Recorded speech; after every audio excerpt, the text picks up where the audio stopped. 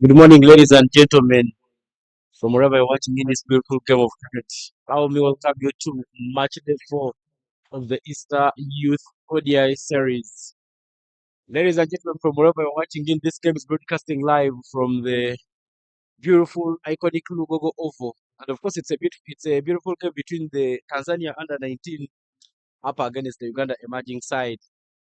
Uganda emerging side has a bit of names of players who were part of the World Cup team, the last the last under 19 team to represent the nation.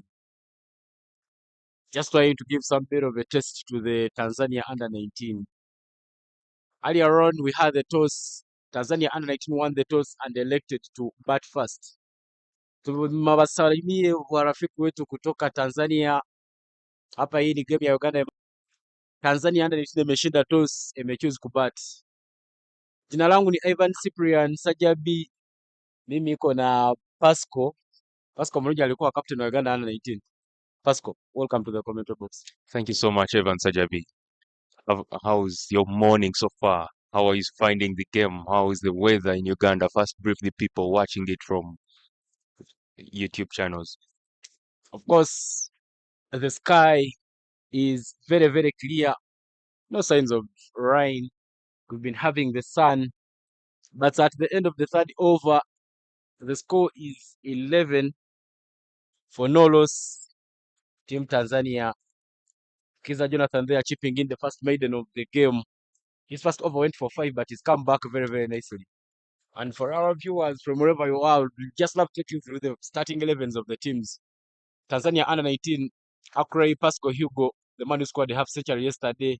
Ali Hafid Ali, Axton Meya Mwamele, Dylan Manish Takara, the captain for the Tanzania under 19, Hamza Ali Onai, Karim Rashid Kiseto, Khalid Amir Juma, Mohamed Simba Mbaki, Mohamed Ashfaq Imtiaz Ahmed, Omar Koba Ramadan Francis Emmanuel. The Uganda emerging team has Anas Baig, Charles Musemeza, wicketkeeper bat, Edwin Nwagaba, Fadi Mutagana, the captain for the under 19 for the emerging side. He's the former captain for the under 19. Fortunate Alijuna, Jaffa Ochaya, Kisa Jonathan, Matthew Msinguzi, Pius Oloka, Omar Ronald, and Sowobi Yunus. That is the fourth over of the match being bowled by Pius Oloka. Starts with one which is played to covers. Brilliant fielding there. Pasco, what do you make of the game and what should the fans expect? I think the Tanzanian fans should, of course, the fans of cricket should expect a very good game today because the weather is nice and it's a different team compared to under 19. So the emerging team has better players, I assume, better players in terms of skill plus age and experience. So it should be a better challenge to the Tanzanian team. That's what that could have happened if they had won the toss and elected to bat first. Uganda emerging. This time around, that's shipped up in the air. That's clear the boundary. Brian looking short with there, just one bounce before it crosses the rope. Confirmation of 4 runs there by the umpire. But what a flick of the wrist there from the captain for the Tanzania under 19 team. I think to me what stands out on that shot is the balance when he's playing the ball. If you happen to look at his head position and how he times the ball so well. I think for the few games we've watched him play, he's that one person who enjoys flicking the ball. So as a bowler, you don't have to be in his zone. You only have to either ball it out of his zone or maybe ball it from the leg stump line as it goes away from him. Because the moment you come close to his pads, he'll always find a way of flicking or hitting you everywhere. Player who possesses the skill and technique. Yesterday we saw him scoring, missing a half century by only 2 runs. He scored 48. This time round, that's given Widith. But the umpire just confirms that that was way out of the wide mark. Runs and extras there coming in for Team Tanzania. It so happens when you ball it close to the batsman and he goes for the flick, or maybe when it's too close to him. So you find yourself trying to overcompensate and you ball it wide. Don't you think it's common in the modern day cricket? Sometimes people tend to overcompensate and end up going the other way around too far. Yeah, but of course, we were looking at the shot that has been played and it went for 4. It's been flicked, meaning it was close to the borderline. So it means you have to maintain that fourth stump line. And you could see clearly there, Pasoloka is is trying to bowl to that stump line. First, Oloka made the debut with the senior men's team, the Cricket Cranes. I actually made the debut at the same time with Joseph Waguma during the Capricorn series in Namibia. I beg your pardon, they are called the Cassolite series. The Capricorn series are also there in Namibia, but that's a women's tournament. So he made a debut during the Cassolite series. So seeing him play at this stage is really something that many fans should be looking out for. Yeah, to me, I think Koloka has played some good cricket, like some good number of cricketing matches, competitive matches. Because him playing for the national team, playing against Namibia in Africa is a superpower also to us. Because so if he happened to bowl to them and then he comes to bowl to the young guys, I believe it will be a good experience. And even the batters themselves playing one, for us the only way without getting many chances, the only way for you to get yourself is by playing people who played the so-called idols you always look up to. Yeah, of course, it's a build-up tournament to the Under-19 World Cup qualifier. Well, that is hit straight downtown. Brilliant fielding there by Jaffa Ochaya. Could pick up and throw. But what a working there down the ground. Jaffa Ochaya plays for Tornado Bees Cricket Club. Okay, last season he was playing for Tornado Bees Cricket Club, but the fact that we had to resume the league, I've always seen him around trying to do the coaching duties, coaching mostly the junior players under 12. And the conversations we've had with him looks like he may not renew his contract with Tornado Bees. But Oh. he's a brilliant player, one for the future. He was part of the under-19 setup, that under-19 team that you led to the World Cup in 2022 in West Indies. Very, very brilliant young man there. But the over comes to an end. And after 4 overs, 17 for none is the score, Team Tanzania.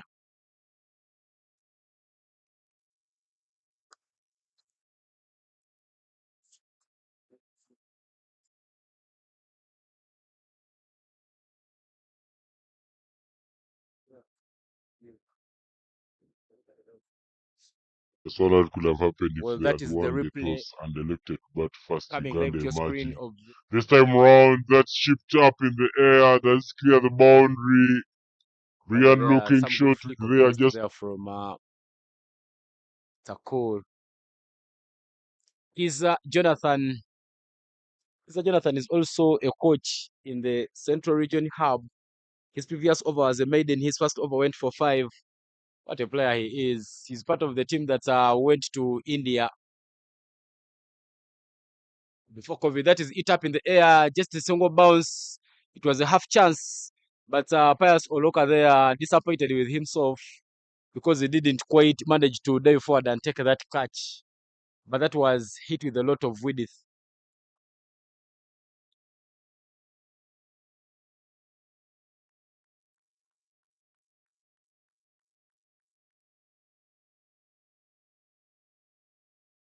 Jonathan Kiza, back in the days when I used to also play some cricket, Kiza Jonathan was studying at Chambogo College School, represented the school very, very well during the nationals tournament. And so disappointed that at the time Chambogo College no longer plays cricket. I believe for the last about 3 years, we've not seen Chambogo College qualifying for the nationals. Yet they were a competitive side. I remember when Taha Ahmed, a player who plays in the Budo Cricket Club, and the likes of Jonathan were there. It used to be a very solid side. Yeah, but seasons keep changing and people find different interests. So you might find that the phone might be things that could to them benefit them more than cricket, or maybe the cricketers themselves were reducing in the school, or the students couldn't show interest. So why not? They found like the best option could leave the game. Well, that is hit very, very well. A bit of a late cut shot there, down third man. Beats Pasoluka, who was standing very, very wide as that's played a bit straighter. And Tanzania have the second boundary in the innings. To me, I think the Ugandan bowlers have not yet understood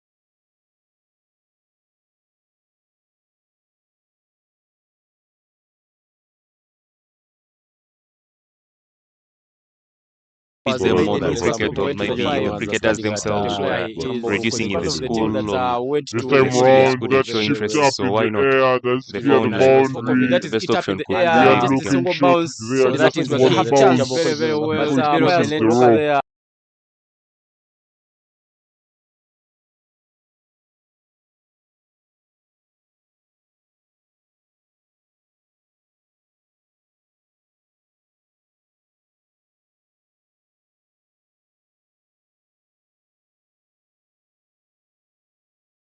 there. Yeah, if you can see the emerging side, the thing has players Oloka, Nwagaba, talk about the wicketkeeper Omara, talk about the captain Musinguzi Matthew, and Yunus Obi. So there are like 5 to 6 players who were part of the team that went to the under 19 World Cup to the under 19 World Cup in the West Indies. So you can definitely tell the quality of the team, the quality that this team possesses, and that's why I'm saying we expect a very brilliant game today. Indeed, a brilliant game on the cards there for the fans. Many will be looking out for this matchup. Interesting names in there. Of course, a team coached by the former opening batsman for Uganda, Roger Mukasa. That is hit. Another four there for Tanzania under 19. Just played between point and backward point. It's a nobody move shot. A nobody gets hard shot. Typical West Indies shot. Yeah, you can see anything that has width, they will not shy away from attacking it. Whatever has width, or whatever is close to them, they will definitely come hard at it. That's why I'm saying the bowlers should think of where to bowl well, because the batters are just showing you that we are strong and we are not going to back away anything that is having width or anything that is not that threatening our stumps. Well, that is hit up in the air, but it is hit straight downtown. Another boundary there for the Tanzania under 19 team. But what a lofted drive there from that man there, the captain for Tanzania under 19, Dylan Manish.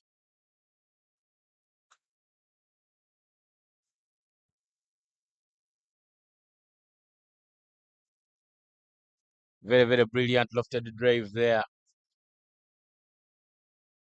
Puts an over to the end. 5 overs have gone, and the 31 for Nolos is the score, Team Tanzania.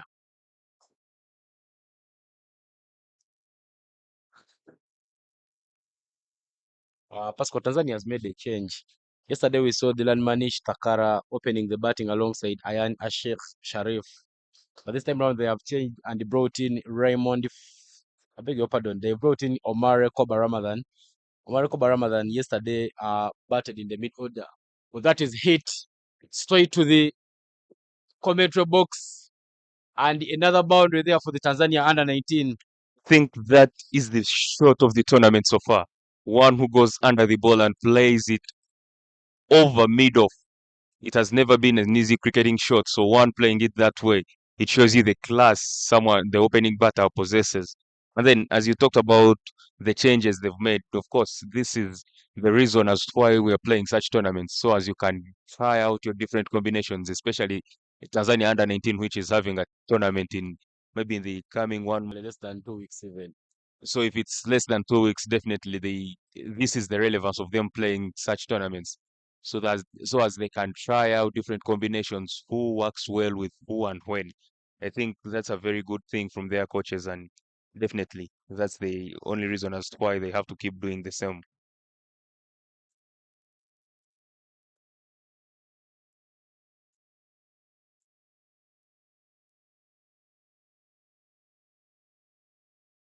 That is hit upish. A bit of a leading edge, but it just doesn't carry to Fadi Mutagana at covers.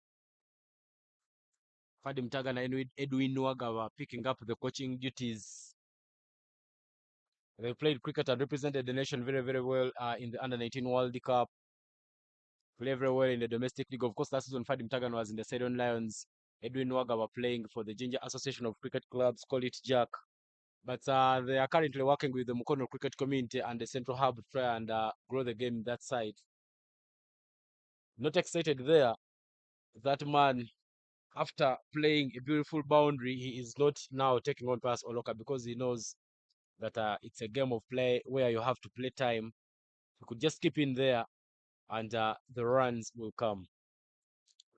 Especially when you're batting from Lugogo Cricket Oval, you don't need to do a lot because the wicket will get better and better as time progresses. So if you happen to deal with, especially now the wicket has been used for 3, 4 games, so you don't need to try a lot of things. Yeah, of course, it's been very, very vital always to try and play out the first hour of the match, try and see the behavior of the wicket. Then later on, runs will flow. And always the point of caution is not losing the wicket in the first power play. We saw Uganda yesterday, they didn't lose the wicket in the first power play, the Uganda 19 side, and that was a very, very solid start. Yeah, always find a way. The moment the opening batters give you the the moment the opening batters give you that, so that's well fielded from the boundary.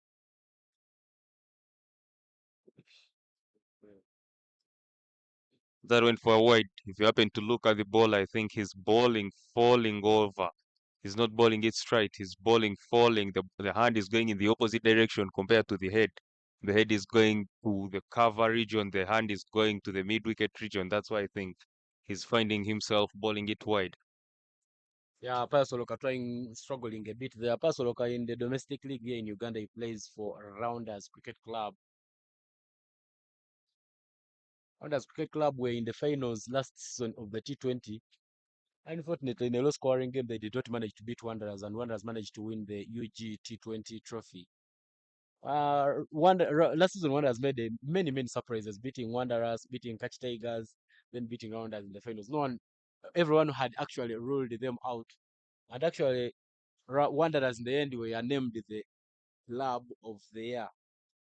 Tasolka was also part of the team that won the boys nationals last year with the Ginger Senior Secondary School. Ginger SS played in the nationals alongside Usoga College, Mweri. End of over number 6, 36 for none. Correct that. 38 for none is the score on the board for Team Tanzania under 19.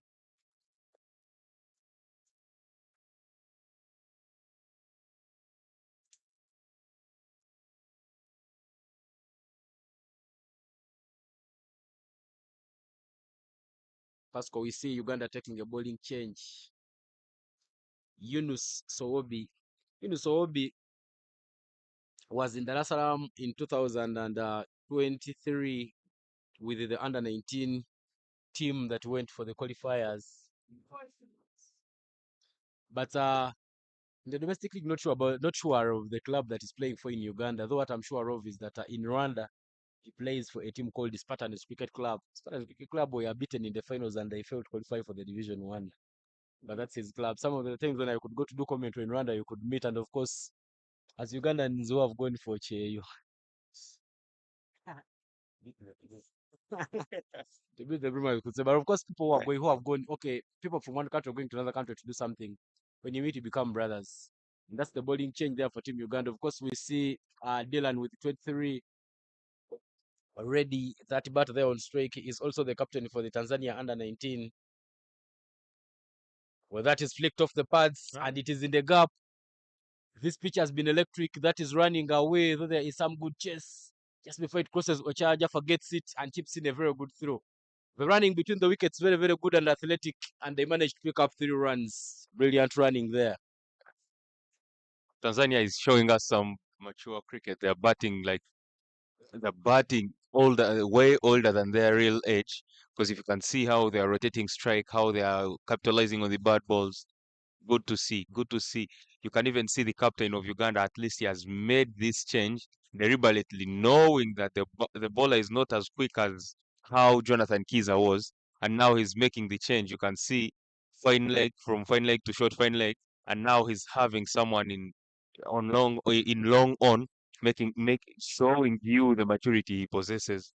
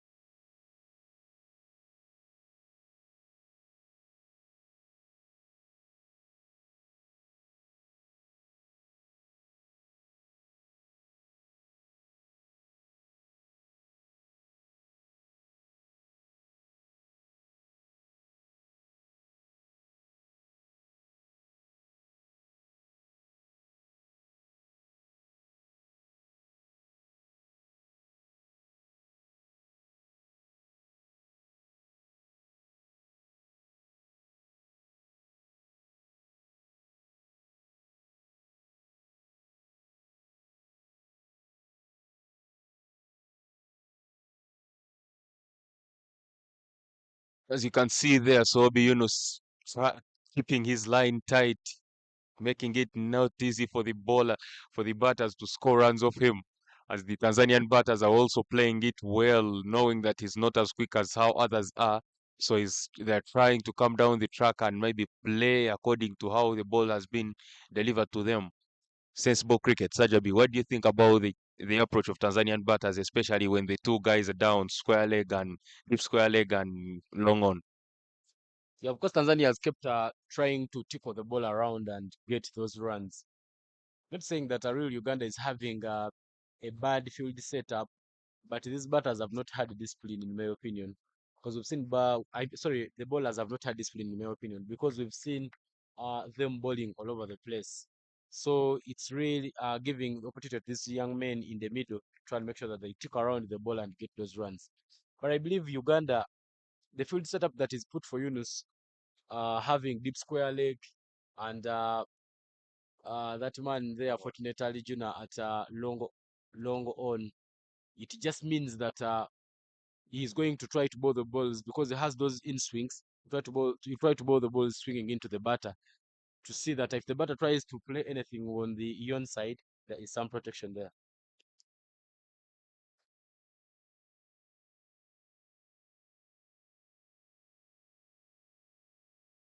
That one is a bit of a slower straight to Edwin Wagabat point. He takes a shot at the stumps. Unfortunately, he misses.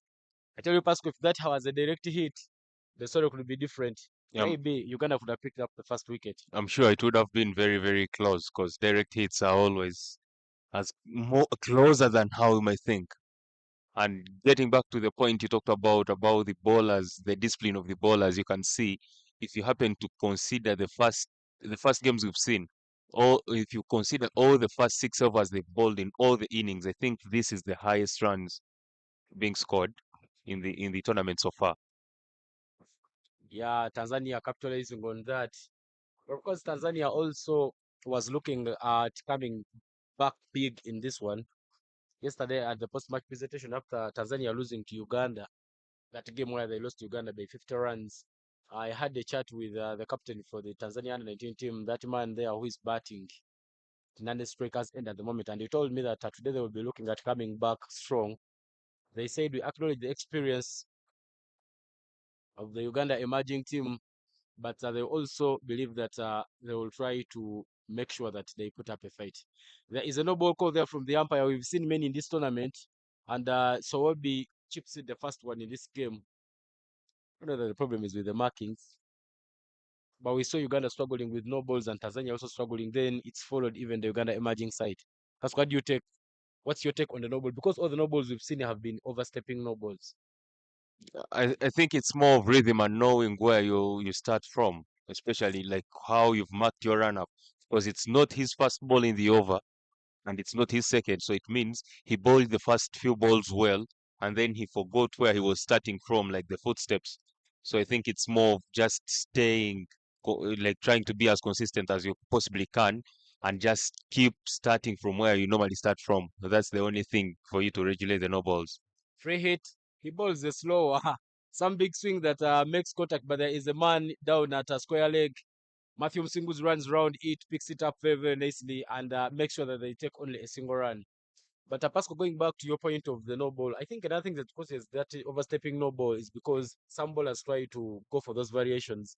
Sometimes when you try to maybe put it quick or maybe bowl it slower, you end up maybe losing the rhythm and missing out the line. But the seventh overs come to an end, and 45 for no loss is the score. Mathematically, for us who did some math, if you try to divide that 45 by the number of runs, it means that Tanzania is scoring 7 every over because they are trying to make sure that they get at least 7 runs in every over. 7 overs have gone and 45 is on board. Yeah, if not 7, it should be 6.8 exponent 3. Had it been 7, it would have been 49. I remember when we were studying mathematics, we had what you call approximating. Another over there by Pius Oloka.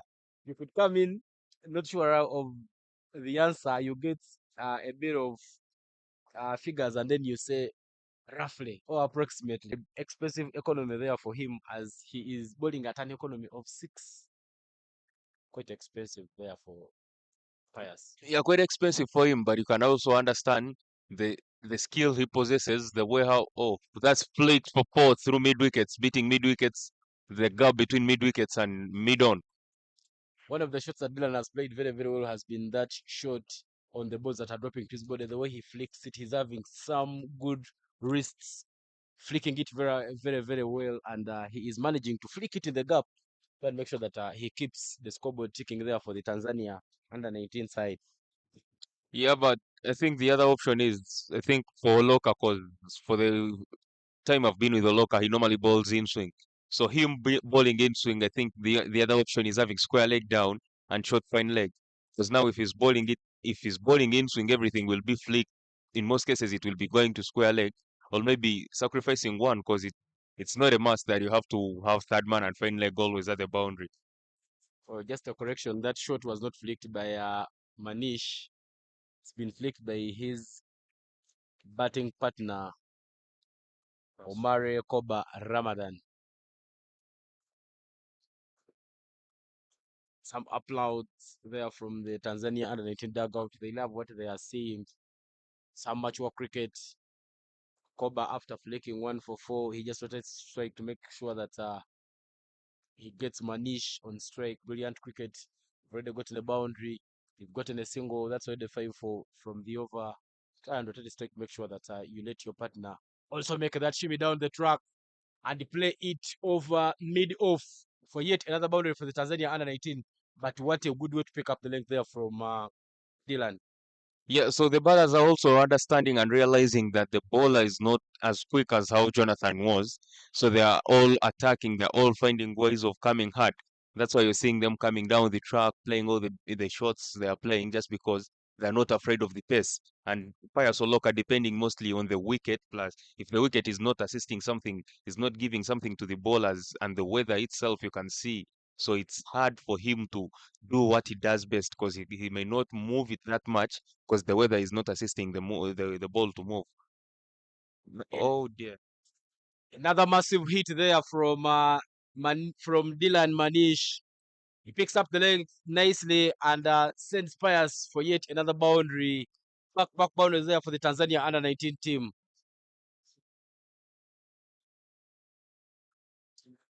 The current run rate is 7 and it is shooting up so high it may get to 8 few minutes from now. Pascal, I'll tell you that at this moment of the game, the projected score is 350 runs. Oof. Yeah, but basing on the way how they're going, the rhythm they're having, I think the projected score has to be high up there. Though you know, cricket, anything like a wicket, the moment they lose a wicket, especially the aggressor, because we've seen Delan each and every game he's playing, he's always coming hard. So I think that's his role and that's his style of play. The moment you get him out, or maybe the moment you keep him off strike a little bit, the projected score will definitely go lower than that.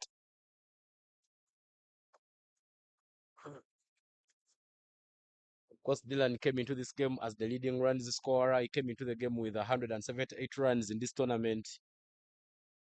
Followed there by Christopher Chidega has 159, Olipajira had 157. But I want to tell you that we are seeing runs in this tournament. End of over number 8, 58 for none is the score, Team Tanzania.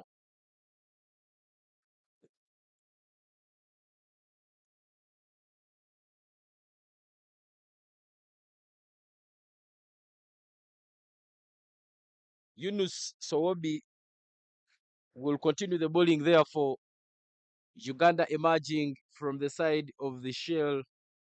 For those who might have missed commentary yesterday, we were trying to explain the two sides here at Lugogo. Another side, another bowling side is near the road, which goes to a place called the Ginger. So many love calling it the Ginger Road End. Whereas another side, there is a petrol station called Shell. So many love calling it the Shell End. So throughout the innings, you may hear so many words like Shell End, Ginger Road End. That's a bit of history of the history of those names of the bowling ends here at Lugogo. Of course, the sun is out bright, and if you're just joining us, I'd love to remind you that Tanzania under 19 won the toss, and he took a very, very confident decision to have the bat first. That is played just down to covers. Fadim Tagana, the captain for the side there, very, very brilliant young man. He led the Tanzania under 19 during the last World Cup qualifier, which happened in Dar es Salaam in 2023.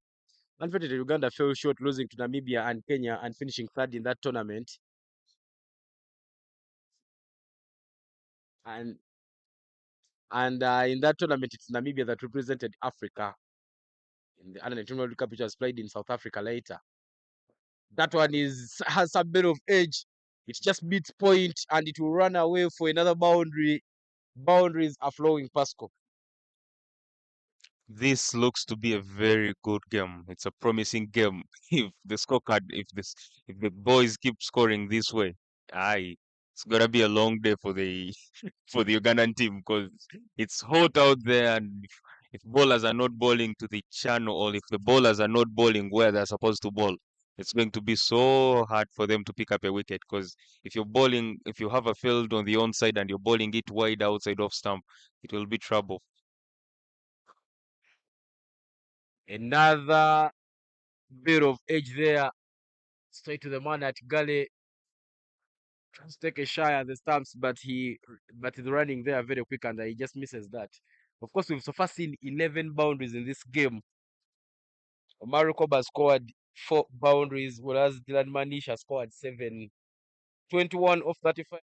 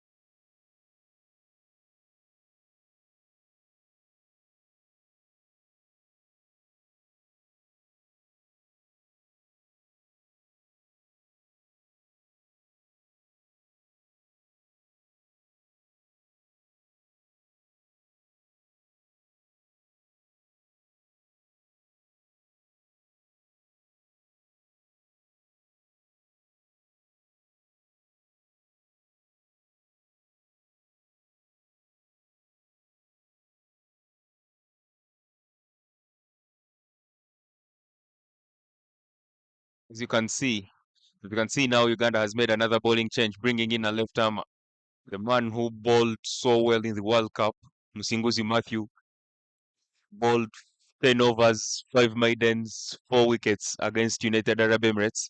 So at least Tanzania will be in position to play someone who has bowled so well at that level. And if they happen to outplay him, I believe Uganda, because he's the go-to bowler for the emerging side for now. Yeah, of course, it comes in a bit early. We don't see so many spinners bowling inside the power play because from there, Uganda emerging has protection of only 2 fielders outside the 30 yards mark. But Msinguzi Matthew very very tight with his lines. He missed out the Rwanda Invitation Tournament, which featured the Rwanda Emerging Zimbabwe. I beg your pardon. It featured Rwanda A, Rwanda Select, Rwanda, Zimbabwe Emerging, and Uganda A. He missed that one because he had some exams. Started with the dot ball, but look at that one turning into the batter. The batters were becoming so comfortable with the pace. But right now, there is some spin. Try and make sure that it sees them dance on the wicket. And then they are played down. There is chance for a run out. Goes for a delected there. Ochaya Jaffa misses it. Tanzania are taking some risky runs at the moment. And it's always nice to keep testing the skill of the batters. You just have to see what they are good at if they are playing pace so well. And at some point, they feel like maybe the captain delayed to even introduce spin because they were attacking pace so well. So the best option would have been even introducing a spinner earlier on, but nevertheless, the earlier the better. Here we are. That one will be down for a wide. Misses the bat, missed by the wicket keeper. But there is some brilliant effort there from Kisa Jonathan who saves Uganda from conceding a boundary. Oh, it hits. Confirmation of leg by is there from the umpire. Close calls in there. Matthew Msingus is still asking the questions. We've clearly seen that he's reduced on the rate at which Tanzania under 19 has been getting the runs. Run rate has now dropped exactly 7-8 plus shooting to 8. Look at that one. He bowls him. Clean as you would love to see it. Omari Koba just doesn't close his gates well. And Uganda has the first wicket in the bag. Brilliant thinking there by the captain. Brilliant bowling as Matthew Msinguzi is now the go-to man who gives Uganda a breakthrough. He has always been consistent with his line and length, and him being tall, he gets that turn. He gets the ball to turn and bounce whenever he's bowling. If he finds you on a turning track, you have to be too good to play against him. But yeah, nevertheless, very well bowled from Musinguzi Matthew, and I think the batter was still in the rhythm of playing. The balls coming quick at him, and Matthew came the other way around, and he happened to disorganize him and sent him back to the dugout. Yeah, what a brilliant bowling there from the man who comes from the city of Fort Potro, Kabarole district in the western part of Uganda. Former student at Nyakasura Cricket Club. Oh, sorry, Nyakasura School. Yeah. And of course, a player in Nyakasura Cricket Club. Brilliant spinner there, one for the future. Was part of the team that you led to during the World Cup Pasco in 2022, that under-19 World Cup which happened in the West Indies. And he just remains as of the quality he possesses as a spinner.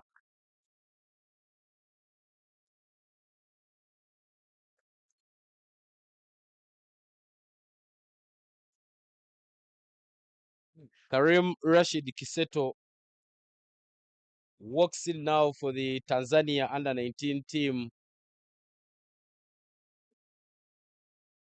Kiseto didn't play yesterday's game. Just confirm the changes later.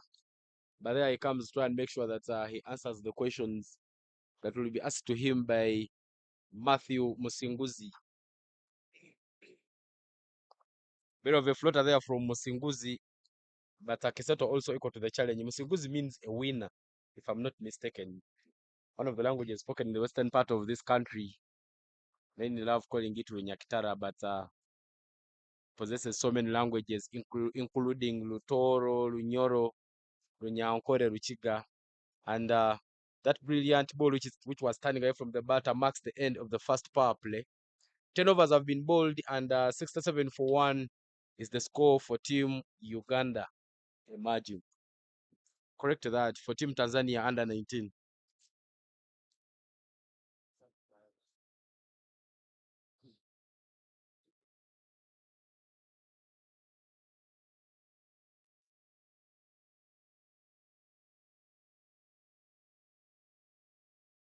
Subsequent bowling change at the side of the petrol station, call it the Shell end. Confirmation of power play there by the umpire. The two standing umpires in for this game. Chama Mukaya Uzama at main at the moment, whereas at square leg there is Mike Okoth. But the bowling change is Edwin Nwagaba. Nwagaba, part of the team which represented Uganda during the Under-19 World Cup in 2023. Former student at Busoga College Mwiri, a coach with the Mukono cricket community. He'll be coming in to give a few darts.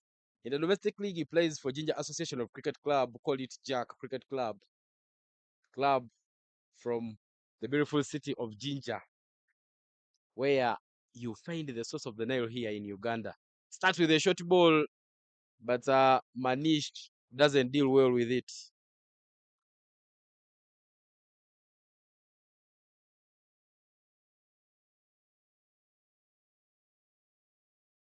Very good with his darts. Well, that is flicked very well down to long on. Charles Msemeza Wicketkeeper batter, but not given the keeping duties there at long on. A player in the Sidon Lions Cricket Club. Very, very impressive last season. One of the players we should be looking out for as we look forward to the domestic league to resume here in Uganda. Of course, Omar Ronald is now the wicketkeeper for the Uganda emerging team. Goes on the back foot, but manages to stop that one very, very nice. Has been doing a lot of good work for Team Uganda. They are drying up the runs. Very, very vital in the game. Tanzania had become so comfortable scoring from the pace bowlers. Of course, when the spinners come in, Ali struggles. Matthew Msinguzi's first over, he conceded only 1 run and picked up a wicket. Now Edwin Wagaba is also bowling his darts very, very quickly. He's fumbled 4 deliveries and he's conceded only a single run. Good figures. Matthew Msinguzi with an economy of 1 in the game. But that one is hit also down to long on. They'll run and take up that single. 5 balls bowled by Nwagaba so far in the over and is considered only 2. Spin doing a lot of goodies for Team Uganda.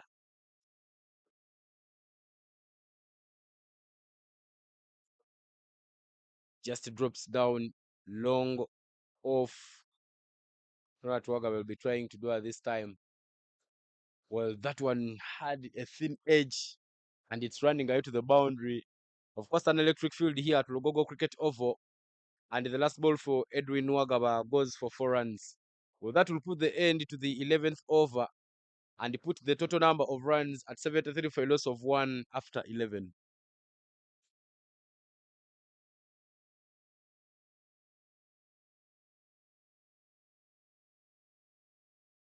It's the Easter Youth 50 over series happening here at Lugogo Cricket Oval. We've had 3 match days so far, and today is match day number 4. The first day, Tanzania under 19 beat Uganda under 19 by 3 wickets. Second day, Uganda under 19 beat Tanzania under 19 by 8 wickets. We had the rest day in the middle, and yesterday Uganda managed to get a lead in the series after beating Tanzania under 19 by 50 runs. Uganda scored 261 runs yesterday, and Tanzania managed only 211. Well, this is match day 4, and it's Uganda emerging, taking on Tanzania under 19. Matthew Msinguzi back in the attack for Team Uganda. His first over, he picked up a wicket and he went for only 1 run. But tomorrow shall be back for action as the Uganda emerging side takes on Tanzania under 9. Correct that, takes on Uganda under 19. Then later on Saturday, we will be having the final of the series where Uganda under 19 will face off against Tanzania under 19. So despite the results of the Uganda emerging team, they are just giving test of skill to these 2 junior teams, which will be going for the under-19 World Cup qualifiers, slated to start on the 26th of March in the beautiful city of Lagos, Nigeria, West Africa. 3 dot balls for Matthew Msinguzi in the over so far. Pasco, you spent a lot of time with Matthew Msinguzi.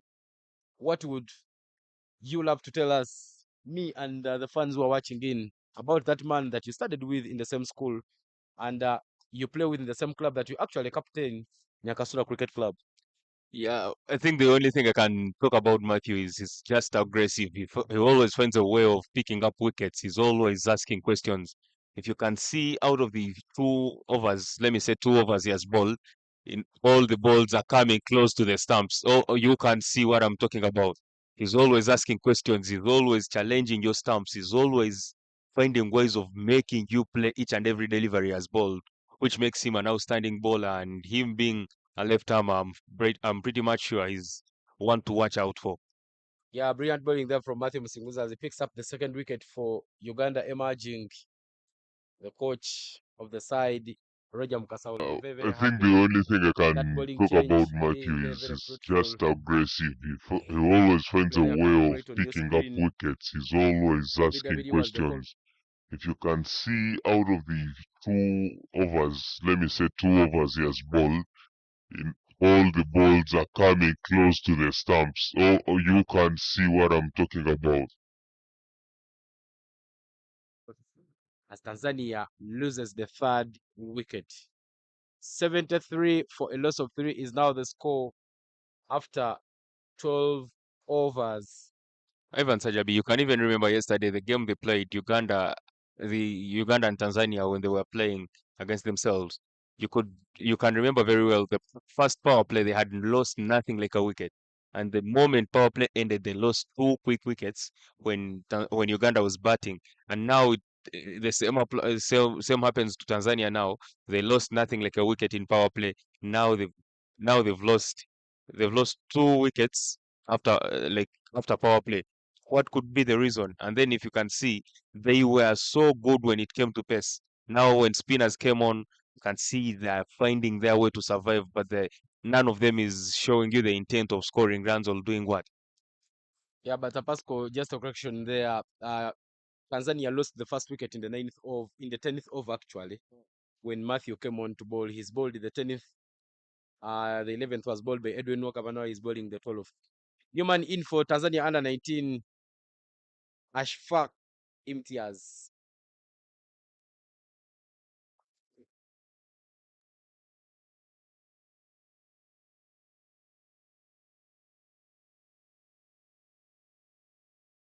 Will be facing the last delivery of the over. They are from Pasco Murunji. Let's see what happens.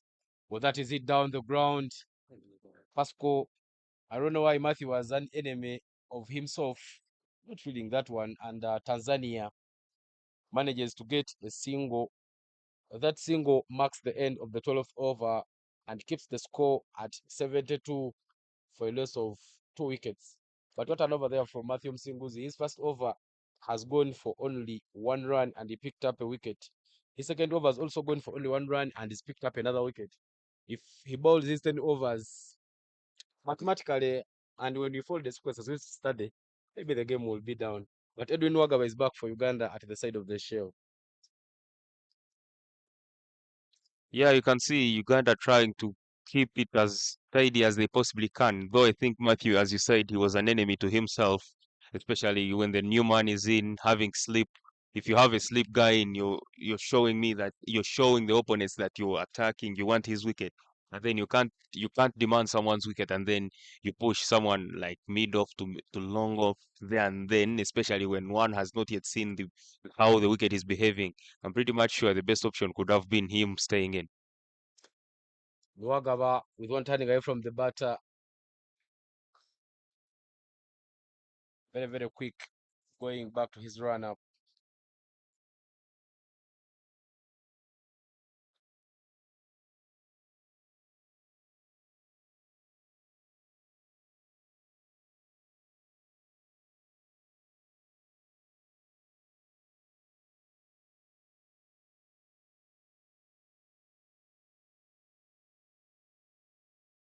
You can see now they have clear plans when the aggressor is on the strike. When Manish is on strike, they're all at the boundary. When Ashfaq Imitai is on strike, they're all coming in to make sure he's not getting off strike. That is just played to mid on there, and it just doesn't give Tanzania any runs. Yeah, good bowling from Nwagaba, giving it a bit of air and tempting the batter to go hard, to go to attack the big boundary on the field. Yeah, of course, we saw that batter on Nane Strikers and Ashfaq Imitiaz was not part of the team which played against Uganda. He's just returned to the lineup today and he's been sent in the top order there. So that is Apish. Just falls short of the fielder, not so close to him, and a single there for the Tanzania under 19. Yeah, good bowling. And now you can see Uganda bringing in the long off and long on to mid off and mid on. It shows you the knowledge these guys possess. They can show you that we are here for your wicket. We are trying to limit the damage. We are trying not to allow you score runs. Because now if mid off and mid on are in the circle, there won't be anything like an easy single. Very well bowled from Nwagaba. Good over, I think, for both teams because they didn't lose a wicket and they got 2, 3 runs, which makes it a good score for both teams. I think they can take it in. from both ends. What do you think, Ivan Sajabi? Yeah, I believe at this moment you have to keep that those spinners in the attack for the side. Try and make sure that you put in a lot of pressure because now we see that the runs have been dried up. We have seen that the current run rate is dropping down. At one moment in the game, we saw the run rate shooting up and getting close to 8. Right now it is just 5.8, meaning anytime from now it will be 4. So every time you keep those spinners in the attack and you try to put up some pressure, you give yourself a chance of getting a wicket because the batters try to improvise. They try to go to the big hits out of desperation, and that's how a wicket comes by. I would like to see what the captain does when when Machine goes off the strike.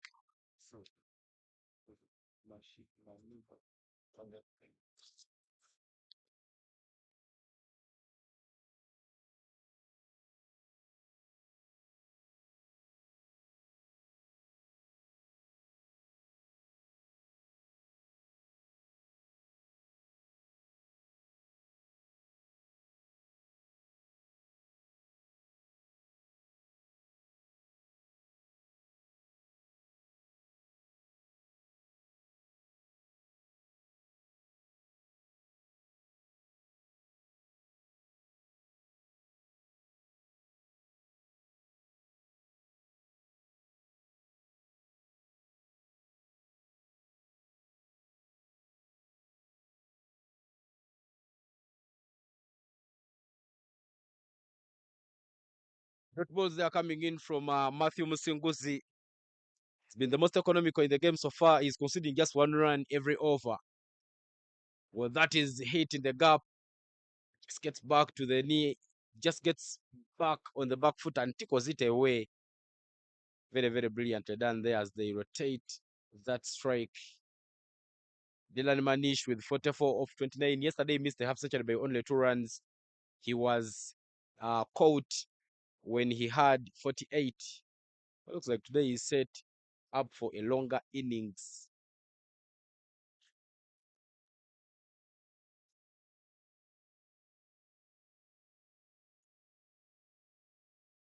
Turn and bounce.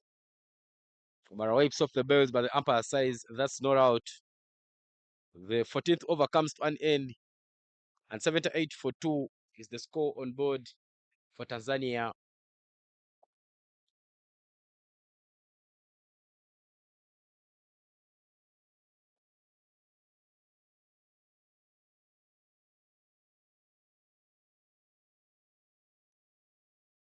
Edwin Nwagaba comes back in the attack for the Uganda emerging side from the shell end. Current run rate at 5.57. I tell you, Pasco, one of the things that spin has done good for Uganda is to try and dry up the runs. The current run rate is dropping down, as you can see there. Edwin Nwagaba gives that one a bit of width, but it's not hit away.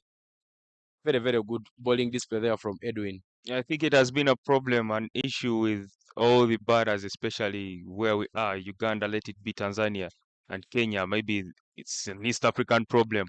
In most cases, we don't play spin very well. Whenever spin comes on, we tend to dry or maybe to dry the runs or shy away from scoring runs. If you can see the averages of the batters against spinners and pace bowlers, on a rare case, you'll find a batter averages high, like his average is higher than that of him playing against pace.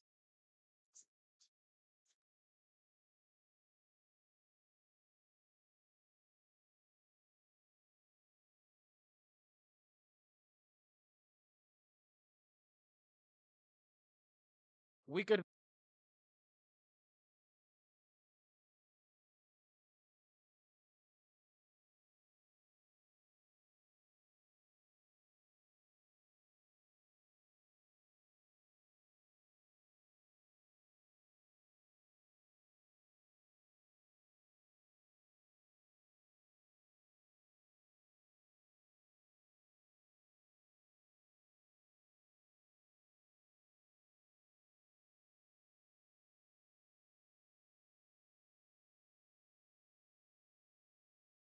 What a that there from Edwin Nwagawa, and Uganda celebrates another wicket.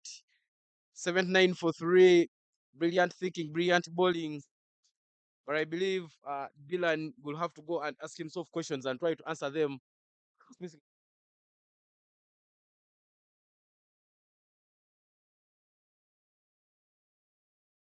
Wicket umpires will call the drinks on. We will also take a short break and we will be back with the commentary here at Lugogo Cricket Oval.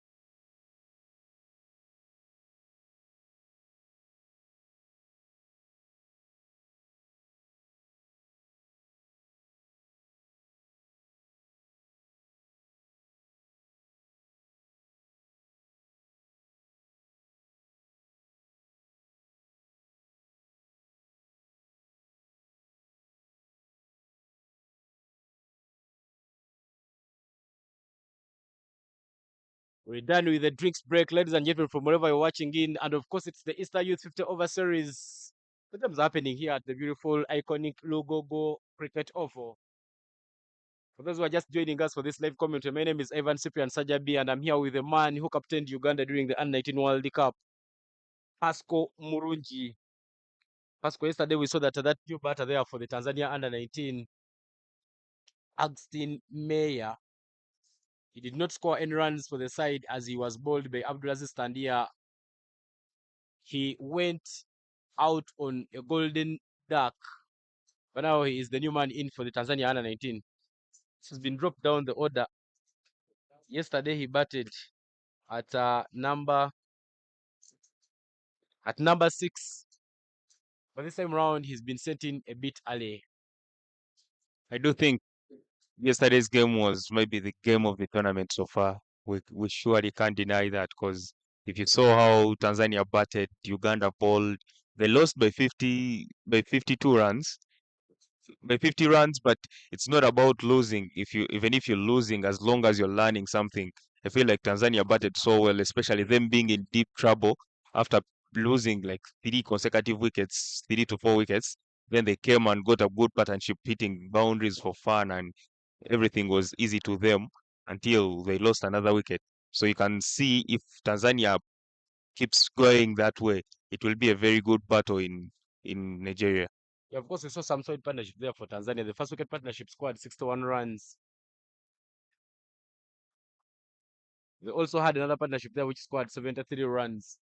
So yesterday's game actually Pascal even me to tick some boxes. We saw for the first time in the innings the runs being over 250, something we'd expect in the youth ODI tournament. And also saw Uganda batting all the 50 overs. That ticked the boxes a bit.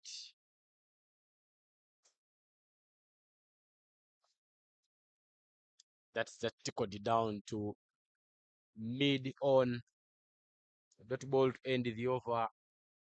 Good spell there from Edwin Nwagaba comes to an end. And after 15 overs, the score is 79 for a loss of 3 wickets. Of course, that beautiful over there by Edwin Nwagaba, he considered only a single run and he's picked up a wicket. Very, very good figures that you'd love to have on the cards.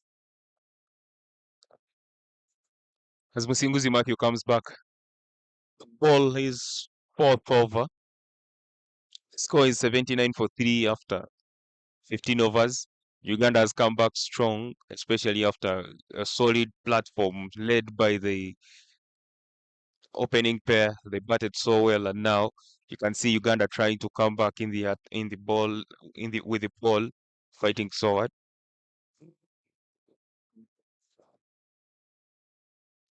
Very well ball from Singuzi Matthew. You can see him giving it a bit of air, tempting the batters to go over mid off.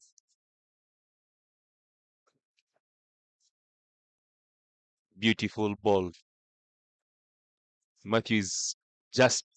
I think his duty in this attack is to just test the skill the batters are possessing at the moment. Many of his friends love calling him Matayo. Yeah, because in Rutoro, Matthew, you call him Matayo. Matthew, I remember in the Bible we read about Matthew. Not sure if he was part of the disciples, but it's the first book in the New Testament. The To be book of Matthew. to be on the safer side, simply so revise the Bible properly. Al. The first book in the New Testament is Matthew. The Gospel according to Matthew. I would have loved to advise you, but I don't want I don't want to embarrass you here. Pastor, I don't believe you. You cannot advise me anything on biblical matters. But Matthew has been very, very economical in this game so far. That's the fifth delivery of the over. Yes, it's straight to covers there. He's bowled so an economy of 1.09, meaning in every over is conceding approximately, roughly 2 runs. Of course, when you round up, round off, The round up, round off. round off, round up. We're using so many mathematical terms, but that's yet another maiden over from Matthew Msinguzi, and that maiden over marks the end of the 16th over. No runs coming off that one.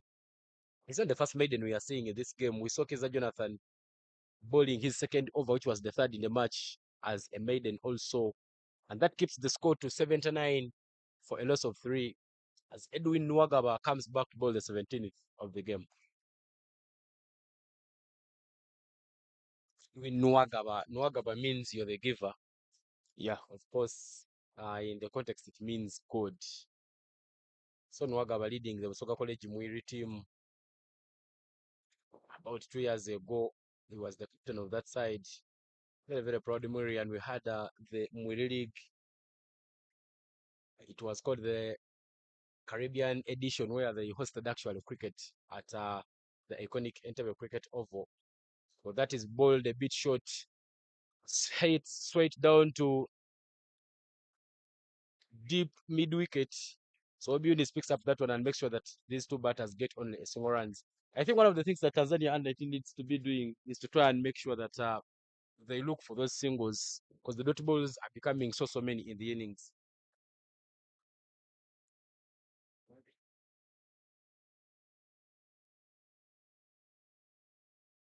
Very well ball from Edwin Nwagaba. You can see however much the batters are trying to score runs, Nwagaba is also fighting his duties to limit the damage. You can see he's having mid off and mid on in, not to allow the easy single. And the cover guy, the cover fielder is right at the nose of the ball, the batsman. Very well played from the batter. Hits it between square leg and mid wickets to take a single. You can see Nwagaba, the fielding team knows what to do. They're knowing who is strong, who is not as strong as the other. They are setting the field accordingly. I think that is good to see from the captain of Uganda.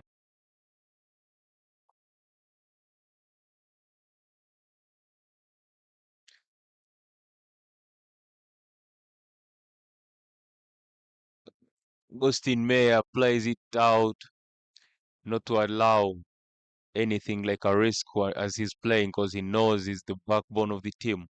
Yesterday he batted so well. I think because of the yesterday's inning he played here. He feels like it's a confidence. It's boosting his confidence now because he batted so well. And cricket is more of momentum and rhythm plus confidence. So when your confidence is high, you can easily execute your plans. Matthew comes back in the attack, bowling from Ginger Road End.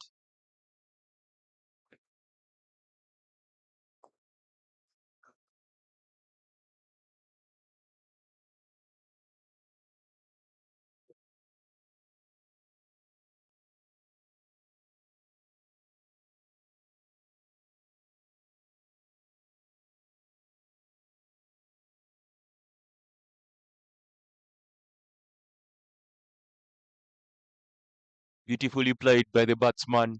He knows what the bowler is trying to do, so he's also up for the task. He's playing him out. I they know feel like the Tanzanian batters have already communicated in the dugout. They know that Matthew is the killer man in the Ugandan team. So if we happen to not give him maidens, but still not give him wickets, it will work for us.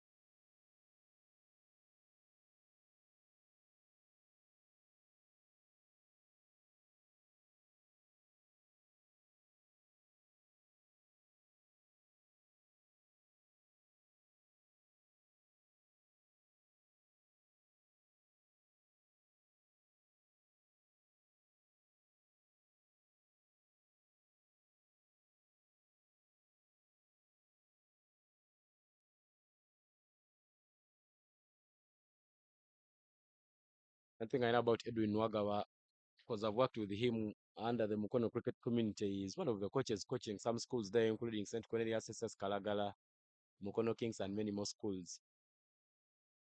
Edwin Wagawa is one of the people who love winning. One of the things that could make him not eat when he's on the touchline is when you actually lose a game. So now you just see that he is trying to make sure that he keeps very, very tidy. Him and Matthew Msinguzi have been the bowlers there for Team Uganda. Single there for Tanzania under 19, try and make sure that they rotate straight. I think Tanzania under 19 is understanding how good they are when it comes to the scoreboard because they are not doing badly off them.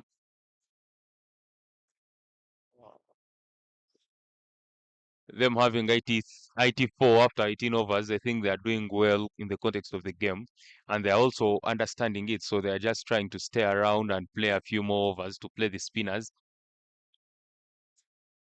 Of course, the current run rate of the game is 4.5, meaning the projected score is 225 runs.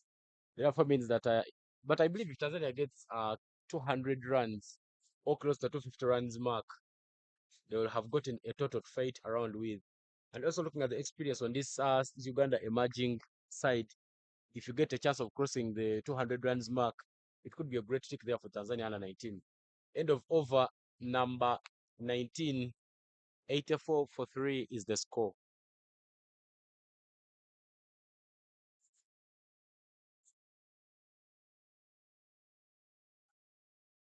Subsequent change in the bowling attack there for Uganda under 19. Oh, thought it was Fortnite Alijuna coming to bowl, but the captain says Matthew Singuza has done no harm. He's been the most economical in the game. Let's just add him another one.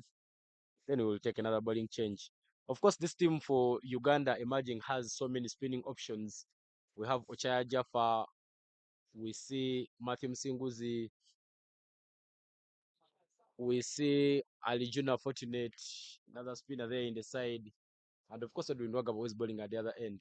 So it means if the batters of Tanzania are not eating spin, you could even give all these guys 10 overs and you bowl your 40 overs of spin. Definitely, because the duty of the captain is,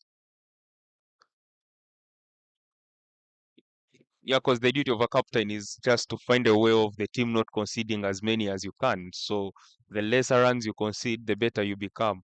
And if they keep bowling that way, if the batters are not comfortable with spin, why not ball spin the whole day? Actually, another spinner that I did mention is Fadim Tagana himself. He also bowls some off spin. And Anas Yunus also bowls off spin. So as you can remember, even it won't be a surprise for me if they happen to do it that way.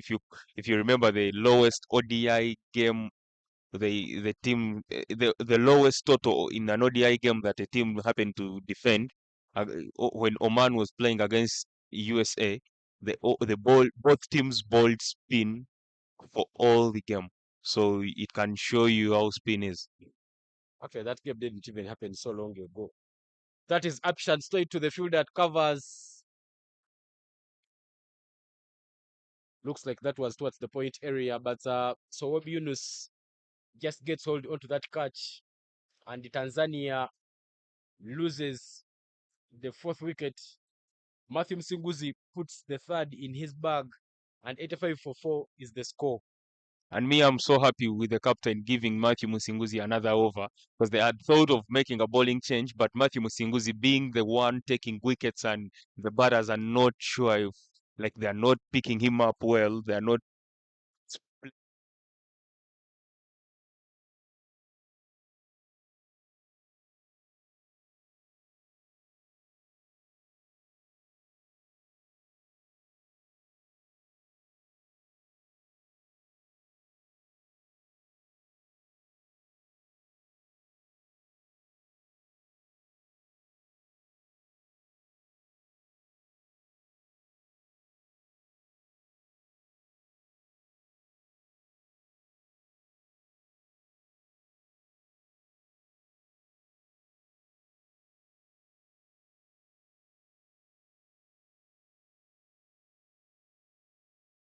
Okay, that game didn't even happen so long ago.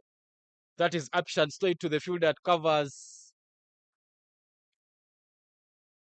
Looks like that was towards the point area, but so Yunus just gets hold onto that catch, and Tanzania.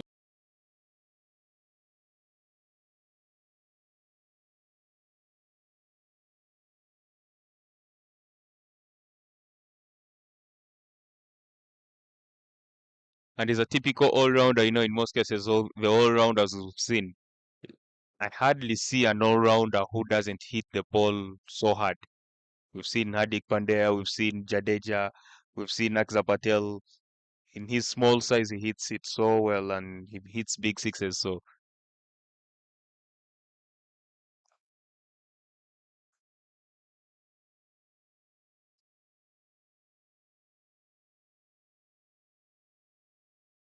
Ali struggles there for Tanzania under 19 as wickets have started tumbling.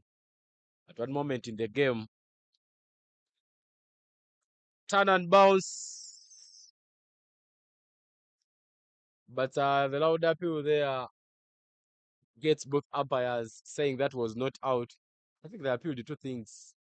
Didn't quite get the sound, but maybe there was a bit of a nick because the appeal from Pasco was to the main umpire. Well, there was another appeal from the wicket keeper of a stamping, maybe. At one moment of the game, the required run rate was 335. Beg your pardon. At one moment of the game, the projected score was 235, but at the moment it's just 225.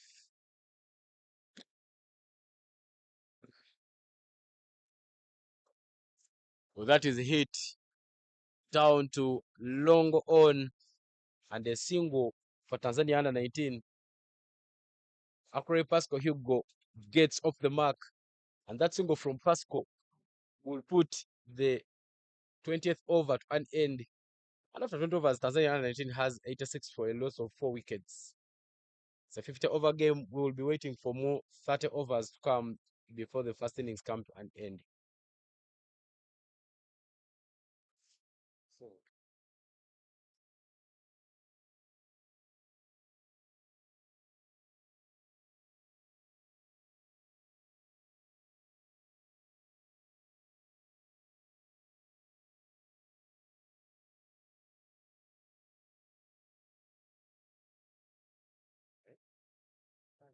Edwin Wagaba back into the attack for the Uganda under 19 from the shell end. His protection on the onside. He has 3 fielders on that side. Only one man at long off on the onside, on the offside, but he has deep square leg, deep mid wicket, and long off protecting the offside boundary. Well, that is it straight to him. 2 balls so far in the over. Good darts there from Edwin Wagaba.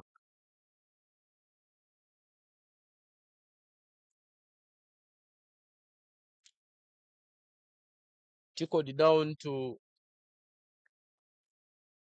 the deep square leg area, and Tanzania gets a single. And if you watched the yesterday's game, I think these are the two batters who batted brilliantly well and scored. They kept the Tanzanian side in the game.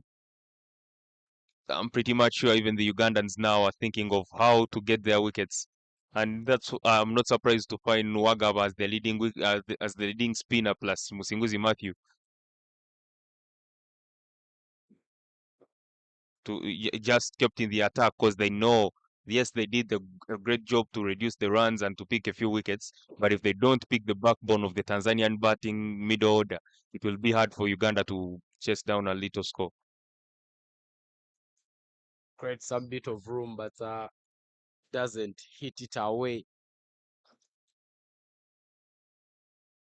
Another beautiful over there comes to an end. 21 overs gone, 29 to come. 87 for 4 is now the score on board for the Tanzania under 19 team. That over there has only gone for Nwagaba has only costed a single run in the previous over, and Matthew Musinguzi will continue with the bowling from the Ginger Road end. So Matthew has so far bowled 6 overs, conceded 8 runs, picked up 3 wickets, and he has an economy rate of 1.33. Brilliant figures there for Matthew. Yeah, you can see Matthew. He knows the strength of the batters, but he's not scared of him having everyone in the 30-yard circle apart from square leg.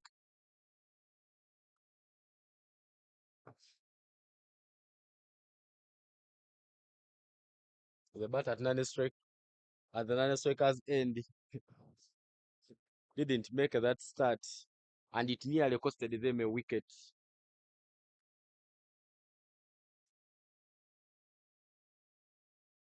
But in the end, Tanzania managed to scamper for that single.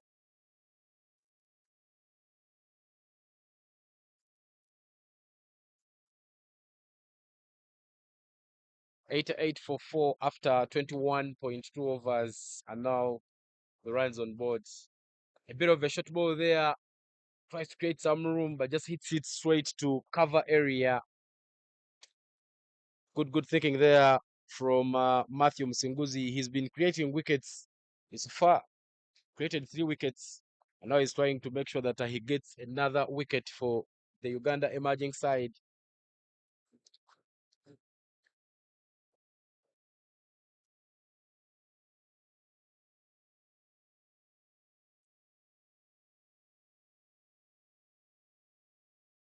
Good bowling there from Matthew. Trying to keep everything tight and clean. Matthew Msinguzi.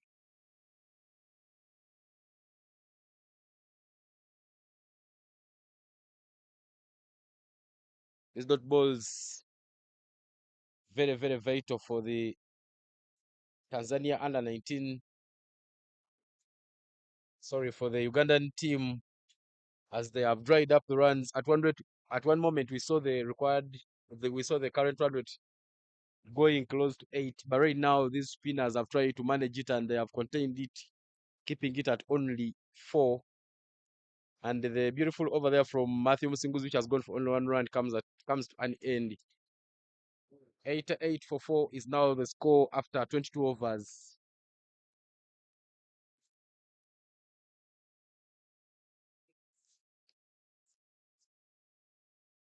Uganda will take another change in the bowling attack as Jaffa Ochaya replaces Edwin Nwagaba from the shell end. Last season, Jaffa Ochaya was playing for Tornado Bees Cricket Club. When I had a chat with him, he told me maybe he will play for them, maybe he will not play for them this season. But very good with his spin. Spin, of course, doing wonders for Team Uganda emerging. Another spinner brought in. Starts with a short pitch delivery, but not giving the batters room.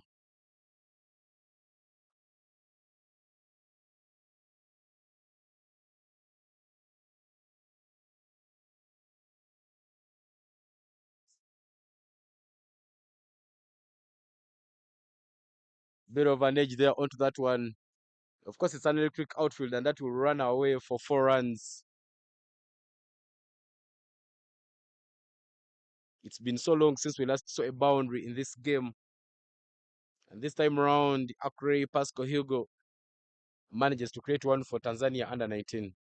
Yeah, and the good thing now you can see Spin doing the work for Team Uganda. Because Musinguzi Matthew and like the between Musinguzi Matthew and Edwin Wagaba, they bowled a total of 13 overs, but they only conceded 19 runs. So if you happen to bowl that way, they conceded 23 in the 13 overs they bowled. I think they bowled brilliantly well, which shows you the reason as to why the scoreboard has almost stopped ticking, as people say. If it was easier said than done, by now Tanzania under 19 would be having like 150 runs. Of course, pace was leaking so many, and Tanzania under 19 and Uganda emerging went in for spin. We saw the best bowler is being a bit expensive. Kiza Jonathan at an econ of 6.33, Oloka Pius 7.75, so Obiun is 6.50. But the two spinners who came in earlier on, Matthew Msingu's 1.29 and Edwin Wagaba 2.17. Good economy figures, tries to flick that one to the deep square leg area. Good throw there from Matthew Msinguzi to keep it only a single run. And that will mark the end of the 23rd over, putting the runs on board to 93 for a loss of 4 wickets.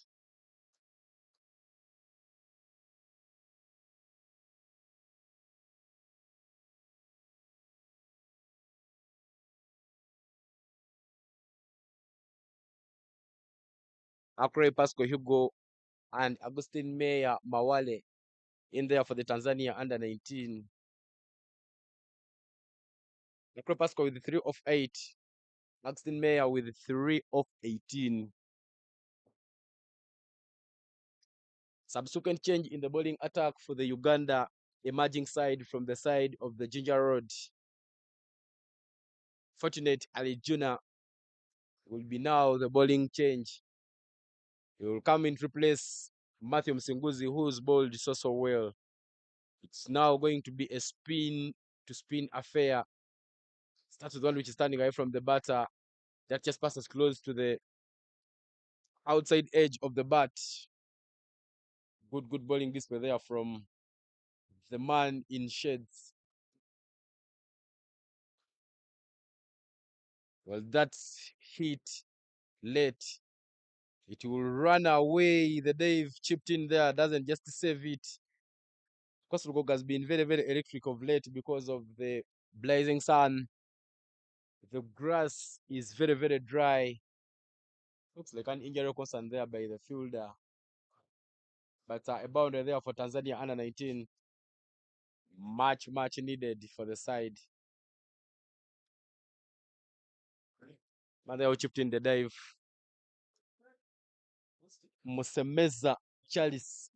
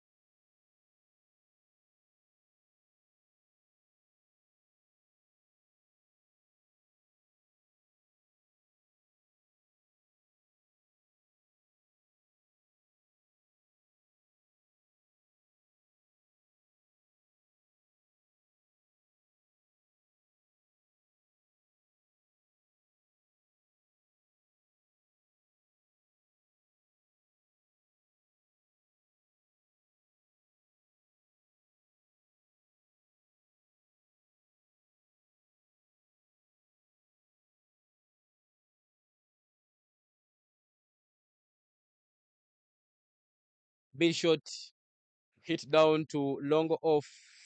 Jaffa Ocha there with the collections. 100 runs come up for Team Tanzania. And that marks the end of the 24th over. 100 for 4 is now the score. Tanzania under 19.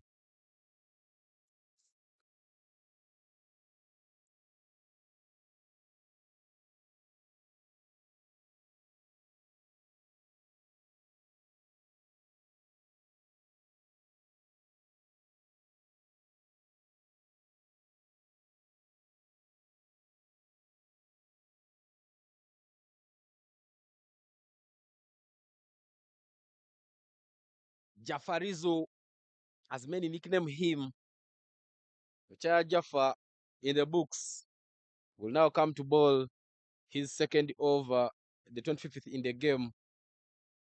Oh, that hits the pads, but the umpire just looks down because that was on the leg side. Richard Jaffa's first over has gone for 5 runs. That will be coming in to and make sure that he bowls yet another over for the side.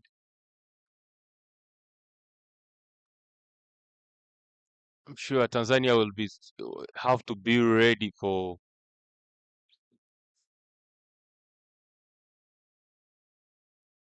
Tanzania has to be ready to play a lot of spin because if you can see, this team has only one quick bowler, 2 medium bowlers, and then the rest are spinners.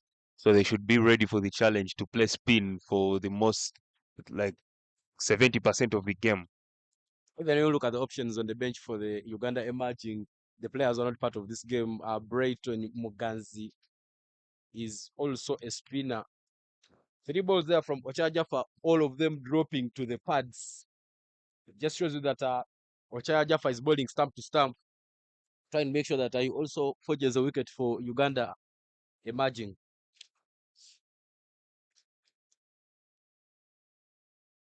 Well, that is a hit straight to the hands of Musemeza Charles. Musemeza Charles with a blinder. Very, very disappointed for the choice of shot there. Akure Pascal Hugo. They'll have to take a long walk to the dugout as Uganda picks the 5th wicket. A half of the Tanzanian batters have been sent back to the dugout. Celebrations there for the Uganda emerging. He's still kept in there. He hasn't made that long walk. Clearly, we could see every delivery which was pitching to the pads. His batting partner, Axton Mayer, has been talking to him, but maybe he did not learn. Just waited for the finger there from the umpire before he made that long walk. You know, whenever you're batting and then you suddenly get out, you always expect for something from the umpire. You'd be like, I wish he didn't see this. Or maybe you hit the ball from nowhere, you'd be like, I wish it doesn't fly to the fielder. But after hitting it, it's hard for you to control. So I think even the batsman himself was hoping for luck or miracle from the umpire, which didn't work out that way. Of course, coming into the game at the back of the half century, you would love to build on that recent success. Yesterday, that man, the Akrepasko Hugo, had a half century in the game. Unfortunately, today will have to be dismissed quite early following that beautiful catch. Human in for Tanzania under 19 Mohamed Simba Mbaki. Yesterday he had some good knock. That one runs off 25. And he was the player of match in the first game of the series where the Tanzania under 19 team beat Uganda under 19 team by 3 wickets. That man, Mohamed Simba Mbaki, scored 41 of 40. And his player of match award came because of a good all-round That is performance. He hit had earlier straight to the bowled hands of 8 overs, Musemeza conceded Charles. 42 runs, and picked up 2 wickets in that game. Of course, the player of match awards that we've seen in this tournament have been three. The first game, that man there, Mohamed Simbambaki, won the player of match, whereas the previous 2 games that have been won by Uganda, Olipa Gerald has had back-to-back performance, winning both of them. 100 runs for 5 after 24.4 is now the total on board for the Tanzania under 19 team. You never know what is going on, but a half of the Tanzanian batters have been sent back out. Was it a bit short?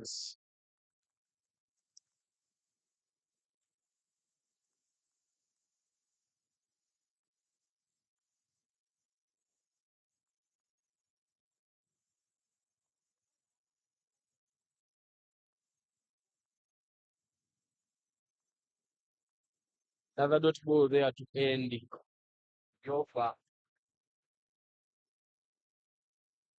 So wicket maiden over there from the chair Jaffa. Jaffa is a graph holding him.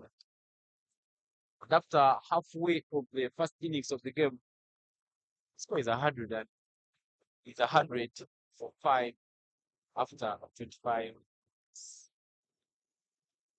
Exactly half of the overs have been bowled, and we shall be waiting for the remaining 25 overs before the first innings come again. I think everything is half half. Half of the overs, half of the team has been sent to the back to the dugout, so everything is half now. Analysis there possible, but fortunately, Argentina of course led 7 in his first over. They now come to ball from the ginger red end. Late Arjuna.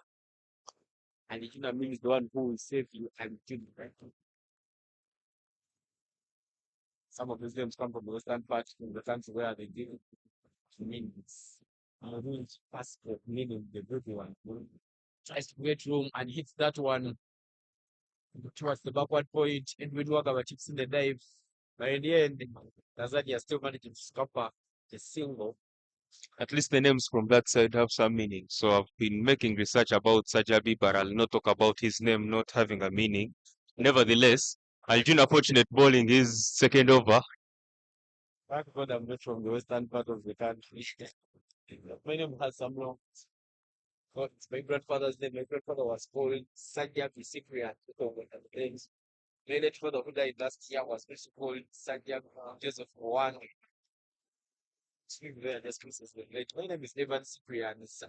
Also Sanjay Ivan Cyprian. That's why we talked about Gives me the meaning, name. not history. Because it's a family name. Even my son, Sanjay Pasco Joseph.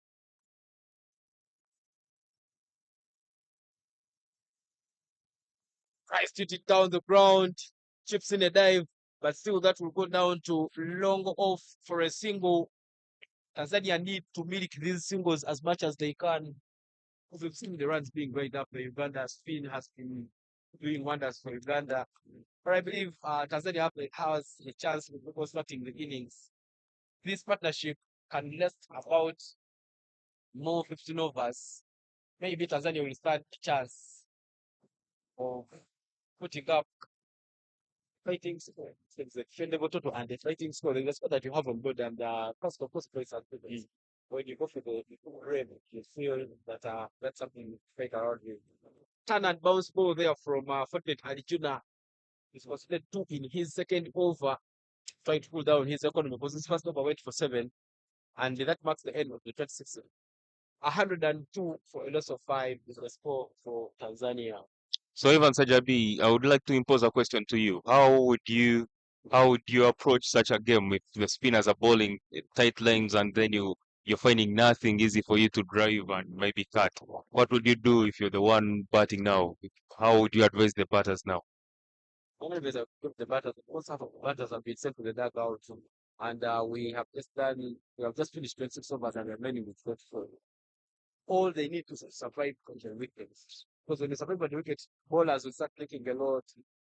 Maybe extras will come. They will beat them. But also try to let time. You also tire them out. They could last for the next about 15 overs. That should be about 46 overs. Or maybe past still of those 15 overs and get to about 41 overs. Then maybe try to be aggressive on the last 10 overs of the game. But of course, right now, if the batters get themselves under pressure of scoring runs and lose another wicket, we will be down to the lower order batters, all them bowlers. That it will give Uganda a chance of clearing up the tail. What a beautiful shot there from Mohamed Simon back as he picks up the lane very, very nicely. Sets that one for a maximum, and that's the first we've seen in the innings. And I was just asking because in the modern cricket, we've seen people, if you watched England, I've seen Joe Root, Ben Duckett, people enjoy sweeping the ball. Josh Butler, they always come and sweep the ball. Don't you think it's the shot that the batters have not yet tried to implement and maybe it could be fruitful? Because now if you see the ball, especially the batsman who got out, everything was hitting his like he was finding it so hard to even hit the ball with the bat. Everything was hitting his pads. Don't you think implementing here, if they happen to bring in the sweep shot, it could be productive compared to the conventional cricket like drive and so on? I thought in the past I subscribe to the conventional type of cricket. I'm an old cricketer, a cricketer who believes in the key shots. Players like Virat Kohli, very, very good to the but we've seen them sweep, reverse, cross, the real sweep, the normal sweep shots in the nets. But when he goes for the game, he will always try to score from proper shots. The people who watch Test cricket. Of course, Test cricket is also team integration, but it's the most nice form of cricket. So maybe the improvisation shots can come in the last 10 overs because if you try to improvise now, you stand so many risks of losing the wicket. But still, even blocking a ball is a risk for you to edge it or miss it. So the thing is more, it's not about the risk, it's more how the risk versus reward. Because if you can't afford to.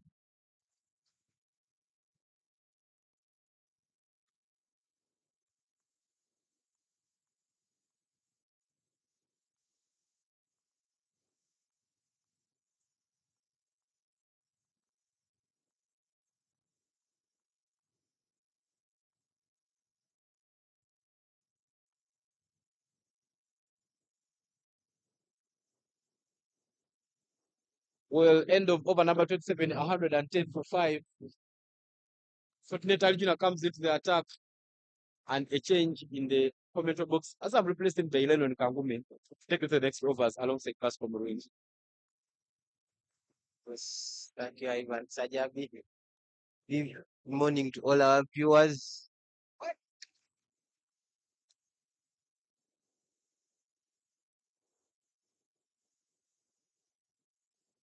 Yeah, I'm so happy to be joined by Kangome in the commentary box. Kangome, how was your night? Mr. Pascal Murunji. Yeah, here watching the beautiful game of cricket. We've been here for the past 1.5 hours. We've seen Uganda doing what they do best. They're bowling so well spin.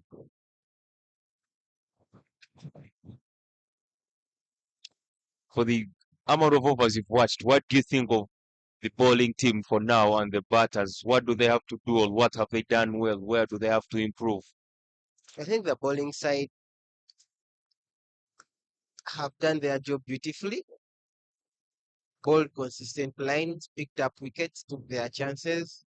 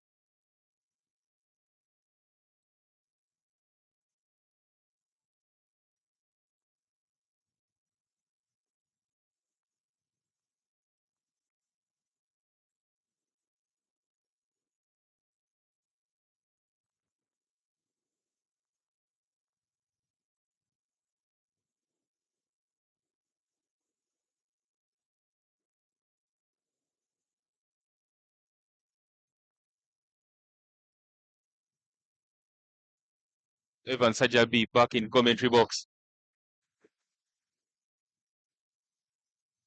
Ivan Sajabi, will be back. Thank you. Got 5 overs gone. To come 139 for 5. Team Tanzania under 19. Literally Judah is bowled 3 overs and runs meaning to break over about 5 runs. It's back and goes a bit full. But that's not a good stuff. Ahmad Simba back there trying to build back at the innings. Good for 34. That's the mayor giving him support with 17 of footed.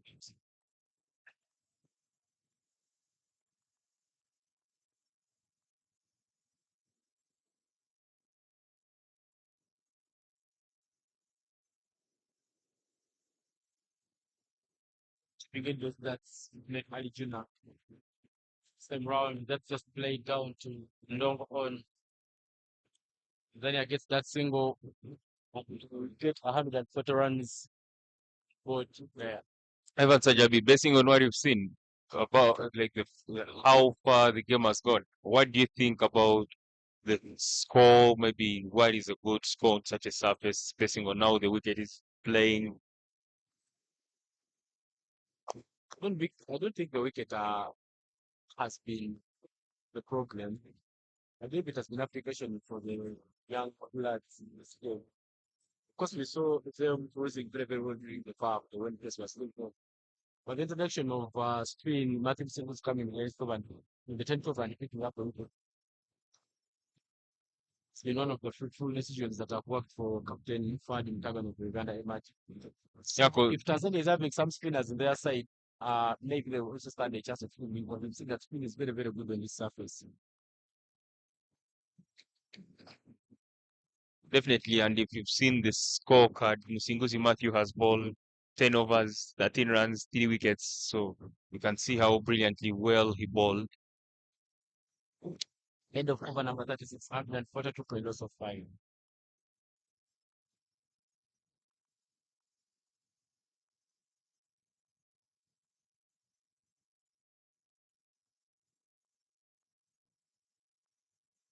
Or even, I could throw it to the best bowlers for Team Uganda plus they weren't so spin. They've been trying so many things going all over the place, but then spin has been very, very terrible. And that's why maybe one has managed to keep things under control. Considering Wagawa comes back with it's football 8 overs and runs and picked up a wicket. So the short ball, that is hit well. Midfield down at long on, and that will go out runs. That was a very, very loose delivery there from Edwin. Yeah, nothing to say. Yes, we understand it was a misfield, but still, the bowler, you know, there is that old saying that says there is no field for a bad ball. You can't set a field for a bad ball. So Nwagawa should only correct his length, and then we start from there.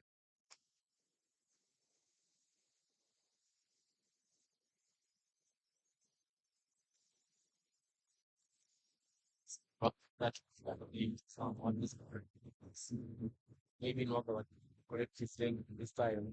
It's another this up the great ball. Uh, As you can see how the Tanzanian batters are batting. Oh, that's a good hit. Very good hit. Oof. It's out of here. The first ball to get lost in the tournament, which is being hit towards the shell end. That was a powerful hit. Yeah, I need a massive pickup shot there from Muhammad Simba Mbaki. And as you can see, it's more of Nwagaba not being consistent with his lane and length. Because that one, he bowled it, in men's cricket, you don't bowl that to someone who is set, to someone who is skillful like Simba Mbampe. Because now, if you happen to toss it up in the air and then you bowl it full, it will always deserve a punishment, and you can see how they punished it. Deserved a treatment which it got well. Not quite sure what Mbaki head coach for the Tanzania the 19 team. Of course, the fact that we had a break, maybe some discussions. I mean, from the head coach there. And we see that Mbaki has been now playing very, very poorly. Try to say that he takes on those spinners. Head coach for Tanzania under 19 is called Imran. Coach Imran Ngafredian. But to me, I think the other the good thought they had was more of playing out Matthew, because Matthew bowled so well. The overs he bowled 10 overs, those are 60 balls, for only conceding 13 runs with 3 wickets. So it means maybe at some point they felt like, no, Matthew is the big guy. Can we outplay Matthew and then attack the rest? And as you can see, among the bowlers, how they are bowling, it's only Matthew who was asking plenty of questions. At some point, they couldn't even get the answers to answer to the questions he was asking them. Just that's why you're seeing Nwagaba now. Nwagaba is conceding because now they know the danger man is done. So we can now feel free to go hard to whoever is bowling like until we get a proper score. For now, it is 152, and you can see the remaining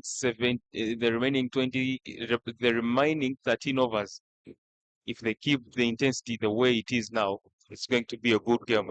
It's going to be a good game of cricket. What do you think about such a game? Of course, that's the saying. You get always respect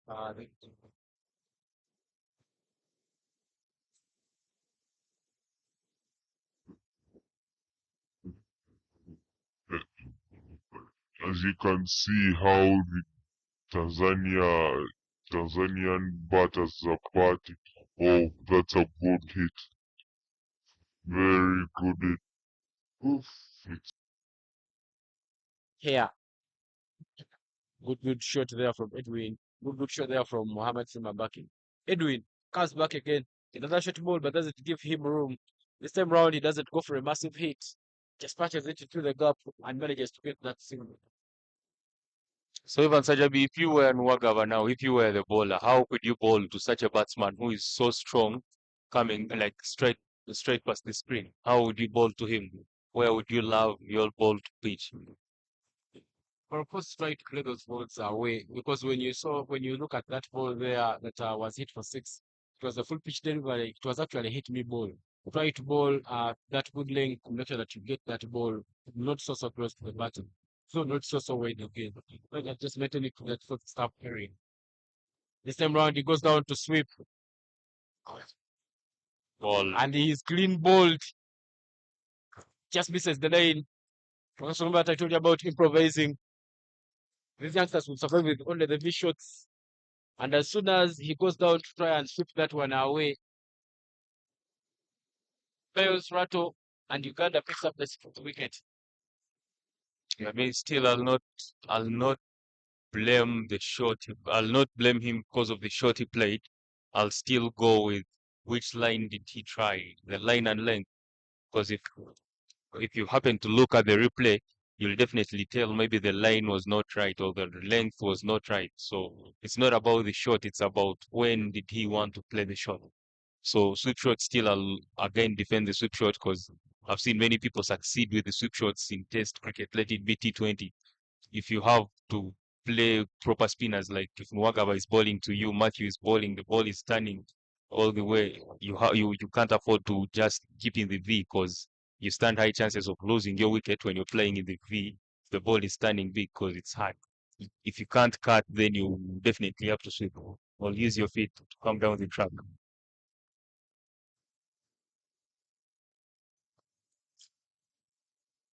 Hamza Ali Onai is now the new batter in for Team Tanzania under 19. In the game which was won by Uganda, 8 wickets to the second game of the series. Hamza Ali Onai played that game and scored 26 of 37. And as yesterday, he didn't play against the Uganda under 19 team. He also played the first game, which was won by Tanzania, scoring only 4 runs. He's the new man. But now we are into the 38th over being bowled there by Fortunate Ali Juna from the Ginger Road end.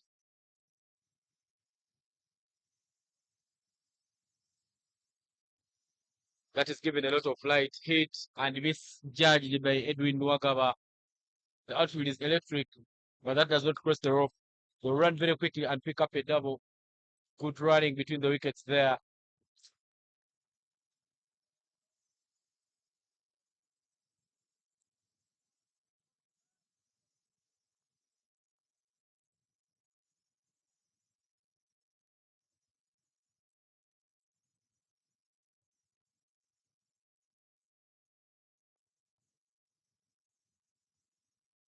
That's a good stop from the bowler, saving his own runs. Very well done from Arjuna Fortunate. And I think now Tanzania is thinking if we have to put up a good total, if we have to put up a fighting total, we definitely have to keep Simba in. Simba has to keep in batting. And if I think the difference between a defendable total and a winning target, it will be more of how long Simba bats. If he bats for 5 more, 7 more overs, I think they will be in for a good game. Yeah, Mohamed Simba trying to grab the balls by each points, trying to make sure that he is now the anchor man. 40 runs or 46. Good knock there from Mohamed Simba back. Later, Nigeria is 4.5 overs and the stage 21. It's just yet to pick up a wicket in this match. Trying to make sure that he puts that deep mid wicket fielder in the good position before he could come in and chip in the last delivery of the over.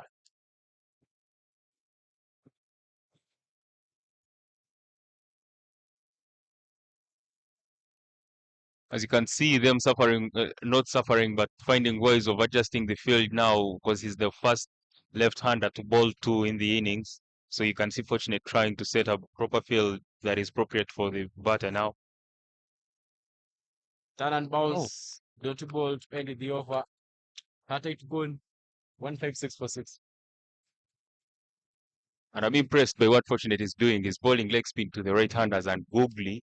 That the first ball to the left-hander was a googly. Oh, the over is done.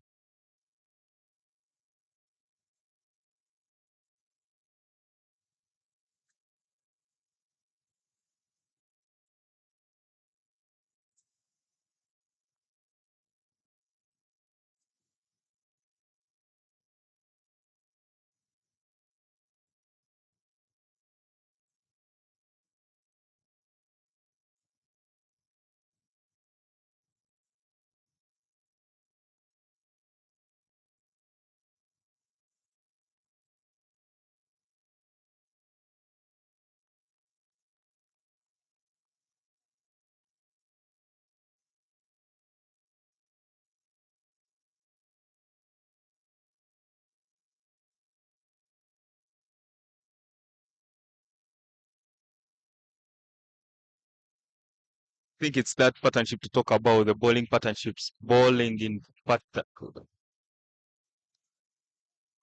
well bowled from Edwin Wagaba, shortish delivery because he can't afford to bowl it full for the batters to go under the ball.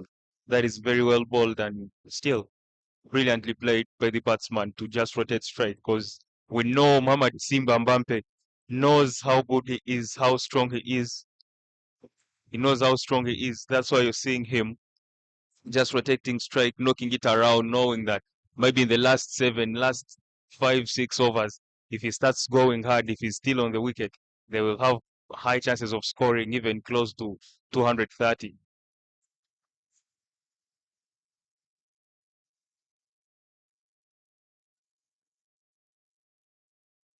Left-hander will now face that one. A very bad full toss there from Edwin Wagaba, and that is hit to the 10 scores for those who've been at Lugogo. Massive shot there from Hamza Ali, just giving a full toss the punishment it deserves, and that is out for a maximum. To me, I think Nwagaba is missing out something. The batsman is new on the wicket. You can't afford to give him such a loose ball because he's a left-hander. You're bowling off spin. The ball is turning away from the batter. It's not easy to just come and start scoring runs. But if you give him a freebie like a full toss, why not? As you can see, he's still new even after hitting a six. He's not in position to bat to see the ball well and adjust accordingly. So you can't afford to give him a freebie, especially when you're a new batsman on. Yeah, indeed, it was a very nice ball there from Edwin Wagaba. One of our co-commentators called Innocent Indaula always keep saying that if a guy can hit a free toss for six, goes down and sweeps that one. What a fielding there. Backward and shot fine, pass Oloka, great reflex, great body reaction.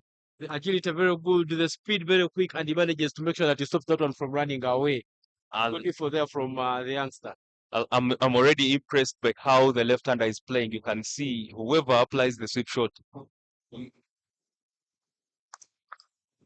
Because the good thing you see Evan Sajabi in men's cricket when people are playing, sweep shot is not just an option of scoring runs, but it also forces the captain to change his field. Because as you've seen, Nwagaba was bowling with only square leg. If he keeps on bowling to the left-hander, they will definitely have to put in deep square leg, which exposes square leg region for a single. If you don't play the sweep shot, the square leg will stay in, and that will be a dot. But the moment you play a sweep shot, the captain thinks of defending that boundary, pushes the man down, and creates that room for you to get one.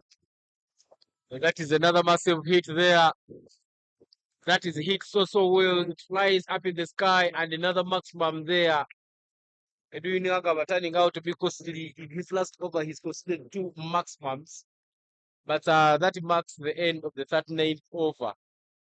170 for a loss of 6 is now the score for Team Tanzania.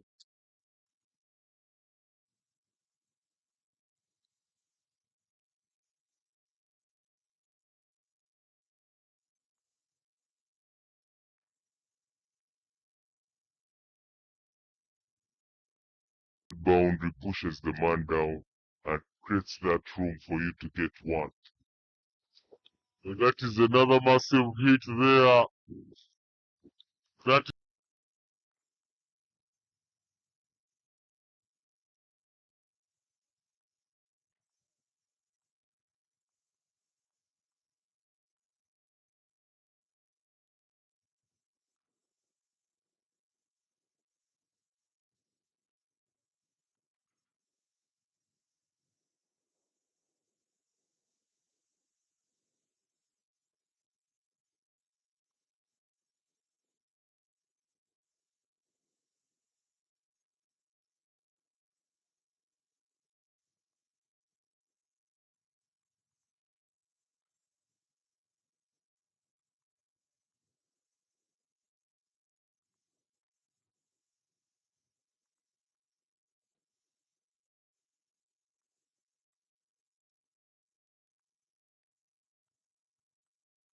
Another half track there from Creighton.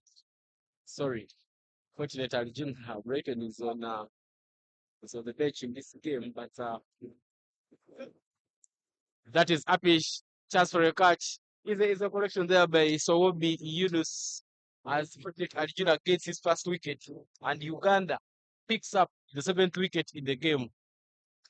Very well bowled from Aljuna. Fortunate, he kept on bowling the googlies and the ladies. So I think the batsman couldn't read him off the hand. So he was only left with one option of reading him after reading the ball after it pitches or after it bounces. So he went for the leg spin, the one that turns into him, not knowing that it was the one going away. So he played it against the turn and couldn't middle it. In most cases, playing against the turn has never been a safer option. What do you think, Ivan Sajabi, about the dismissal? Yeah, of course, he did it to just apply a shot that could see that ball going in the direction of the turn, open up the blade, and make sure that you hit that. Hit Creighton, sorry, fortunate Arjuna Brayton is on the bench in this game, but that is Apish. Chance for a catch. Is a correction there by Sowobi.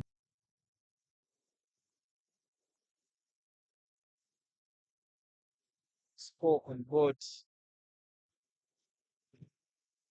Now down to the lower order batters.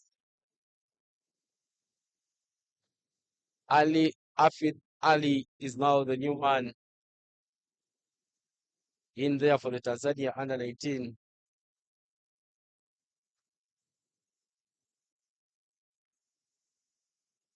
Ali Afid Ali, not the lineup that played yesterday.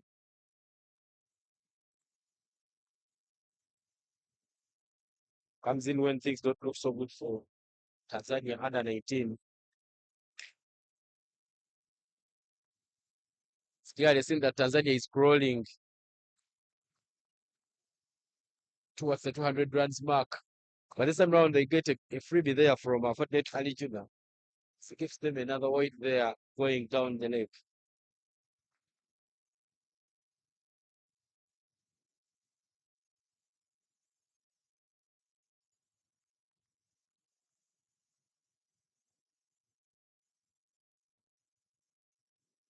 Gets it right, and he gets a notebook there for the Ali Juna. Try to cook a wicket here for Team Uganda. That is a bit foolish. Just sit down to the ground, back to the fielder. Dot balls are again turning out to be many innings.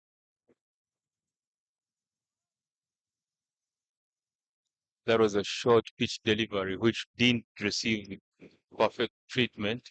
I think because Arjuna Fortunate knows he's bowling to the Thailanders, so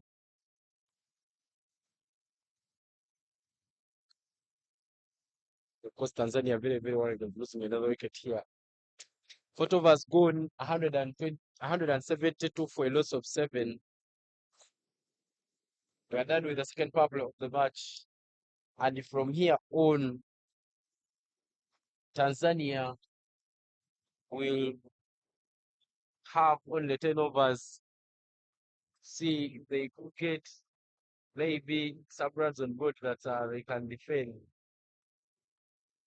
Though as it looks, things don't look so good there for Tanzania under 19. They had an opening partnership, which managed to score 67 runs.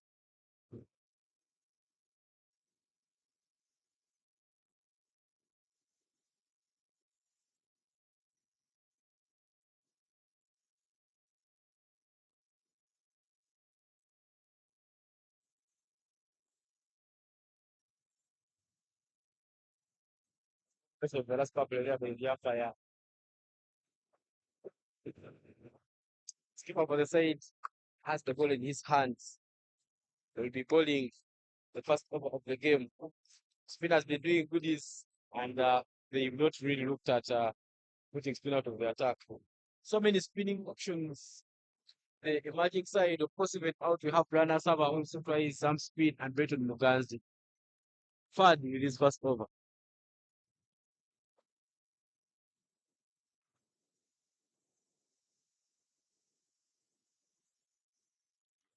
I'm just waiting to see how Fahad Mutagana bowls to Simba, especially knowing how strong Simba is.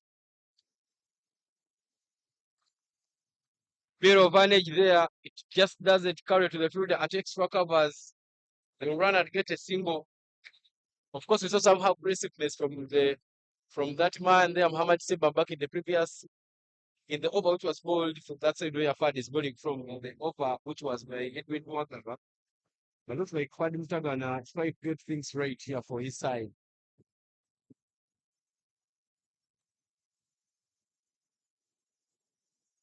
Bit of a half tracker there. The wicketkeeper doesn't get hold onto it. Like so look at there. Chikale Point manages to get it and make sure that they don't get any run. Uganda trying to weigh up the run scoring options for Tanzania under 19. A floater there, lofted over the fielder, straight to the screen. There is a man there who goes down and gets the 30 ball, but they will eventually run and get those 2 runs. Nasmake putting in some efforts, but saving the boundary, though Tanzania has managed to pick up the double.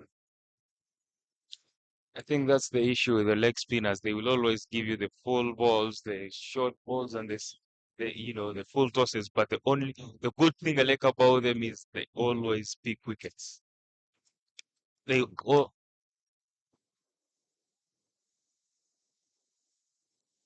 Bit of a session between the two batters there. Now, no call there from Muhammad Simabaki, who is not ready to be dismissed for a run out. As his partner, Ali Hafid Ali, trying to just run away just as soon as he hit the ball. Then in Uganda, calling it the hit and run cricket. But it's set back. This time around, the creates room, hits it hard, but straight there to Charles Meza at covers. I think Simba Mbappe is playing.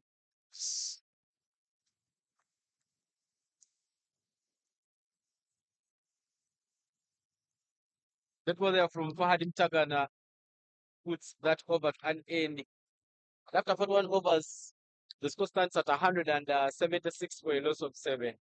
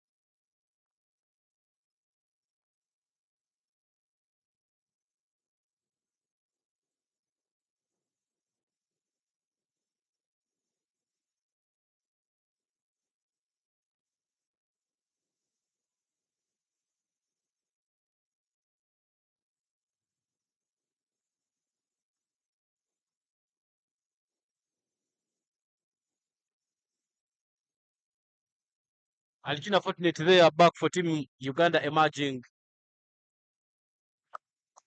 That is hit down the track. Dave chipped in by Sawab Yunus doesn't stop it, but Ochaya Jaffa gives him the backup. Tanzania crawling towards the 200 runs mark.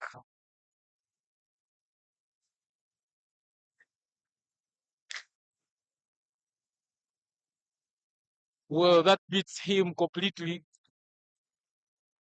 Good bowling there from Fortunate.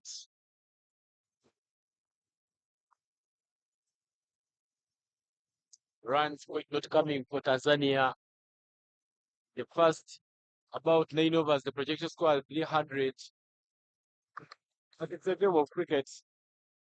Of course, for us here in the commentary, we say things very, very easy. But the truth is, when you get out there in the sun, out there to the oval, things look very, very different. That is played uppish, chance for a catch. Catch is taken. Alijina Fortunate gets a second wicket in his name. Uganda picks up the 8th, and 177 for a loss of 8 is the score. Tries to create a wicket and gets one. Celebrations there for Team Uganda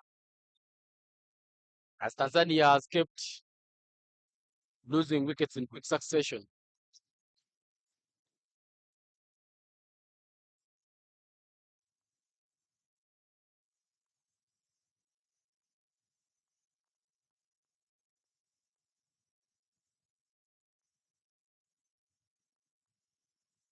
Metro, we say things very, very easy. But the truth is, when you get out there in the sun, out there to the oval, things look very, very different. That is played uppish, chance for a catch. Catch is taken. Metro, we say things very, very easy. But the truth is, when you get out there in the sun, out there to the oval, things look very, very different. That is played uppish, chance for a catch. Catch is taken. Metro, we say things very, very easy. But the truth is, when you get out there in the sun, out there to the oval,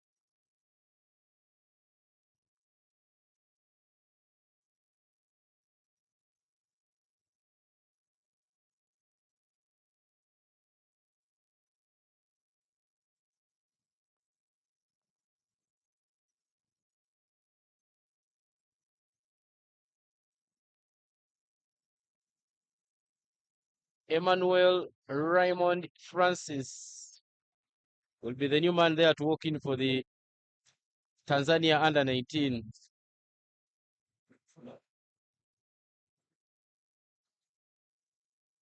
Yesterday, Raymond Francis didn't trouble the scorers as was stopped LBW by Christopher Chidega off his first move by being dismissed through a golden duck.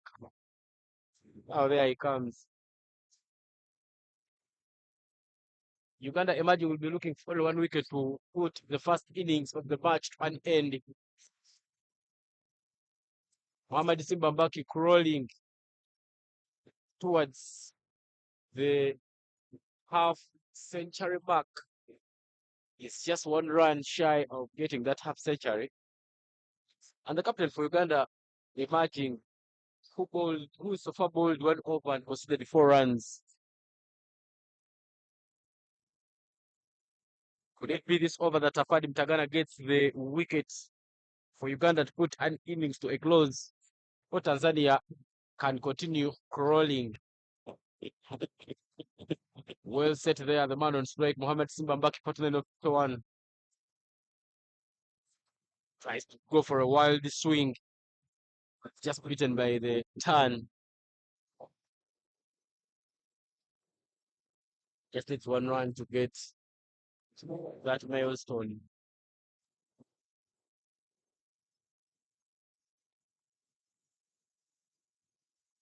Uganda not going to allow weak. Tanzania have settled in the game. Fadi Mtagana chips in a quick one.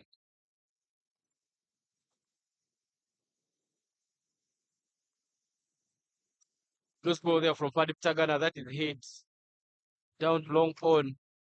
A single for Mohamed Simbambaki. And his half-century comes up. Good batting, a lot of patience, good chase of shots. Brilliant work there from Mohamed Simbambaki. 178 for look 9 after 42.3 Tanzania under 19. As Raymond Francis Emmanuel is now the man on strike.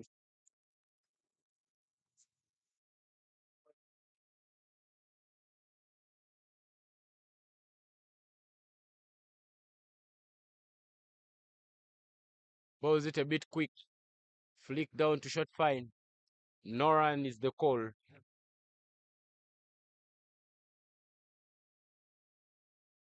Fadim Tagana is for giving away 1 run after bowling 5 deliveries.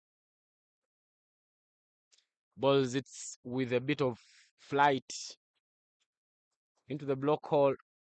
A dot ball to end the over. 178 for 9 after 43.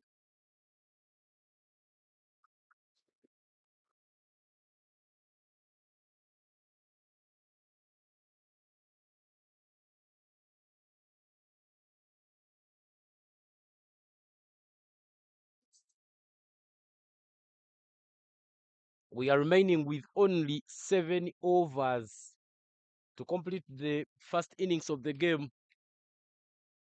Fortuna Ali Junior taking back-to-back wickets at the end of the over. He will be coming in to bowl a hat-tricky ball. He so far picked up 3 wickets, conceded 24 in 7 overs. Very, very economical there. Hat-trick ball coming there from Hamad Simba. That's just left alone. Fortunately trying to bowl.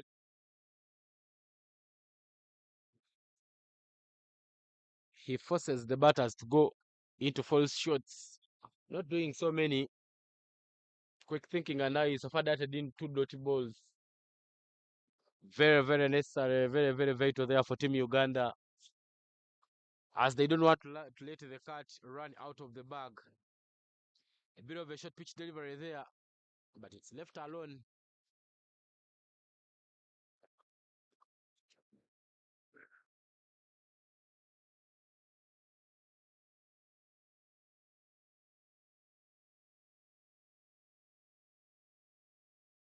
That will run away down towards the 3rd man area.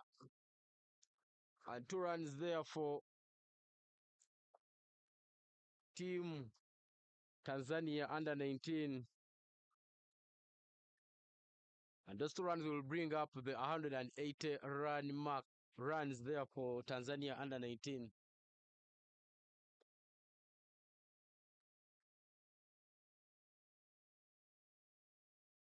This time round, he bowls it quick. That's gotten off the pads down to fine leg.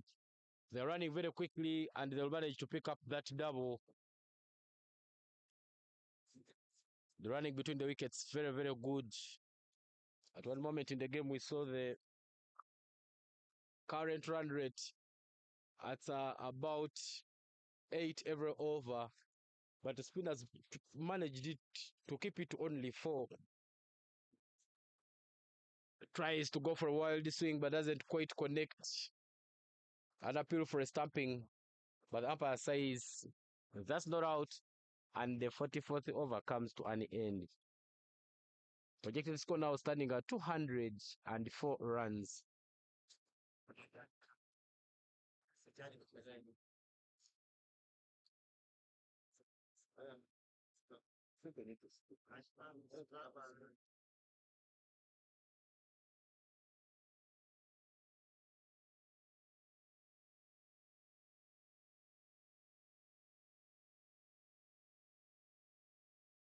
The 45th over. His first 2 overs have gone for 5 runs. Now he'll be coming to chip in another one. Well, that is hit just straight to mid on.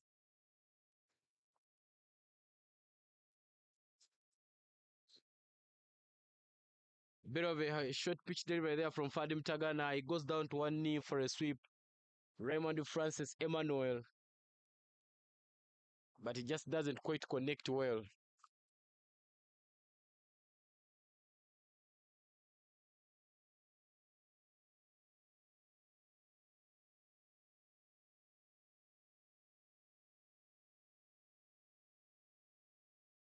Fadim Tagana trying to put the balls for the batter to hit, trying to put him into the traps. This time he bowls a quick one.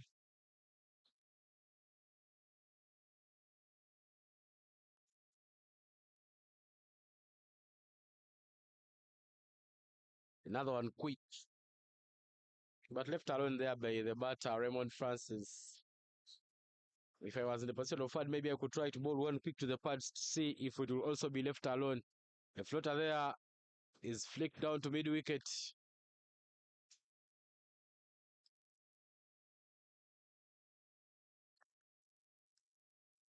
Dirty balls there for Team Uganda. That's given a lot of flavor outside off stump. A dirty ball to end the over. Just 1 run coming off the over. 183 for a loss of 9 after 45 overs.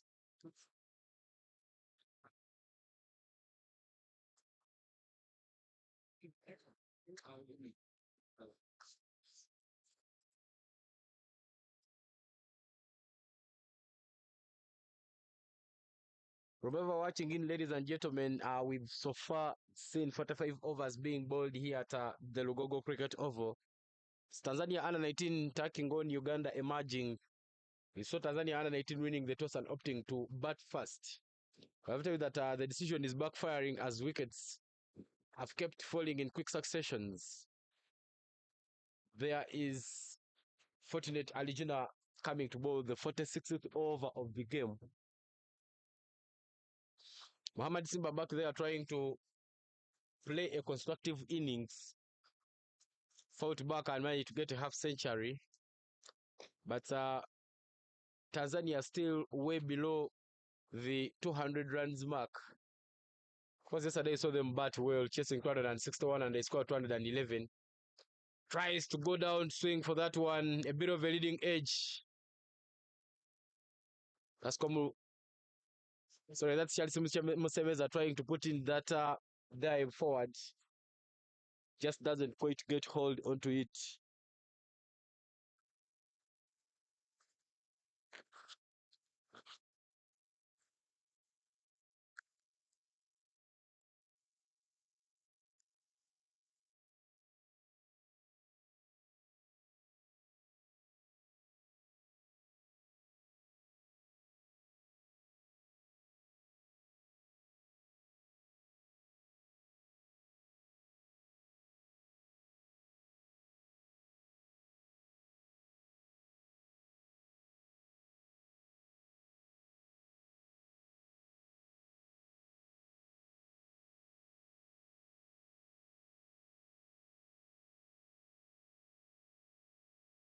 That ball there from Fortunate Ali Jr. marks the end of the 46th over, pulling the current run rate from 4.1 to 4. And 184 for a loss of 9 is now the score for the Tanzania under 19 team. Ladies and gentlemen, it's a build-up series for the upcoming under 19 World Cup qualifier that will happen in Nigeria, in that beautiful city of Lagos. 6 teams are expected to be featuring into that one. Of course, including Uganda under 19, Tanzania, Nigeria, Namibia, Sierra Leone. 6 teams, not forgetting Kenya, will be facing off in that one, and there is only one World Cup slot. The winner takes it all. Of course, the last qualifier, which happened in the last round, Namibia qualified for that World Cup.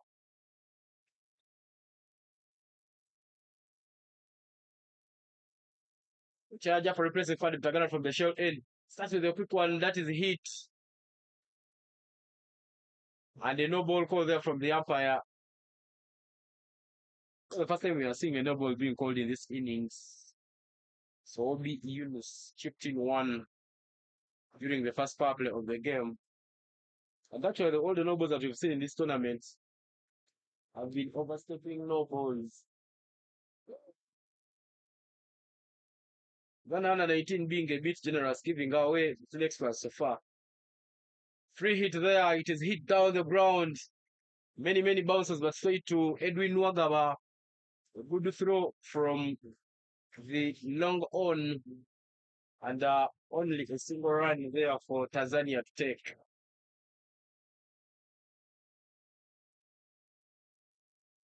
Bit of a floater hit, but not enough bat onto it.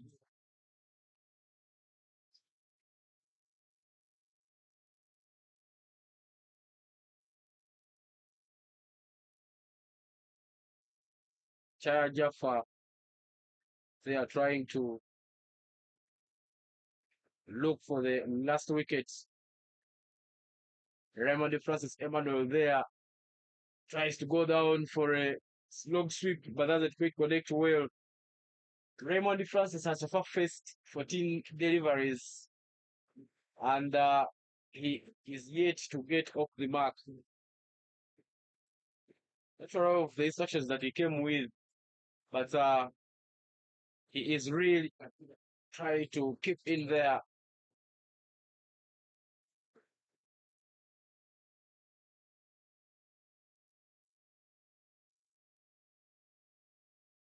Chaya Jaffa holds that one outside off stop. He goes down to hit it, but doesn't connect. End of over number 47. We are remaining with only 3 overs to complete the first innings of the game. And 186 for a loss of 9 is now the score in 47 overs.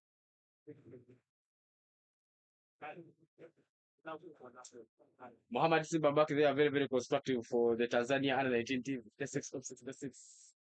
Raymond Francis Emmanuel yet to get off the mark there. He's a first 16 and is just yet to get the first run. Fortunate Ali Jr. comes to bowl his last over.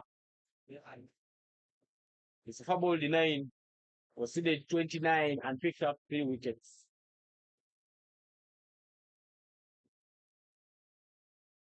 Balls onto the pads. Well, that is just guided down to fine leg. Nasbeg Mirza, the son of former Ugandan captain Bag there, doing the fielding down at fine leg. Speaks here, parent play cricket, and the children also follow his roots. Was it very quick there? It's hit out of the block hole. Some brilliant athletes in there, as that one is managed to be fielded very well. Another one is hit up in the sky. Does it clear the boundary? Oh, just falls outside the boundary rope, and confirmation of the maximum there. What a way to get off the mark there for Francis. Just gets off the mark with a maximum.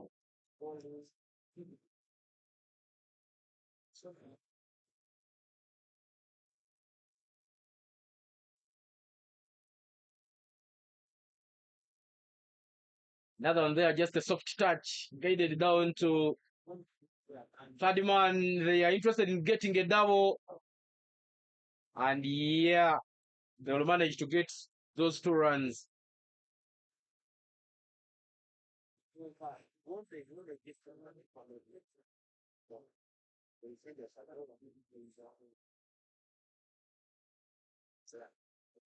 Tanzania under just 5 runs away from the 200 runs mark there. As Argentina coordinates. Gets that one with it. It is Eat Happish. Racing right to the boundary. Of course, we have an electric field here at Lugogo. Tries to get down to stop it, but Edwin Wagaba's efforts in the end fall in vain. As that will go out for yet another boundary. The boundary will bring up 199 runs for the Tanzania under-19 team. And that boundary will mark at the end of the over. 48 gone.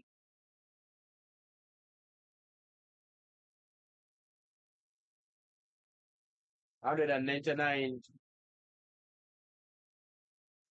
Wicketkeeper there, Ronald Omara, just giving Matthew Musingus the helmet. Very, very clear indication that from now we will have pace taking over.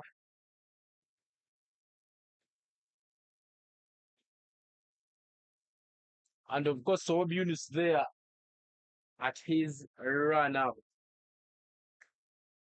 Sob Yunus has far bowled 3 overs, considered 22 runs, at an economy rate of 7.33. We'll be looking forward to trying and put that economy rate a bit down.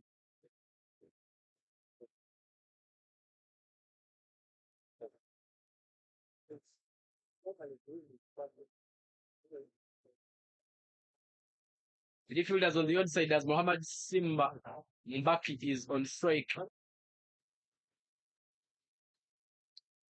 But square leg has been brought up and he will be using deep mid wicket. Long off, third man, and extra covers, plus long on. Rise it down the ground, straight to long off. And that's bike fix it very, very nicely. But they managed to get a single. And that single brings up the 200 runs for Tanzania.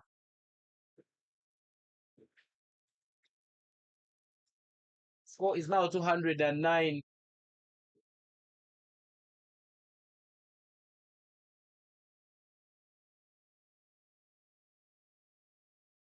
There with 12 of 20. Whereas Muhammad Simba Mbaki has been the man to construct the innings here. 56 of 58.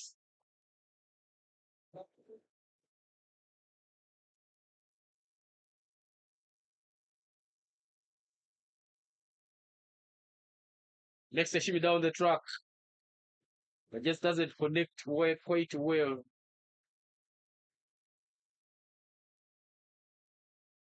Raymond Francis. First 16 deliveries, but he managed to go top the mark with a massive hit. With the mark. Could have been a hit me ball, and yes, he gave it the treatment it deserves. Very, very full there. That is slapped down to extra covers. Kiza Jonathan is there to make sure that Tanzania under 19 only gets a single. So that was bowled with some width onto it from Sowobi Yunus.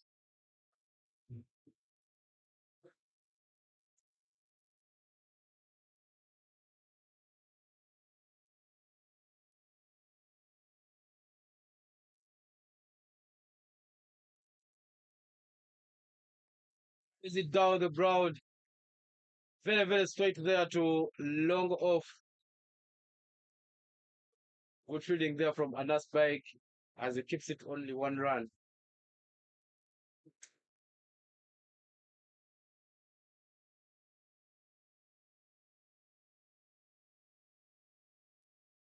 Tanzania under 19 still making runs, still seeing those runs come by.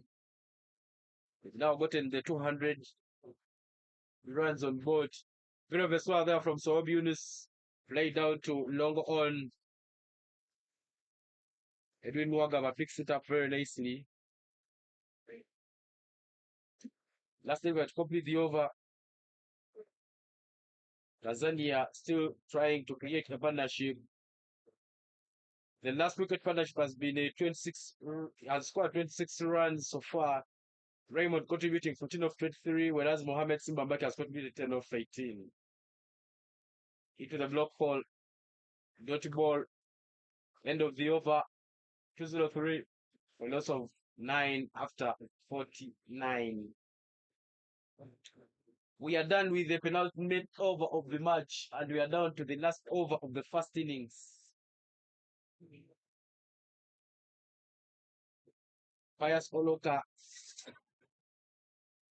will be the man to bowl that last over for Uganda emerging side.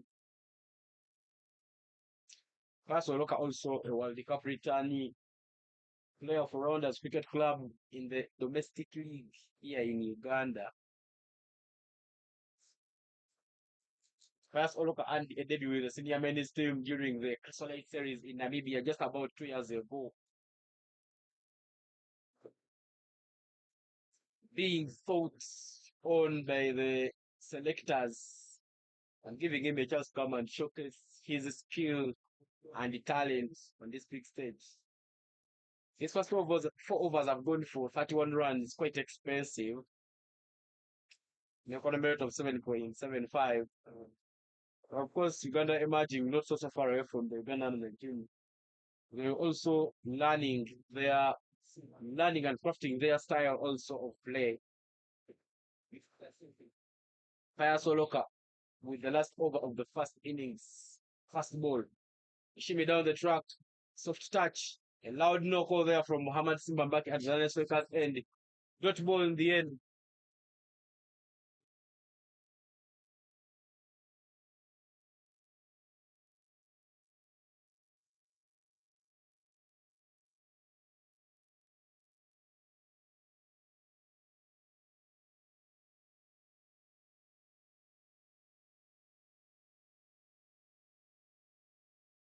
Good cricket being displayed here, the iconic Logogo Cricket Oval. Ladies and gentlemen, after this tournament, actually even before it ends on Saturday, Uganda will be hosting the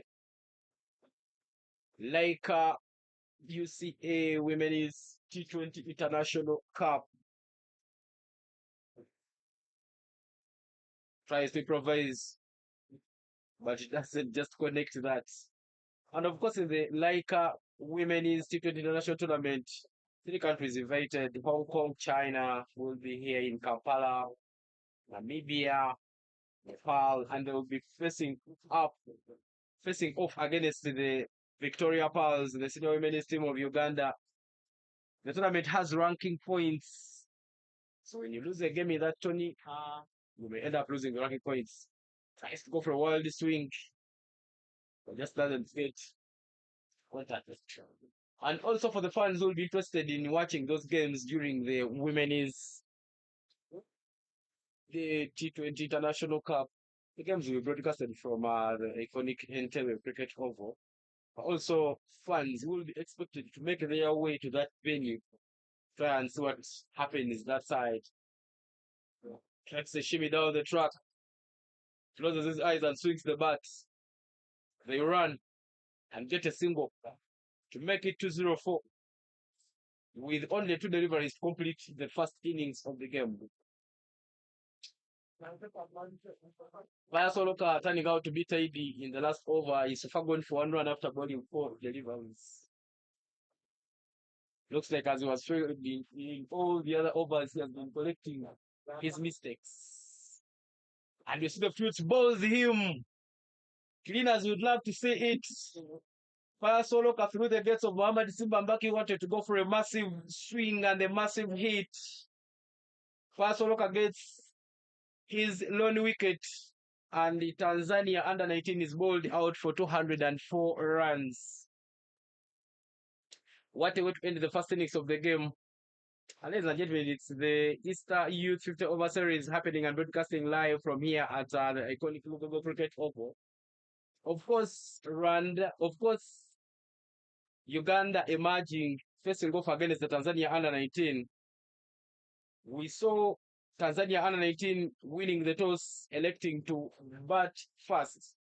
Scored a total of 204 runs, all out in 49.5 overs. But I believe Coach Imran will be happy with his batting display.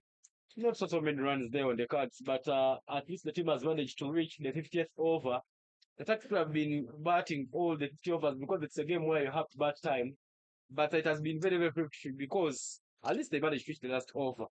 The batting card is the batting card right here for the Tanzanian 19 team. Omar Koba Ramadan open.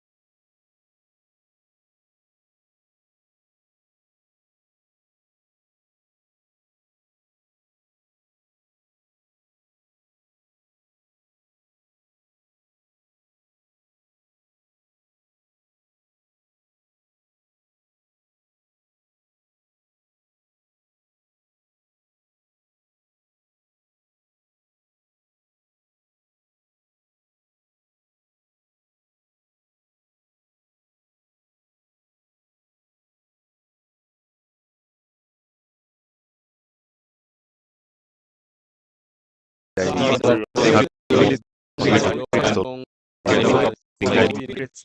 He's not he doesn't just anything without sounds where everything is they brought in Africa. Just play the questions the weather is if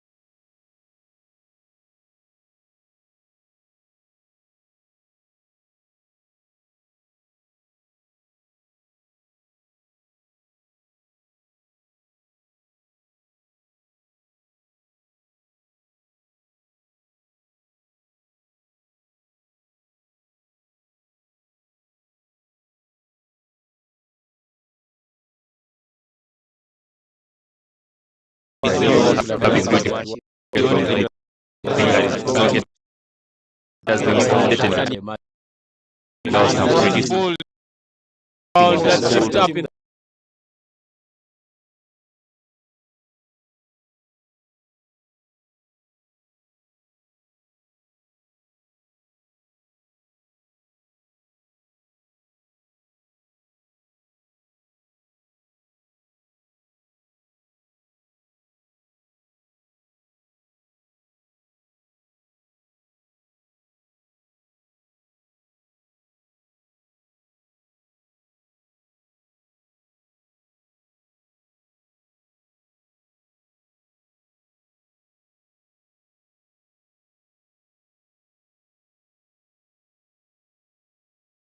that's what could have happened if they had won the toss and elected but first Uganda emerging.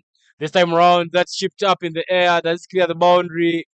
Ryan looking short with there, just one bounce before it crosses the rope.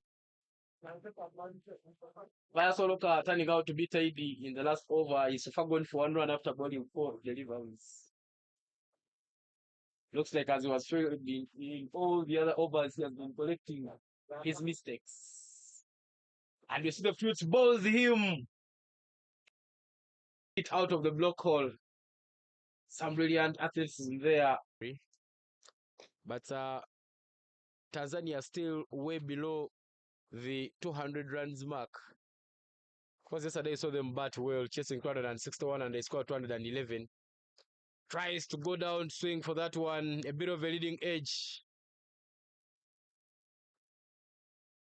To there in the sun, out here to the oval.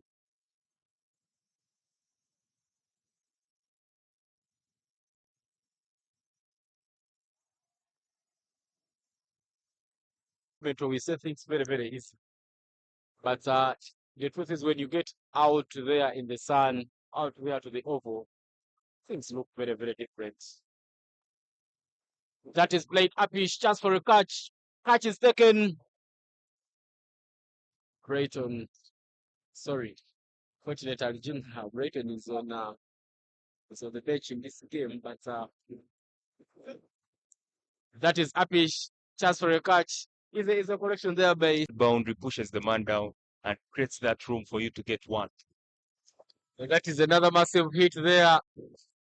That is hit so well. It flies up in the sky. You on the wicket, you can't afford to give him such a loose ball because he's a left-hander. You're bowling off spin. The ball is turning away from the batter. It's not easy to just come and start scoring runs. But if you give him a freebie like a full toss, why not? As you can see, he's still new even.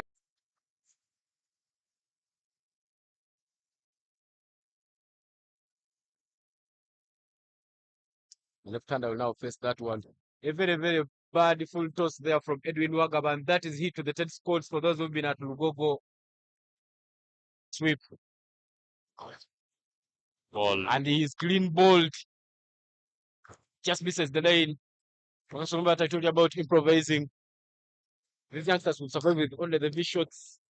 And as soon as he goes down to try and shoot As you that can one see away, how the Tanzanian batters are batting. Oh, that's a good hit. Very good hit. It's out of here. The first ball to get lost in the tournament, And strong which is partners being probably which will be could down get to them the lower order batters strong who eight post. bowlers. That is hit Those straight to the are bigger hands of guns to keep them in Musemeza the Charles. game. You know, not yet Musemeza touching Charles overs. with a blinder. But Very, very no ball is disappointed a for the hand choice of down. shot there, Akure Pascal Hugo. They'll have to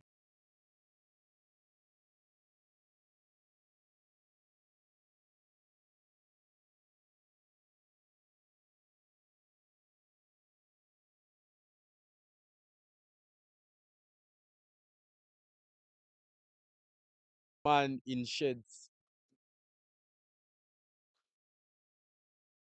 Well, that's hit late. It will run away. The Dave chipped in there, doesn't just save it.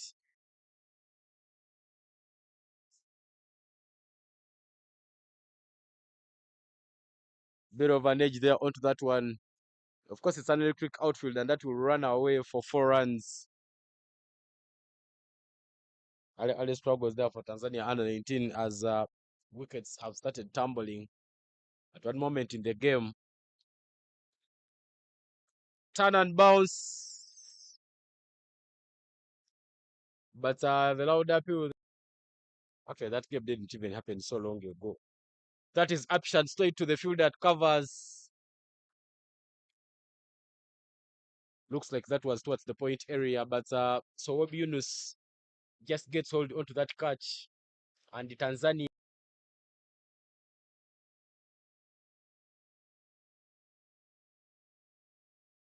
wicket.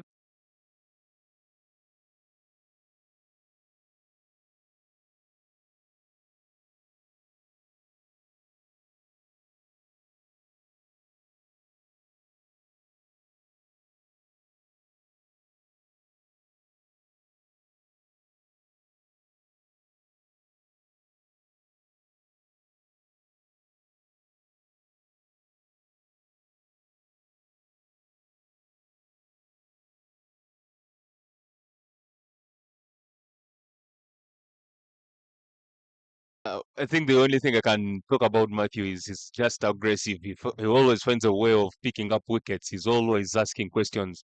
If you can see out of the 2 overs, let me say 2 overs he has bowled, in all the balls are coming close to the stumps. Oh, you can see what I'm talking about. He's always asking.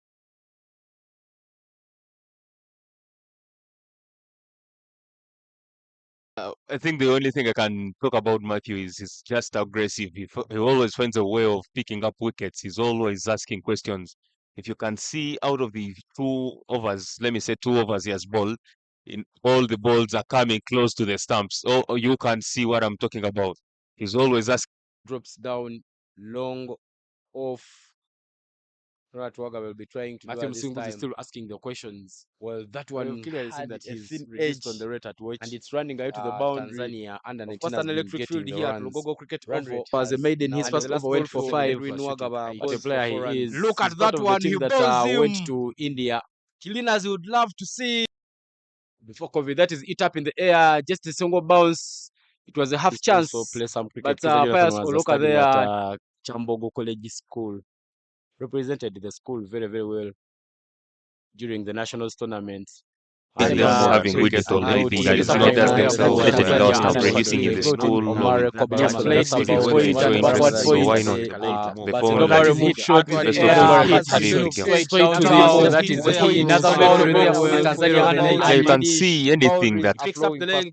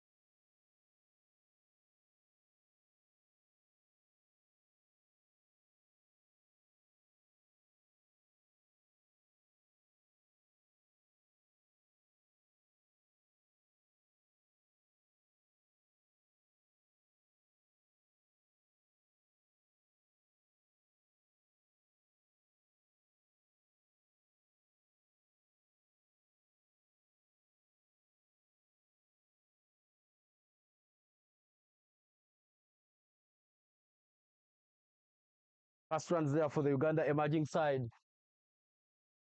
It's the second innings of the match. 205 runs there for Uganda emerging. If they are, is the equation for them. They need 205 runs if they are to win this game. The two umpires right in the middle, Michael Koth and Shama Mukaya. Khalid Amir Juma there to open the bowling for the Tanzania under 19.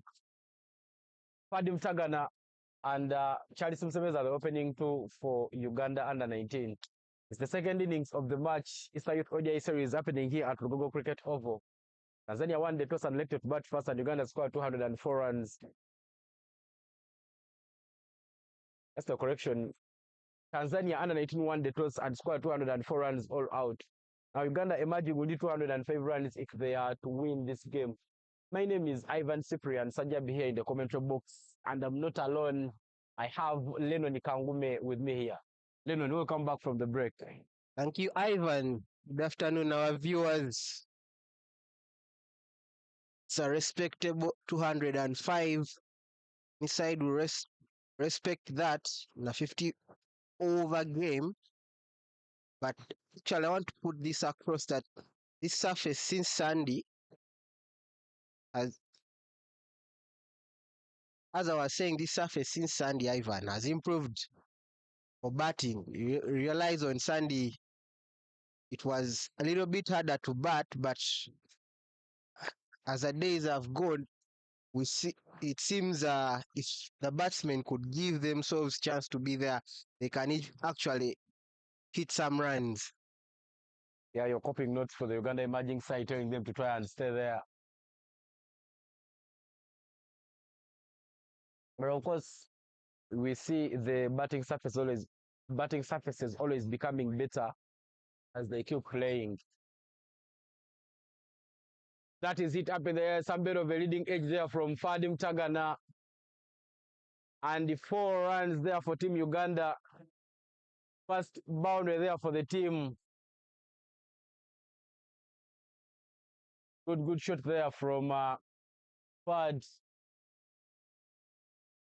Yeah, Fad Mtangana there wanted to go for the full shot. But the bounce suddenly hit him. It was a short pitched ball.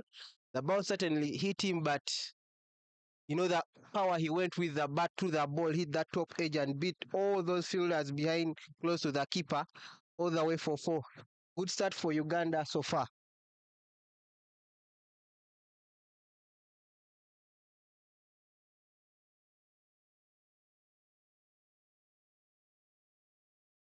Balls him through his gates. Fadim Tagana going to block that one, but just doesn't quite get into the line. The captain for Uganda emerging will have to take that long walk back to the dugout. He managed to put on only 4 runs after facing 5 deliveries, and loud celebrations there for the Tanzania under-19 team as they make early inroads. That's poor from Fahad. He regret that wicket. Probably he presumed the ball he would receive that short pitch delivery before, because as you could see him, he didn't offer any shot. Probably expected it to bounce the ball to pitch a little bit shorter, but actually Khalid Amiri was wide, fully pitched it up to the batsman and got dividends for his team. Tanzania under 19 up and rising in the first over. Yeah, 204 runs may not be so many, but it's a total you can fight around and try to defend. Of course, early inroads there. Tanzania under 19 picking up the first wicket in the first over. Not the first time we are seeing Khalid Amiri Juma getting the first wicket in the first over. We saw him dismissing Olipa Gerald in the first game of the series on Sunday. Very good with that. But the new man in there for Team Uganda, Anas Baig Mereza. Anas Baig is the son to the former cricket brains captain for Uganda, Akub Baig. Could see the father playing the game and the son also walking into his footsteps. Anas Baig has a repute of hitting the ball anywhere on the ground. Proper cricket hit of the ball. Let's see how he can make amends for his keeper. That one ball to his pads, tries to flick it, but just doesn't quite get that enough contact. Dot ball to end the over, 5-1 after one.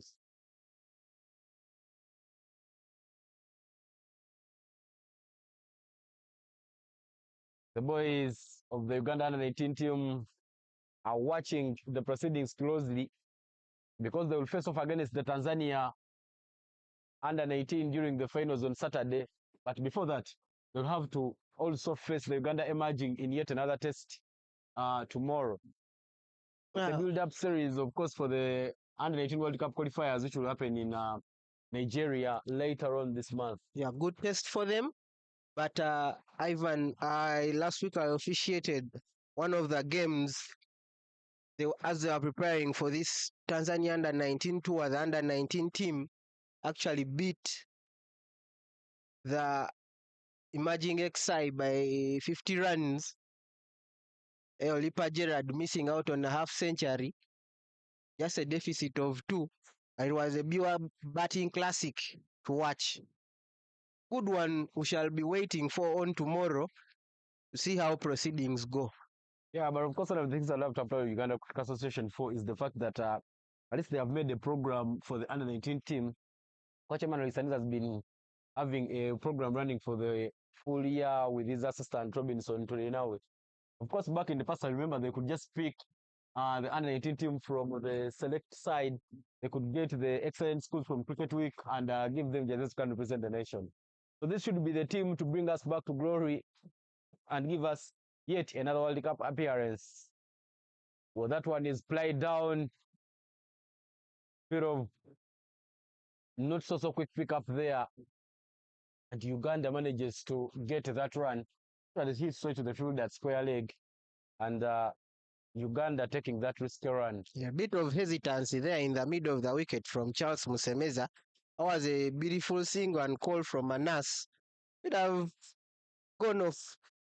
Clearly shows that already you are proactive, you are for the innings. Early in the innings, you should be able to make quick singles and judgments to avoid unnecessary runouts and problems to your team. Yeah, we saw in the first game of this series, Tanzania under-19 getting 2 wickets against the Uganda under-19 team. 2 runouts in that match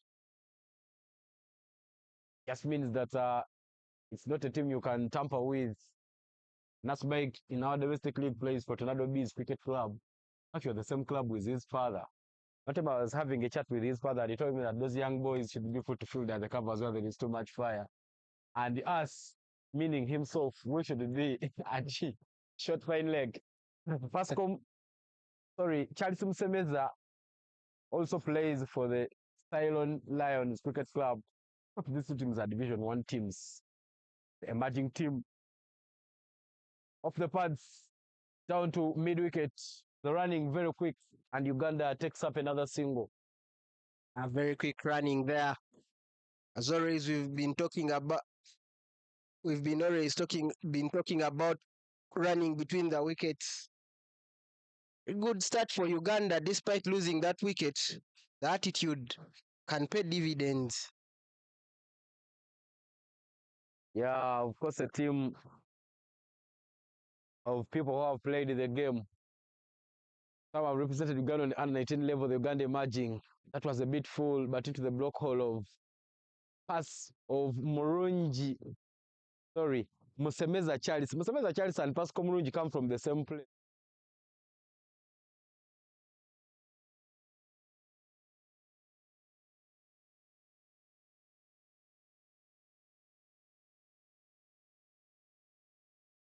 I don't know why somehow I keep confusing the two, but that's just the only thing that the two share.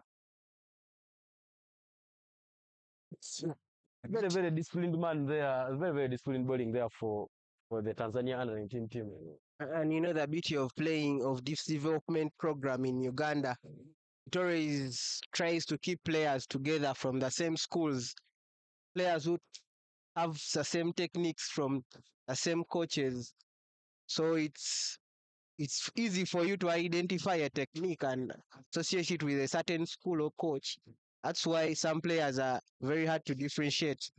Yeah, of course, some players they are from the Nyakasura setup being coached by Coach Ivan Thawithomwira, who is the former under-19 coach. Actually, he's the World Cup coach. He led the team to the World Cup in 2022. Head of over number 2, 7-1. They are Team Uganda.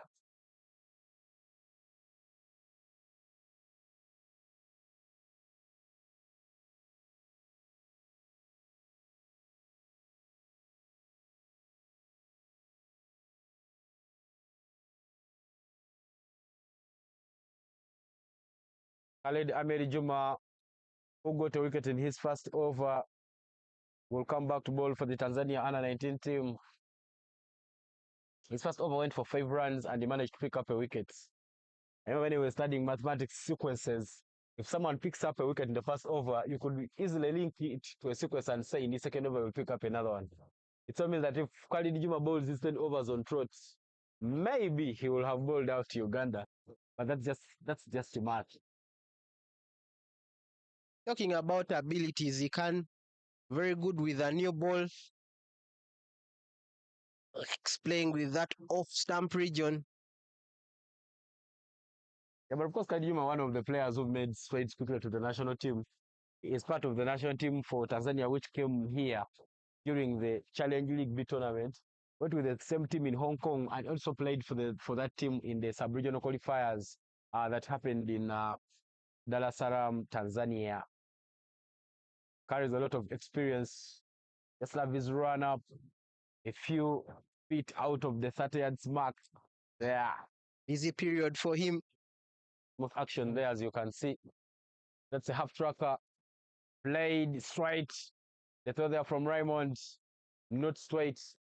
Not close to the stumps anyway. And Uganda gets another single on the board. A good shot from Charles. Just relieving the nerves around him. Other drives among the short stories. Go for shots for openers. When you see such a shot, just know that opener is in the game and is quietly observing ball as well, and that ball, the way it's delivered. One of the things I've always loved in cricket is seeing the players who play the V shots. That's why players like Virat Kohli would always get me-seated every time they are on the cross. That one is played a bit late there by Nas. He plays it with a bounce down third man and he gets off the strike. Yeah, close. Not the first time Nas Beg has been that close. It has played in close to the body. It's a bit risky, but he'll survive another day. Juma, known for predominantly getting that pace and bounce, means batsmen at any kind of level, whether you're top order bat or a tail ender, definitely a bowler with such characteristics will always be challenging. Just have a smooth action there. So that is hit straight point. As we run out on the striker's end, the question is, where are you going, Anas?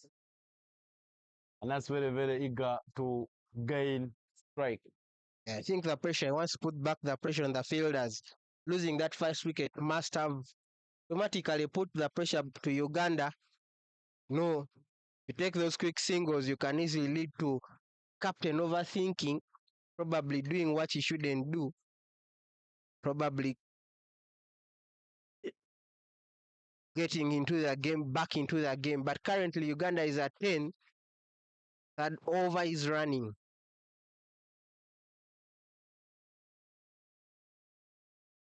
Dipping your car, well watched by Charles Musemeza. Looking in fine touch today is Charles Musemeza, a man of solitude in batting. Can't stay on that wicket and keep that scoreboard ticking. Tanzania have to look for that wicket. Genuine quality in Charles Musemeza. Ivan, what do you think of him? Of course, Charles Msebeza was also impressive last season, playing for Lions, and actually, I'll be just confirming with his figures last season. But he was very, very level with the bat and very, very tight behind the stumps. In my players to watch out this year as we get ready for the league, actually, Charles Msemeza, one of those players that I would out for gotten a chance and caught the eyes of the selector and Halby Body, Okia, Richard, and he's been given an opportunity to make part Uganda. End of over number 3 and 10 for 1. Oh.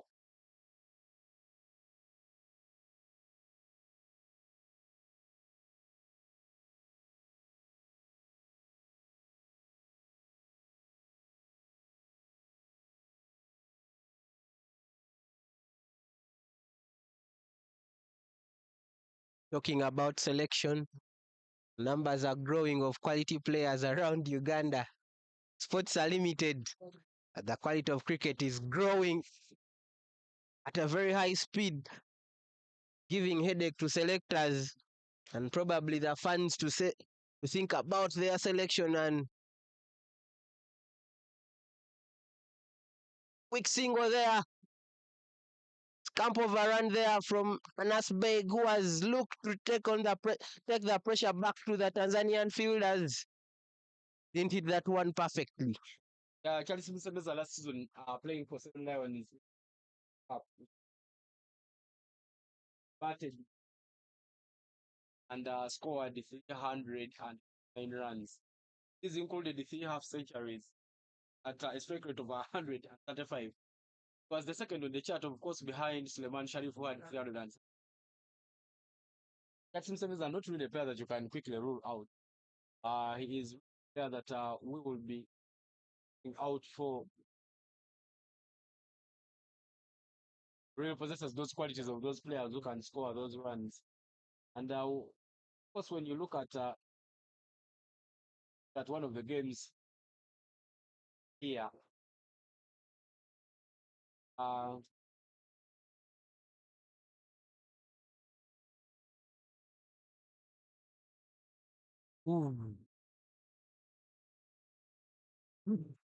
umpire calls a wide ball.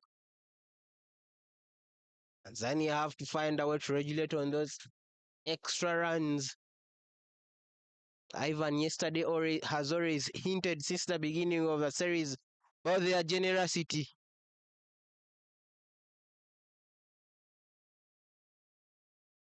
But currently, Khalid Amiri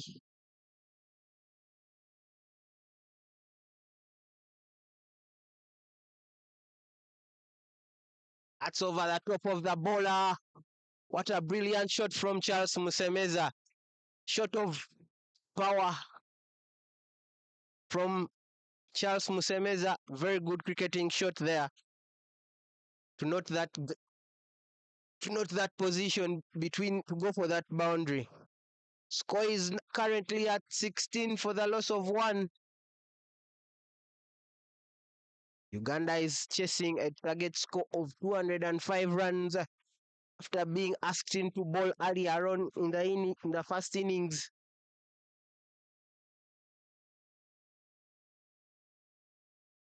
Caressed beautifully, but there will be no run.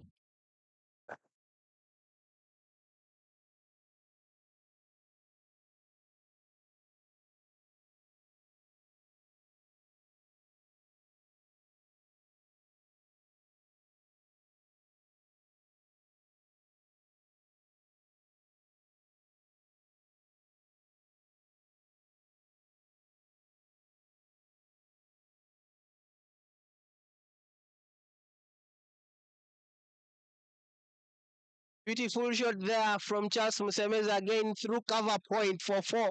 Field is electric. Any mistake, the bowler in length, the batsman will pounce on it. Uganda currently moving steadily despite losing an early wicket for their skipper, Ali Hafida, paying the price of bowling it short and of bowling it full and wide. Any batsman in the world will pounce on that.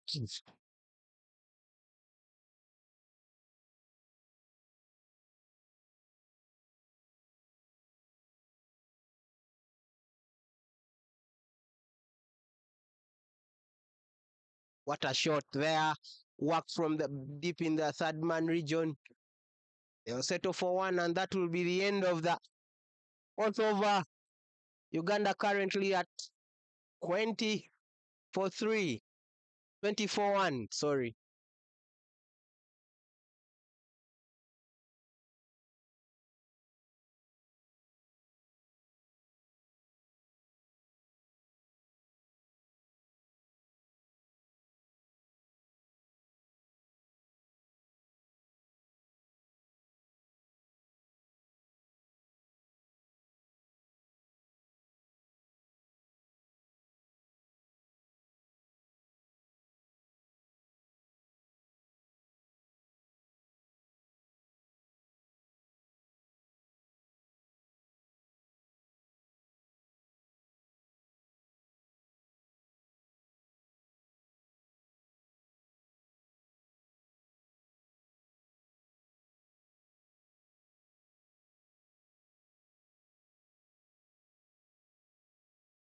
Was very senior to the under 19 team. So most of the players on this emerging XI represented Uganda in the previous under 19 World Cup.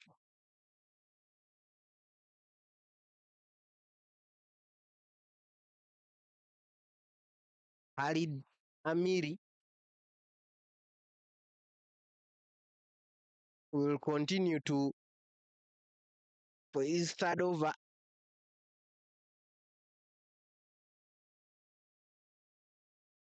It's just a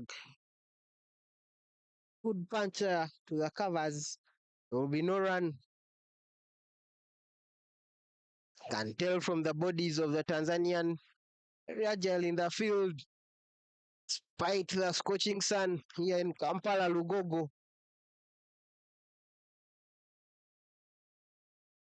Know that they can't give up. They need to fight for a win. Has been 2 games since they last won. But Khalid Amiri Juma came into the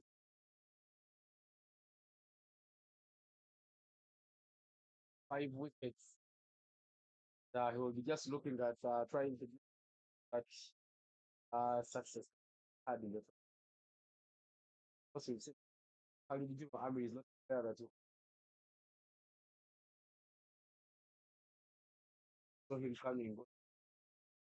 Picked up for 1 wicket. The economy was had an economy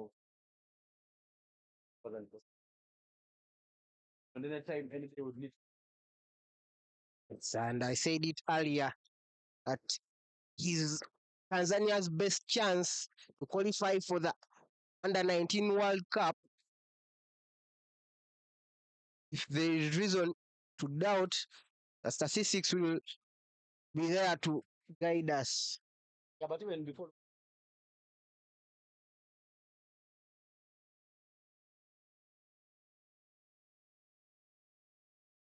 big focus on that off stump area and also bowling stump stuff.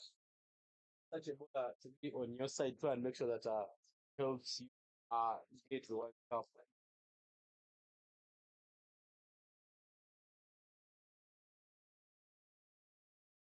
Just one slip in play.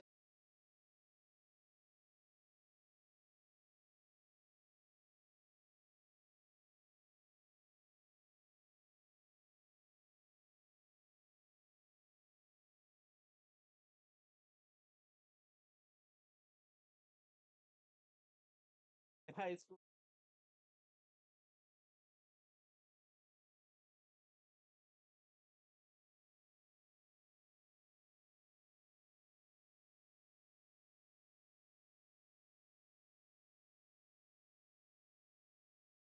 Just never expect bounce.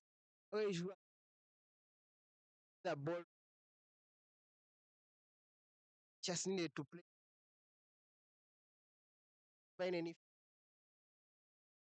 Otherwise, it would have been the second wicket for Tanzania.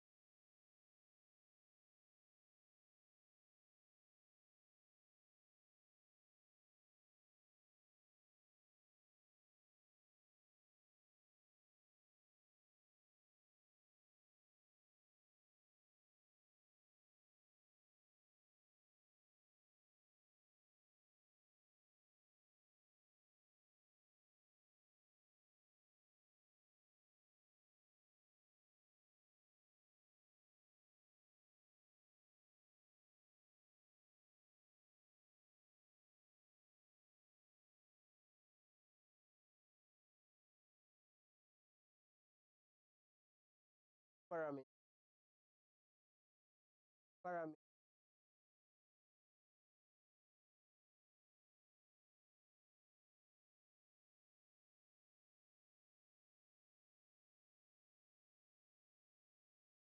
How coming up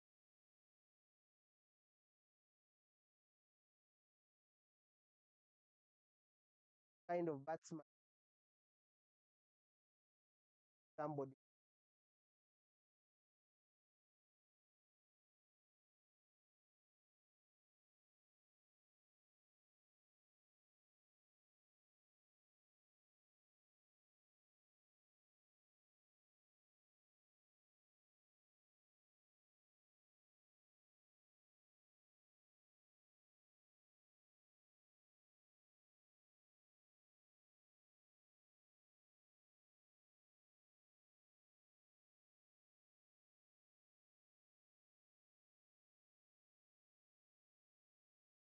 half tracker,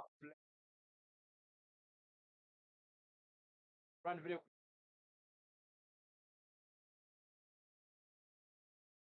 brilliant running between the wickets again. We shall not get tired of telling you because those are the basics of 50 over cricket. You must not only look at the boundaries or the maximums. You must also look at the running between the wickets because it's very important. It takes you away from the pressure and helps you to relieve those moments, nervy moments. Also, actually, to protect that wicket because you need to conserve that energy for all the 50 overs, probably as long as it takes you to reach the target score. That one is hit. Doesn't cover the field that covers. No run. And a little bit of wind. And the last break tries to open up his blade. Doesn't get quite there. Doesn't put.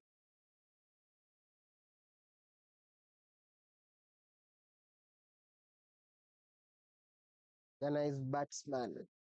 That's big.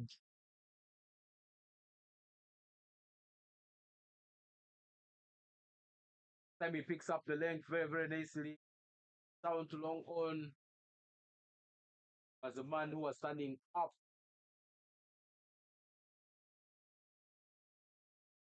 That one. Good fielding there from the Tanzanian fielder.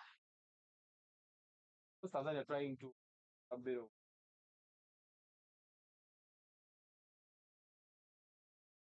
And they're walking around with a small score, playing to those right, up the pressure, try and make sure that happy is ultimate.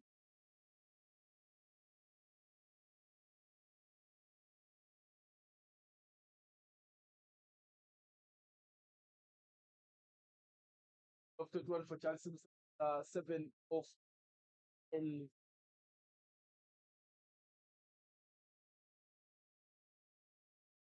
that's what really December round. That one is Chelsea Sevens are looking for up. Some good diving there in the covers. That is very nice. And Uganda picks 4. Uganda emerging as just one with passing.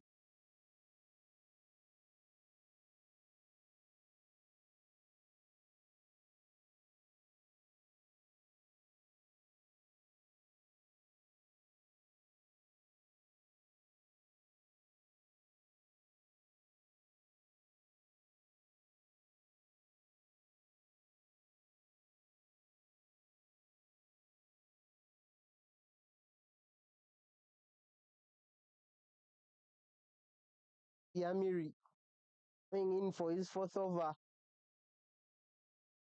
He picked up a wicket. Once more, him probably to ensure that this partnership doesn't gain consistency, probably be damaging in the future overs when the spinners come in. So he has to let them not settle.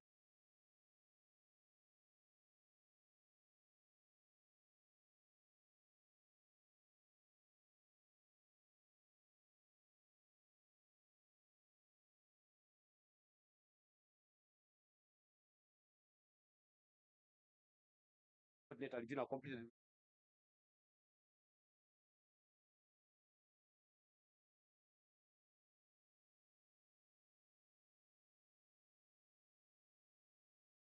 in their state.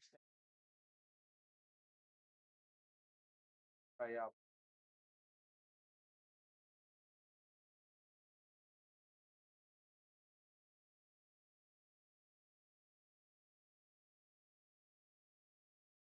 And they have flicked off the pads. Very short. Just one bounce.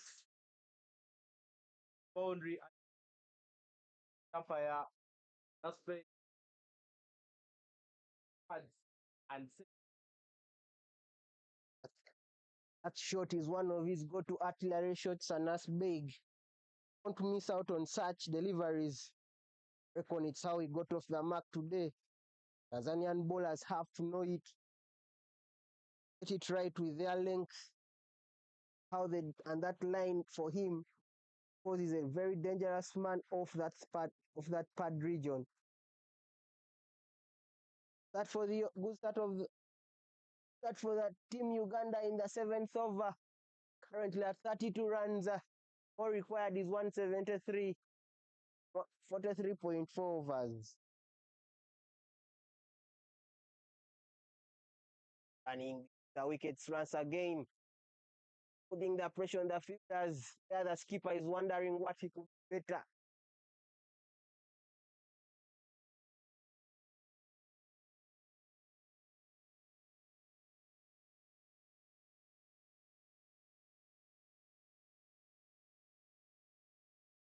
they are rich.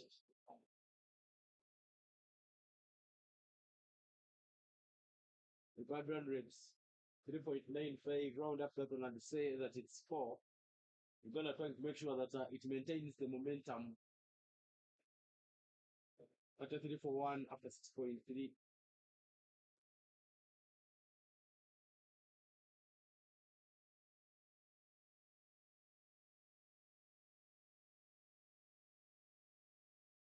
Khalid Ahmed Juma there. This time round, throws it back out of the length. Oh, and Big was looking behind. That was going to turn out to be so fortunate for him as he nearly gave away his wicket. So close there for Team Tanzania. The quick singles have become a problem and they need to cut them off. Can see there the skipper talking to his bowler. And there have been a little bit of change in the field there. Man in the deep has been pulled. There, a fine leg field has been dropped there close to the scoreboard. Probably they are thinking of bouncing it short, or working the batsman in another way. But good running from the Ugandan batsman. That's the pressure you create for yourself to be in the game. You're not only going to look for the bad balls, but also use the good balls to look for those singles. Beaten by the first there completely, and that's fine. Cute spill there from Khalid Ahmed Juma. Tell you something, if Juma keeps bowling this type of pace, it may cause a lot of havoc in so many batting lineups during the Under-19 World Cup qualifiers in Nigeria. Because he has a smooth action, has a lot of energy, and you would just have to see his ball control.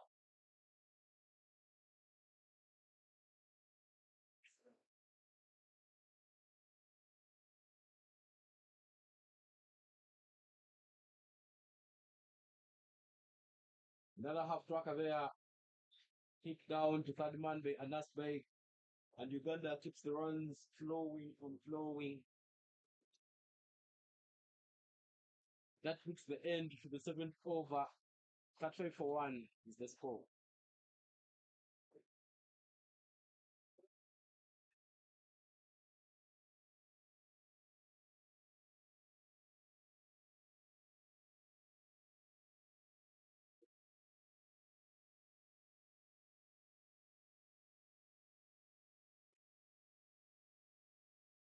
skipper for Tanzania, Dylan, maintaining his fast bowler, Ali Hafida, currently conceding 17 runs of 3 overs. It's not that they haven't done it, but I think this partnership, the batsmen are up for the challenge. They've looked in good shape, except a couple of short deliveries towards Charles Musemeza. Didn't look comfortable, but going forward, the race has been okay. Tanzania, they have to think harder. Bit of a half tracker. That one is flashed over point. It will race away for a boundary, and Uganda will now go to 39 for 1. That's given a lot of width, and Nas Bake receives it very, very well. Sanef, that was so big width. In addition to being ball short, any batsman in the world who is in high game will pounce on such balls and make them pay dividends. The batting scorecard, things go by. Uganda looking comfortably despite losing an early wicket. Yeah, these two batters are trying to steady the ship. This time round, that just passes the blade of Nas Bake.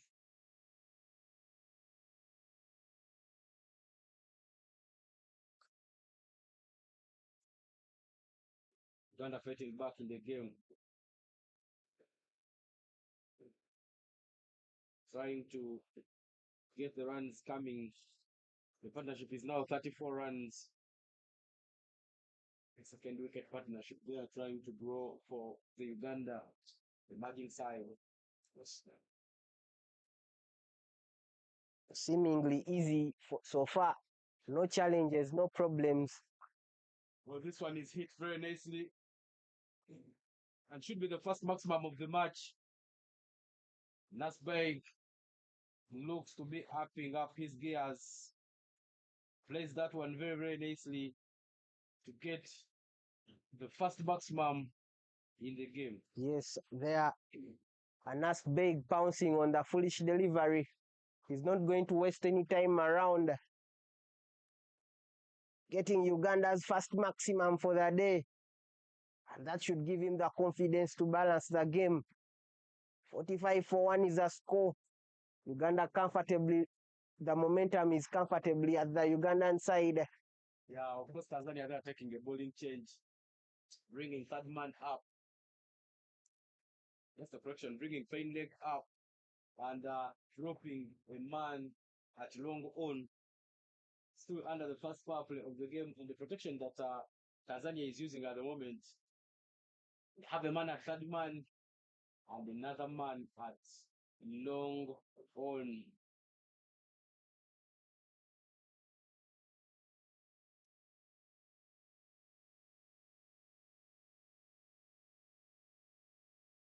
Ali Hafida, Ali turning out to be a bit costly there for the Tanzania.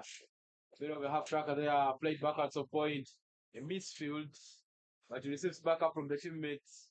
They run very quickly and they pick up the double. Good running there from Anas Beg. You notice the fumble and the misfield there in point region from the skipper himself, Dylan, and he just quickly went off his balls and called for the call. Good running. Uganda closing on the half-century mark. Currently at 47, the ship is steadily moving towards their mark. The coach Roger Mukasa, I think, should be happy currently as proceedings go. I think this is his first tournament. If I'm not wrong, Ivan, correct me. It's the first tournament, but of course we saw him leading that Uganda emerging team. It was like just a practice series between Uganda A and Uganda emerging that happened at the table cricket Fogo. It was the first time for him to be on the touchline. But of course, this is the first time his team is getting an international tour. The other one was a domestic practice series. After 8 overs, the score is 47 for a loss of 1.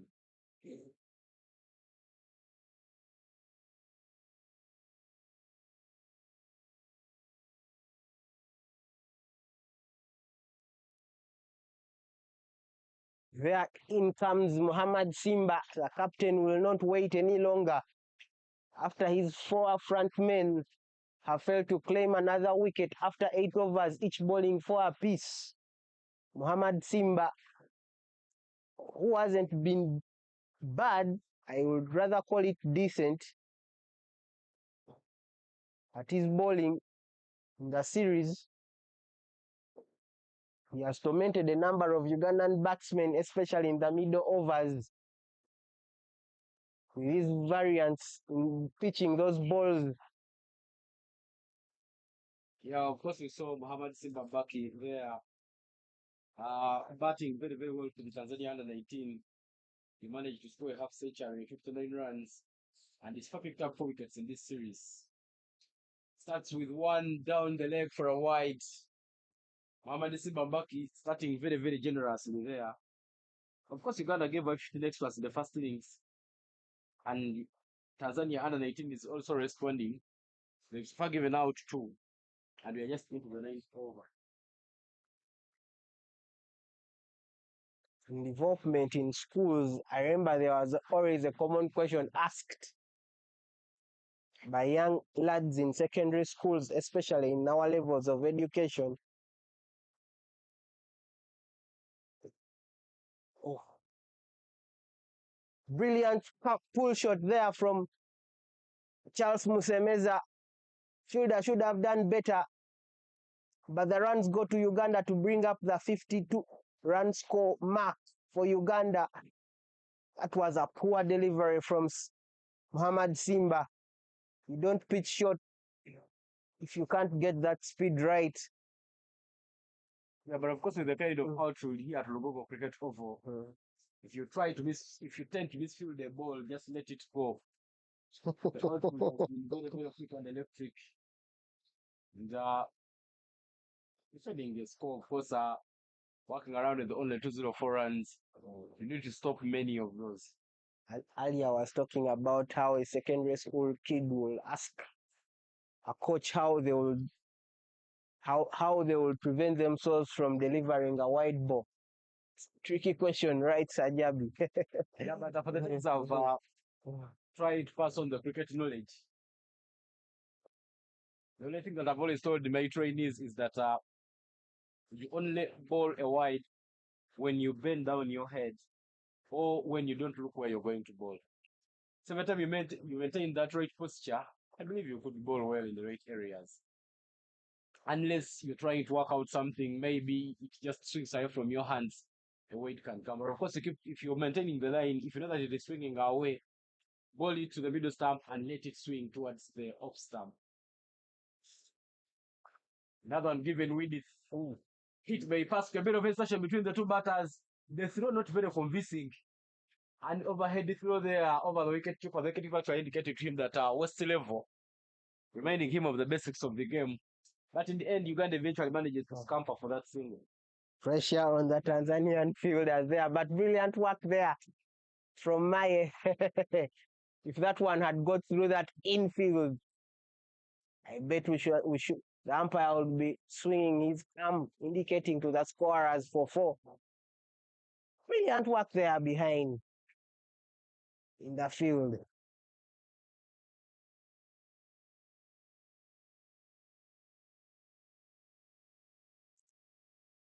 Another short ball there from Muhammad Simba, and that's Beg just not getting the length right.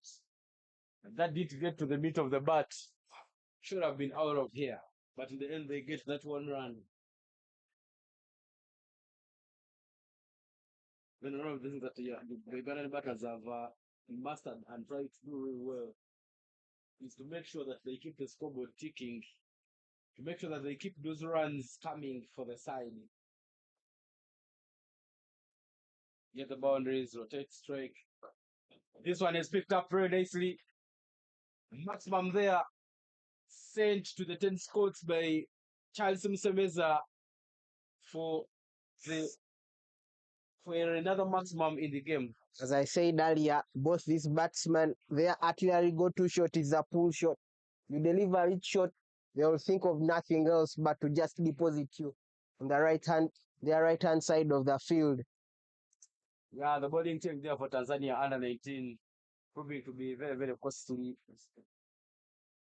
Mohamed Simba has given away 13 runs with the delivery to come in his first over. Nathan Gold a bit full. Play to the cover area. There's brilliant work there to make sure that no run is taken. Good comeback. And that dot ball marks the end of the 9th over. 6-1 is the score.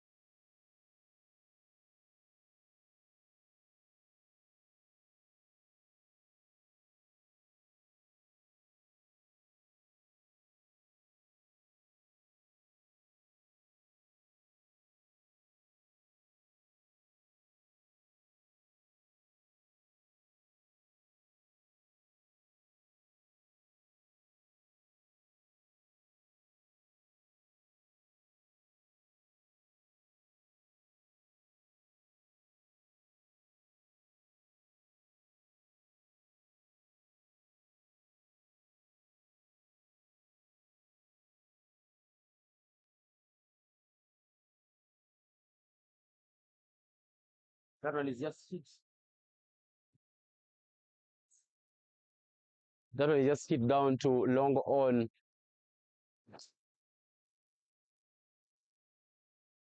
Hamza Ali Onai. Then the attack with Tanzania under 19. Was that one a bit short? It's played down to mid on. Some good looking back foot drive there from Charles Msemeza. Yeah. As he manages to get yet another single. Ghanaian batters there showing seniority. That's played over the field that covers. And that's Bag sets that one down to the batting net for those who have been at the Lugogo Cricket Oval. And he picks up another boundary for Team Uganda. Good looking shot there from Anas Bey. That was over pitched there from Hamza. You could understand his intent, but Anas Beg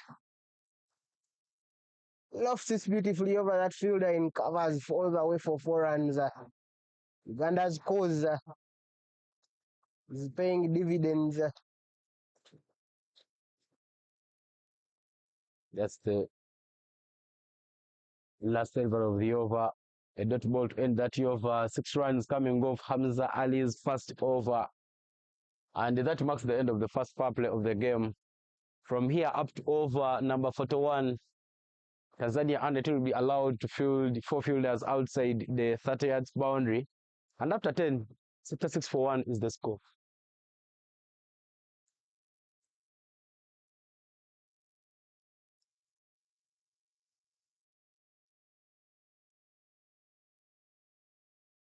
Earlier on, you could feel the pressure getting to Uganda after the loss of their skipper, Fahad Mutangana. Probably the session would be to Tanzania, the first power play.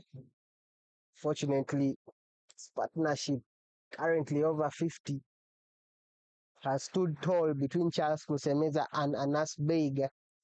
Currently, Charles at 29 of 30 deliveries, while Anas Beg is at 31 of 26 deliveries, almost moving neck to neck, contributing each 50-50 to the partnership.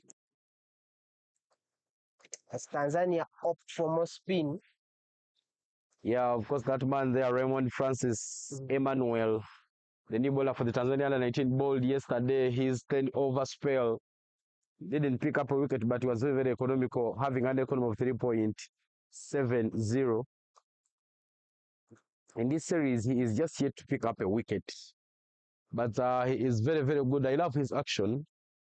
He has a very smooth action. And he will be looking at chipping in some nuts there.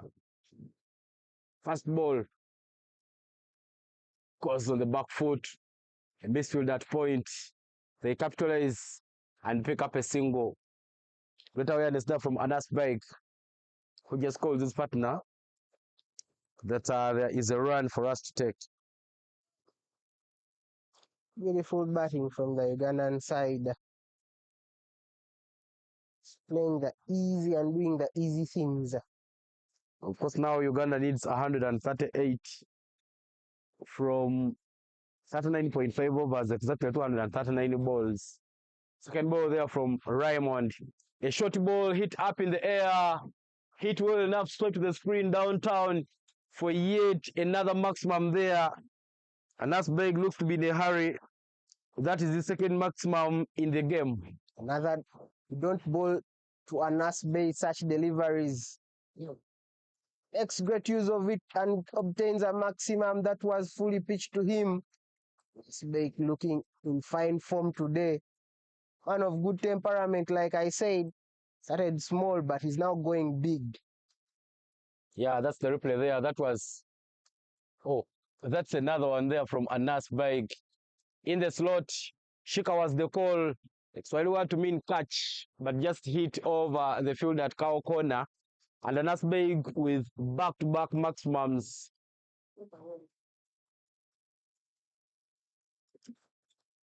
Great intent there from Anas Beg, as he is now 9 runs away from getting his half century.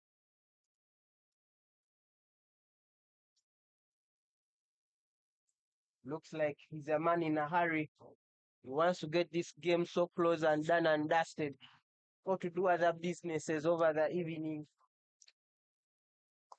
This time round, he gets back and slaps that one to covers. A bit of a misfield by the captain. And Uganda picks up another single.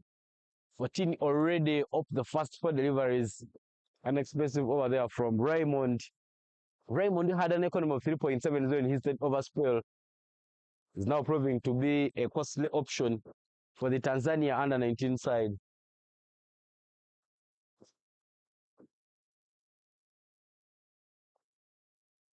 Earlier on, I was talking about the wicket becoming more and more conducive for batting.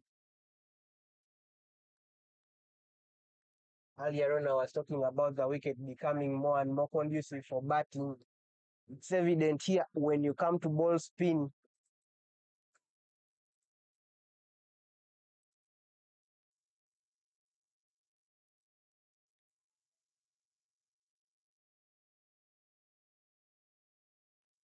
That was a bit short, but turned away a lot. A wide call there by the umpire on the offside. Market tricks there, turning skills there from Raymond because he tries to chip in a quick one on the offside. An appeal of a nick, but I solid not out there from the umpire.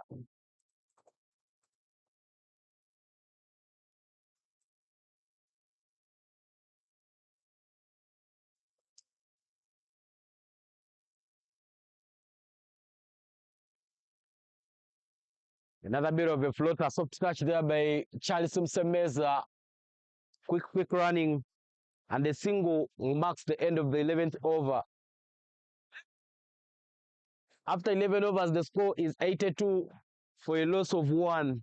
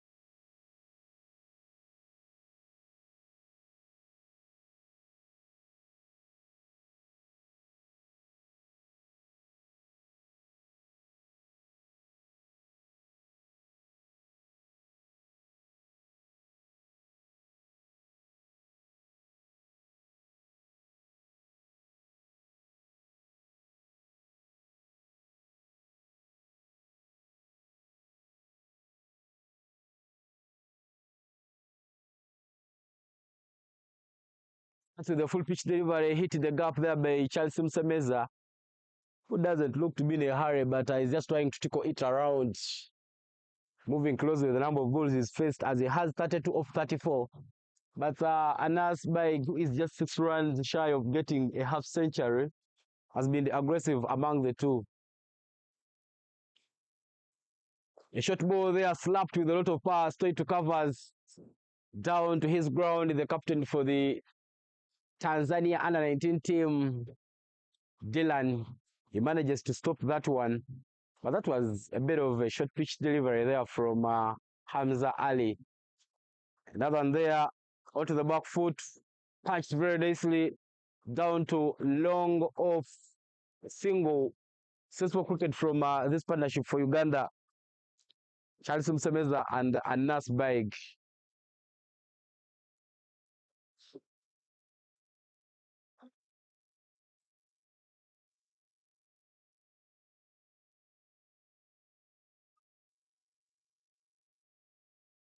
A bit of a full pitch delivery there. Charles Msemeza plays it downtown to get another single and bring up an 80 runs partnership between these two. And Las Vegas so far contributed 45 of 31, whereas Charles Msemeza 33 of 35. And Las Vegas goes down and swings hard. That beats the wicket keeper. Down third man, 2 men running and chasing it.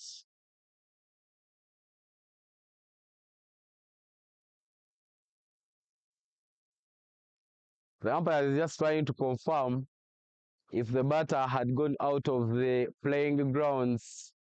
Confirmation of by runs there. They managed to pick up 2 of that very delivery. And that's big. And Charles Simpson are trying and keeping in there for Uganda. A short ball there, it's lofted up. Just one bounce before it crosses the boundary. A good looking offside shot there from Anas Baig as he gets another boundary for Uganda. The boundary brings up the 91 runs for a loss of 1, Team Uganda. And with the first in 12 overs being bowled here at Lugogo Cricket Oval.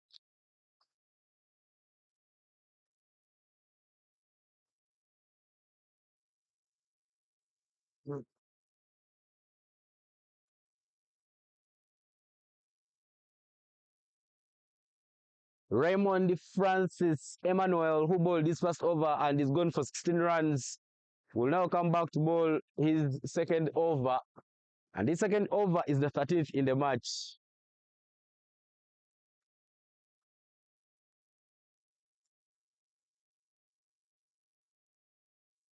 Charles Msebeza becoming very, very comfortable with his 33 of 35.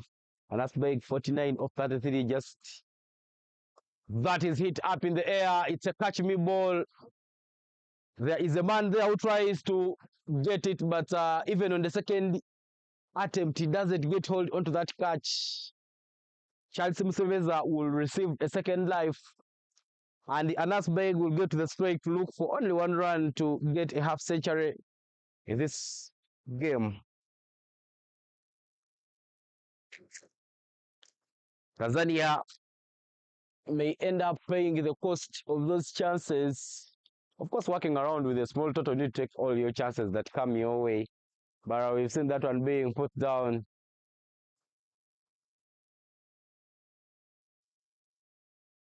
Bit of width there. Charles Anas backs away, but doesn't get that contact.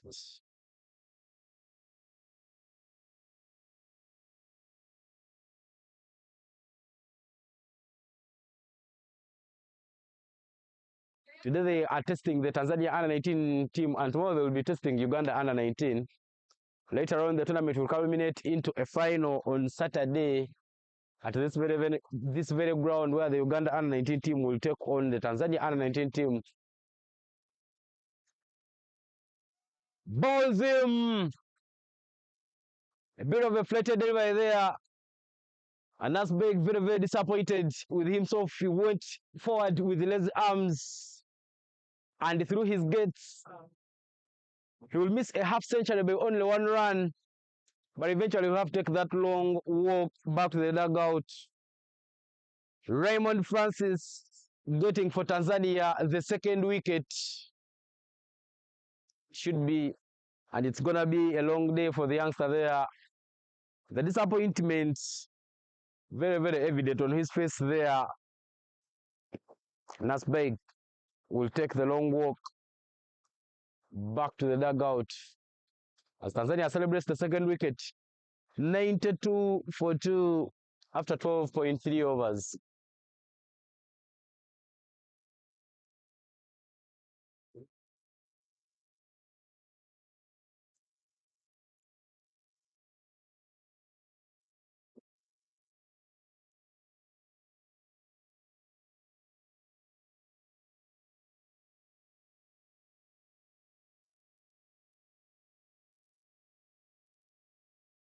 Tanzania will celebrate that wicket. They needed the wicket and they got one. And the 87-run partnership has been broken. Of course, Uganda losing the first wicket in the first over, but trying to fight and build back into the game. But eventually they've lost the wicket. And the new man in there for Team Uganda, Ochaya Jaffa, nicknames himself Jafarizo. He bowled in the first innings, picked up one wicket in his 5-over spell, where he considered only 23 runs. He had one maiden in that spell, and he completed with an economy of 3.20. But this time round, he's been feeding his friends on spin, and he will now have to take a test of his own medicine. Jaffa, part of the reserves of the team that represented Uganda in the World Cup in 2022. Good with his defense there. Uganda still needs 113 runs from 225 deliveries to pick up a victory in this game. A short ball there, turning away from Jafarizo. A misfield that covers gives Jaffa a chance to get that single.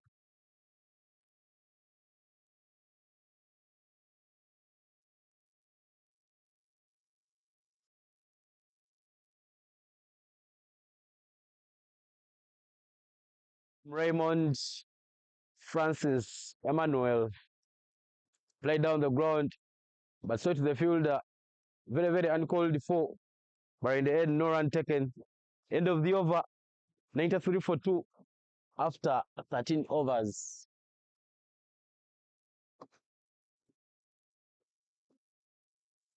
Of course, as this tournament comes to an end on Saturday, another tournament will begin in Entebbe at the Entebbe Cricket Oval.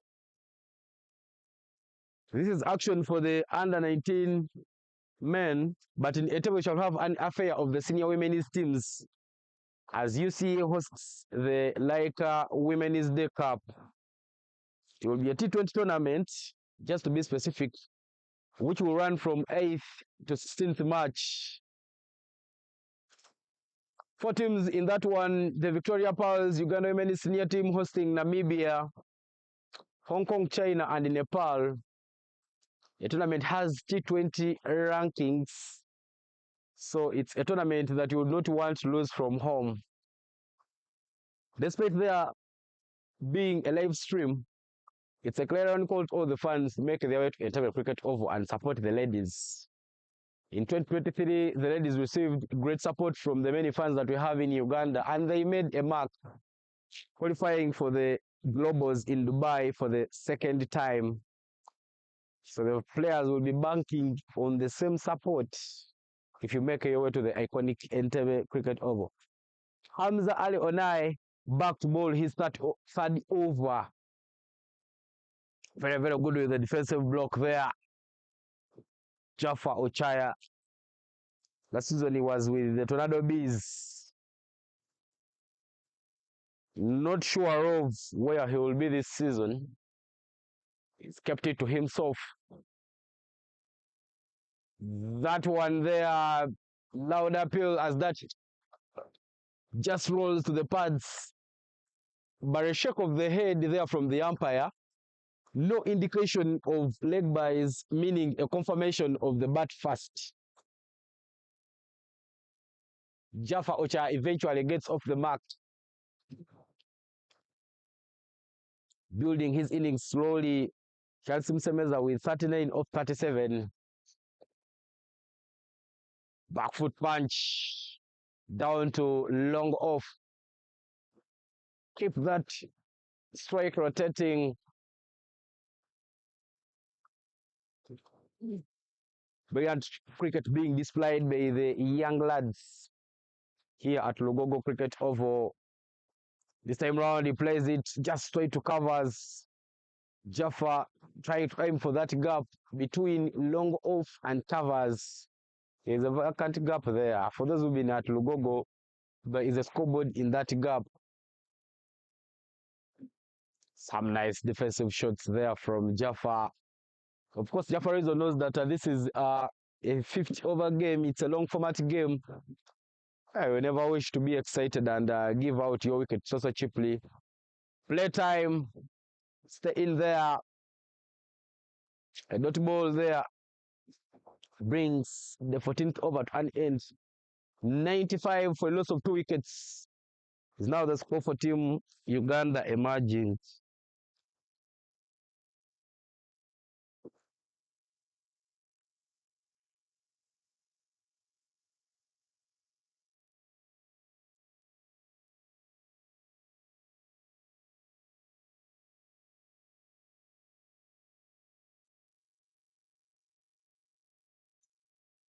Raymond Francis Emmanuel.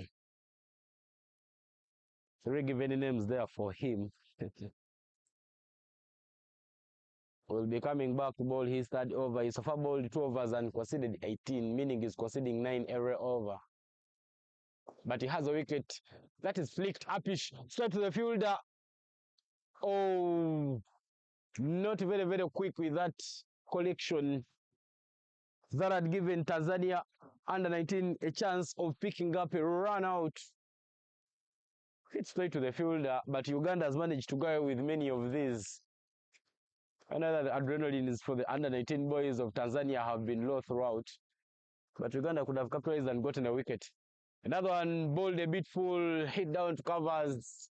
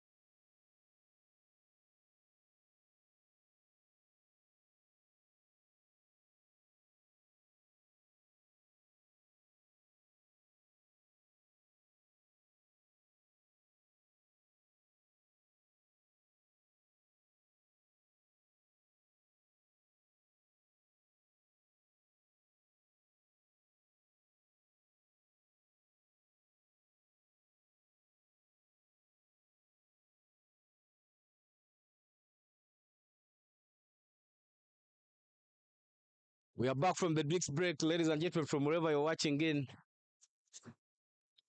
Thank you for watching this beautiful game of cricket.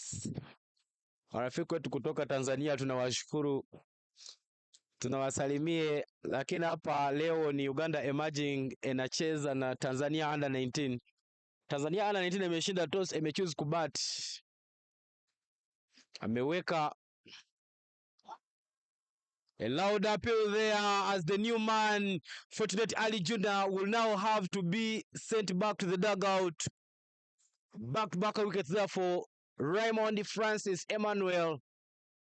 He's gotten the wicket of Ochaya Jaffa bowling him. He's now gotten the wicket of Fortunate Ali Jr., trapping him LBW. He alone got a wicket of Anas Beg, who departed with only 49. Disappointments there for Ali Jr. Fortunate, as he will have to walk back without giving any trouble to the scorers. He goes back to the dugout without scoring any runs. It's the Easter Youth ODI series. Tanzania won the toss, elected to bat first and put on 204 runs. Defending a small total, you need to keep on your toes, keep the fight on. And now Raymond Francis is now putting in the pressure. One player for Nyakasura Cricket Club will be replaced by the other. Oh, sorry. That's Omara Ronald. Of course, Odinal plays for Nyakasura Cricket Club, but Omara Ronald plays for Soroti City Cricket Club.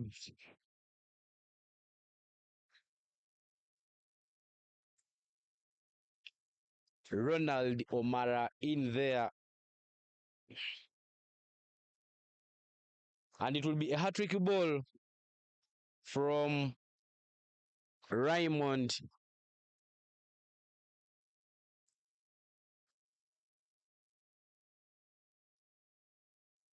We saw a hat-trick ball in the first innings being bowled by Fortunate Ali Jr., which didn't give him a hat-trick. And we saw another one on match day one, which was bowled by Musa Majid, and it also didn't give him any evidence. Hat-trick ball. Oh, survives it. I don't know, survived the other, maybe the bowler. It could even be the batter, but that marks the end of the 15th over.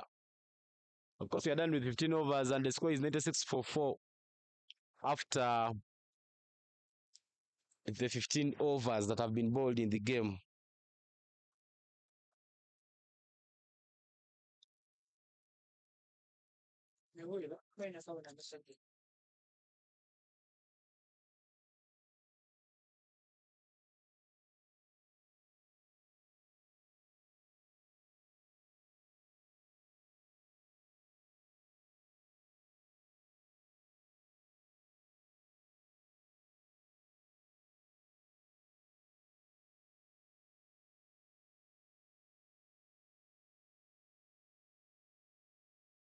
Ali Onai will now come back to ball. A loud appeal as that hits the pads. I don't know what is the call from the umpire. Tanzania trying to bowl stump to stump, trying to keep it tidy, trying to ask questions, trying to send Uganda Emerging on the back foot.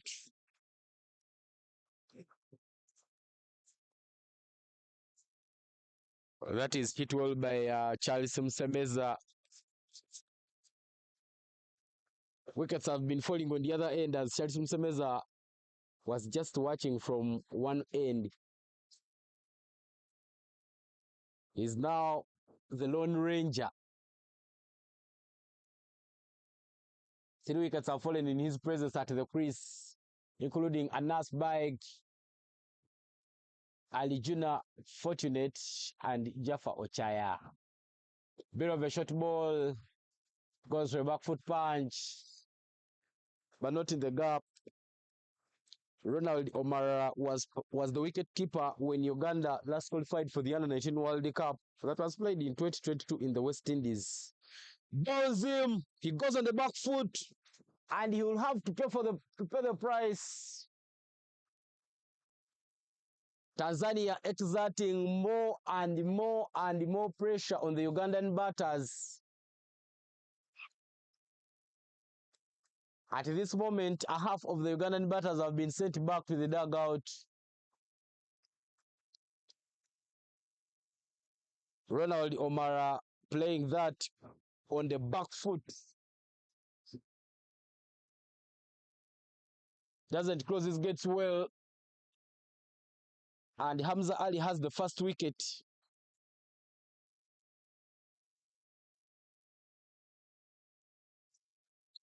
Ronald Omara departs without troubling the scorers as his first 3 deliveries and is not put any runs on board. And that long walk there for Ronald Omara brings in a new man, Pius Oloka.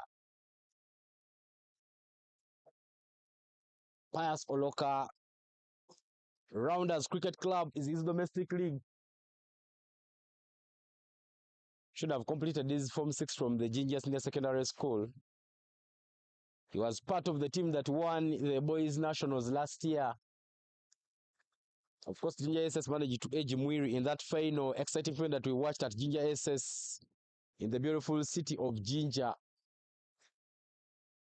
Pius Oloka also played in the Under-19 World Cup in 2022, and he also earned a senior men's debut while the team was in Namibia. Bowling all-rounder there for Uganda will now face the venom from Hamza Ali. Good with his defense. Runs are starting to dry up for Team Uganda. Of course, Tanzania knows the trick is simple. We are working around with a small score. Let's ball stump to stump. Let's keep it tight. Let's keep it tidy. Let's keep Uganda on the back foot. The plan so far working out for them so well.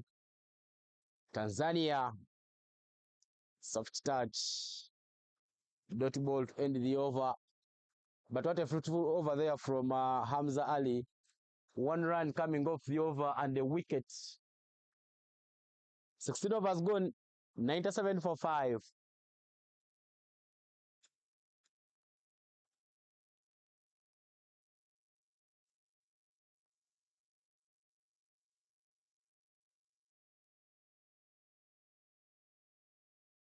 Of course, the under-19 boys of Uganda, the baby cricket cranes, are somewhere in the stands watching closely this match because they know they will be facing off against Tanzania under-19 in the finals on Saturday.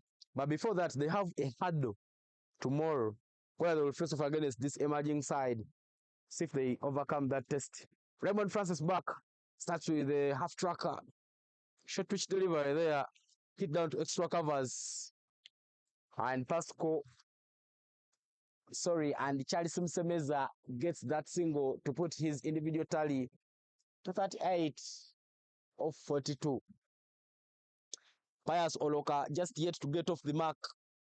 He's so far faced 2 balls and he's just yet to get the first run on board. In the previous over, Raymond Francis picked up 2 wickets. So we'll be looking at capitalizing that recent good performance. Pull it to this over. Newman on strike. Oh, just closed the fourth stump there.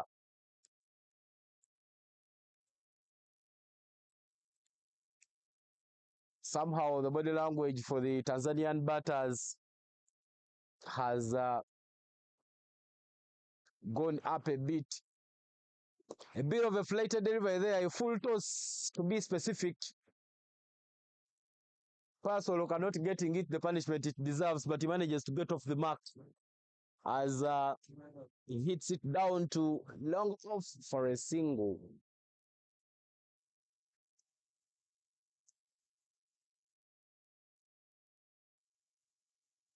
Another one there, flicked very nicely by Charles Msemeza.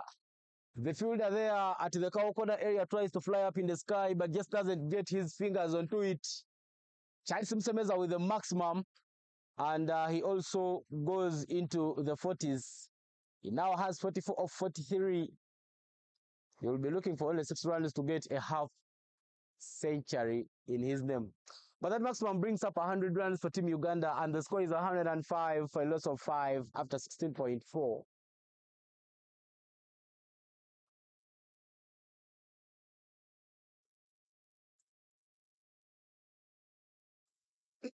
Tanzania U-19 trying to squeeze in more pressure.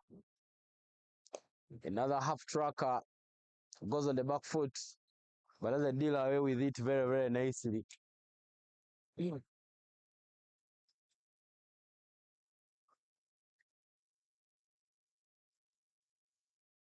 100 runs for Uganda to win the game. That is also very full to the pads and blade of Charles Msemeza. He walks out with it and sends it backwards to fine leg. Plays it backwards of the square to pick up 4 more runs. That 4 run puts him to 48 of 45. And that 4 runs brings the 17th over to an end. 109 for 5 is the score.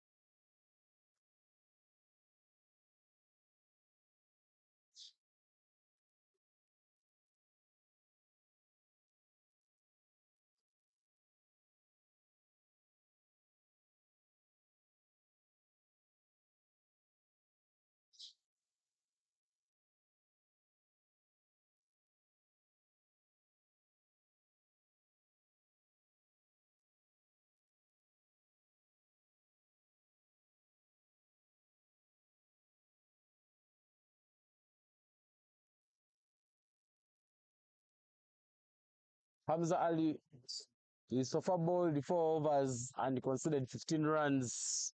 He's picked up a wicket. He just bowled Ronald Omar in his previous over. Now he will be coming back to bowl from the side of the petrol station.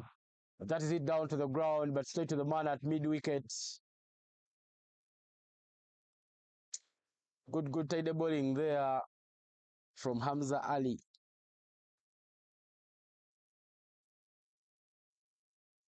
Easter Youth ODI series. A bit short, played down to square legs, and a single for Uganda reduced the deficit to 95 of 32.4 overs.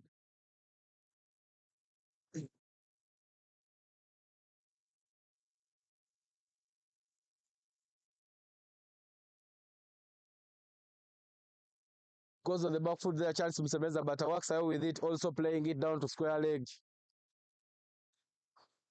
Tanzania has maintained a field which gives Uganda the singles, and they are very, very happy and comfortable knowing that if Uganda is not scoring boundaries, dot ball pressure will be, all singles pressure will be pailing back to them. That's bowled a bit quick. Of course, Hamza has fielders, one at deep square legs, longer on, longer off, and extra covers. Those are the sweepers that are trying to make sure that they do the boundary raiding for the Tanzania 19 team. Well, that is just down the leg. But looks like there was some tickle off the bat from it. No signal from the umpire, but runs coming on the board for Team Uganda. Hmm?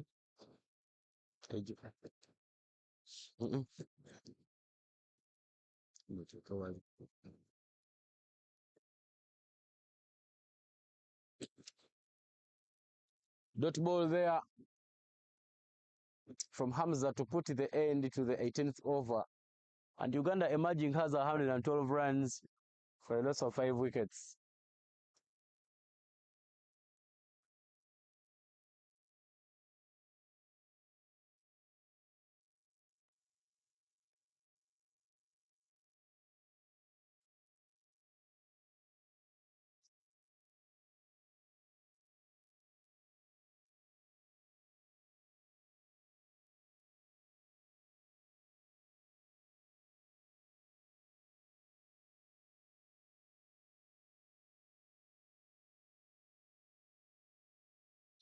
Raymond Francis Emmanuel, who so far bowled 4 overs, gone for 3-1 and picked up 3 wickets, comes back into the attack. That one is to the pads, but I know out call there from the umpire. Not sure of why. Maybe that was going down the legs.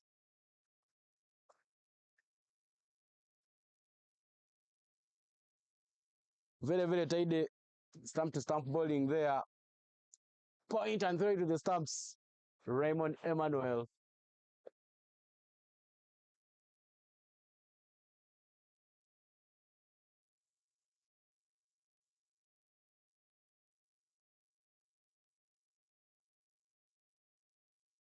Well, that is full to the blade, and it is swept down for more 4 runs. Pius Oloka there. Very, very nice and equal to the challenge.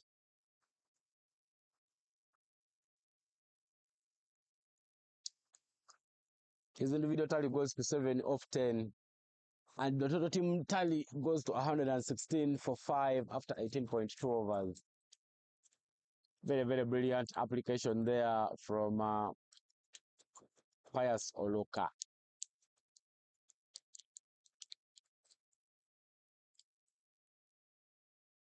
Soft touch down to third man running to get that one, and Pius will pick up a double, try and keep the scoreboard ticking, keep the runs flowing in for the team.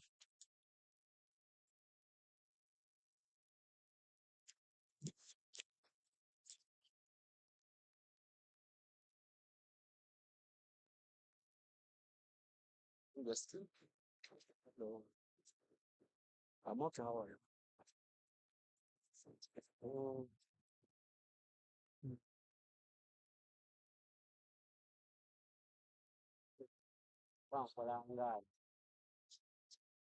Bw'onancaga tugenda kwogera ku ki? Bw'onancaga tugenda kwogera ku ki? Cricket ye? Eh?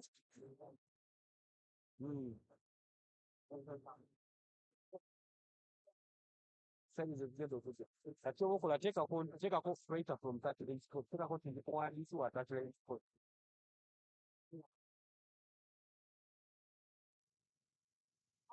But that range code. Oyagala ndiko ekifo kye.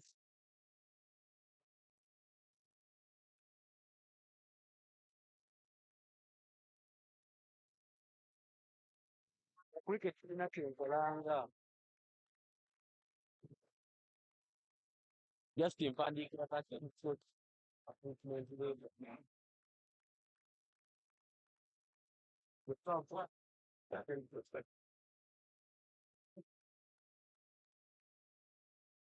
Brilliant.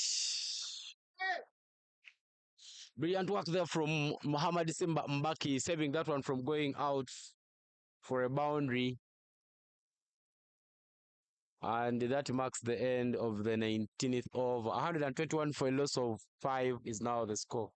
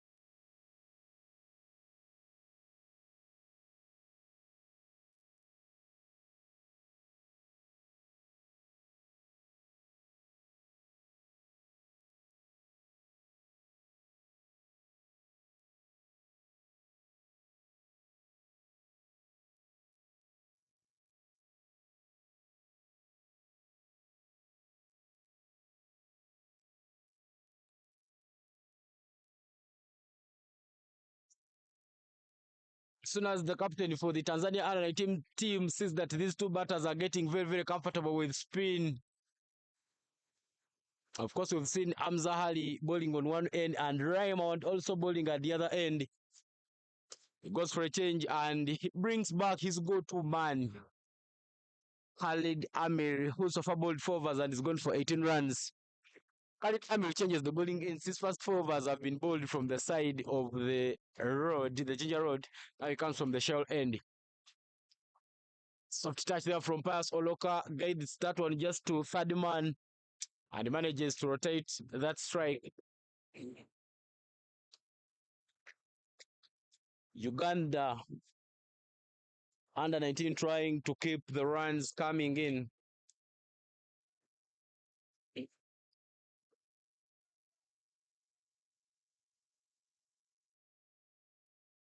Uganda needs 83 runs from 30.5 overs if they are to win this game.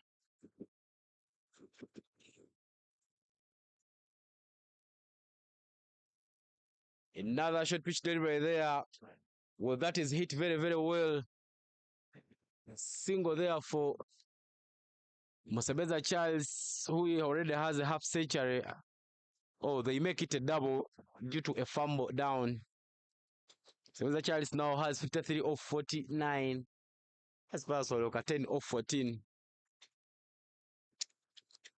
Building back the innings and trying to make sure that they fix in a partnership here.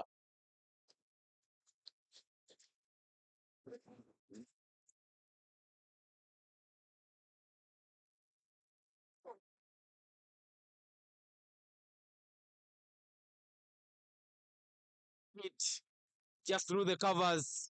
Musemeza Charles, nobody move, nobody gets hurt. 4 more for Team Uganda. Charles Musemeza has been in for 50 deliveries. Now he is seeing the ball as big as a soccer ball. But what a good looking shot there from him. Just aligning his body and bat behind that one through the covers, and he manages to pick up that boundary. Tanzania under 19 making a change that brings another fielder at exactly where Charles played the other ball.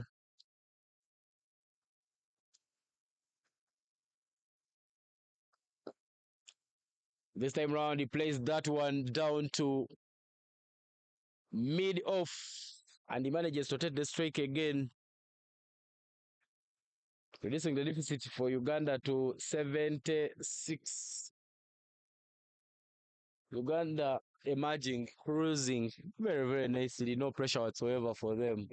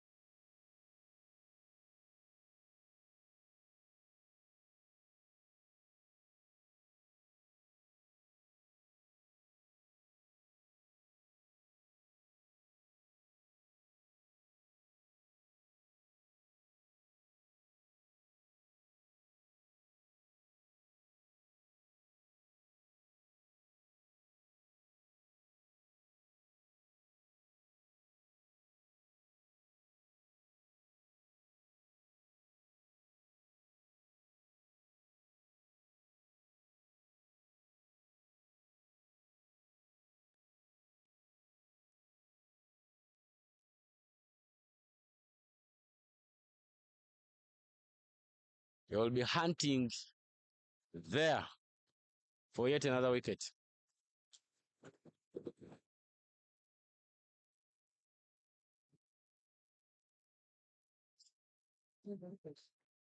A bit of a short pitch delivery there, goes for a back foot punch, but straight to the man there at mid wicket.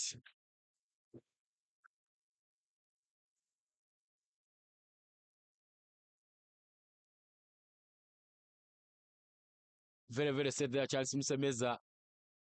That is flighted a bit. Played down to long off. And a single there for Team Uganda.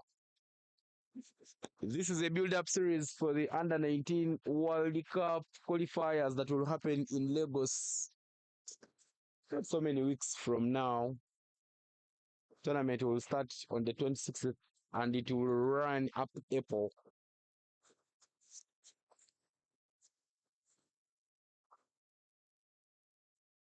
Comes with his left arm action, but very, very lethal there.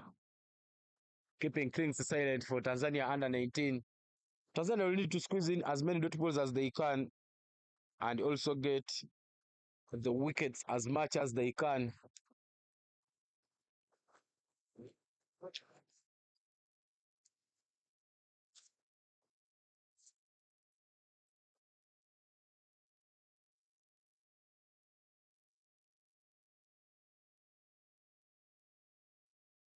Goes back, hits that.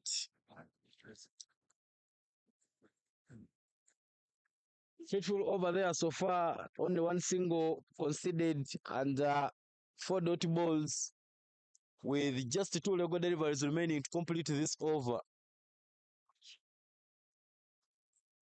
A short ball there receives the punishment it deserves there from Pius Oloka. Just one bounce before that goes down for 4 runs at the wide of the fine leg side. And a good over is spoilt as 5 runs now come off it. Make it 138 for a loss of 5 after 21 overs.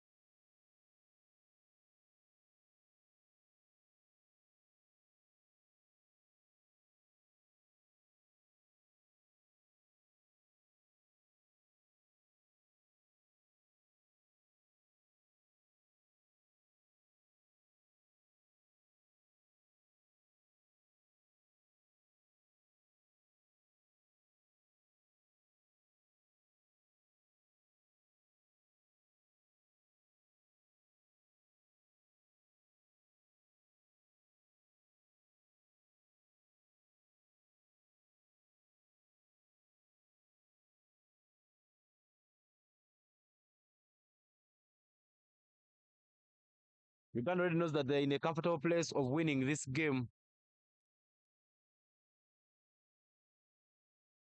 because they need only 65 runs from 172.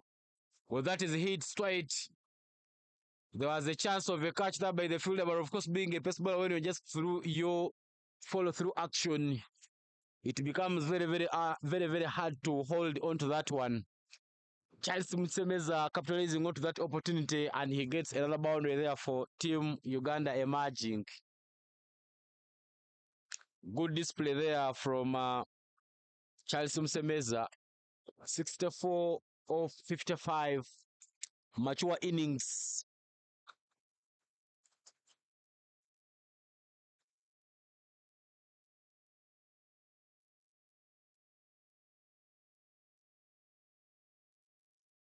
Another short pitch delivery there, played backwards of the square.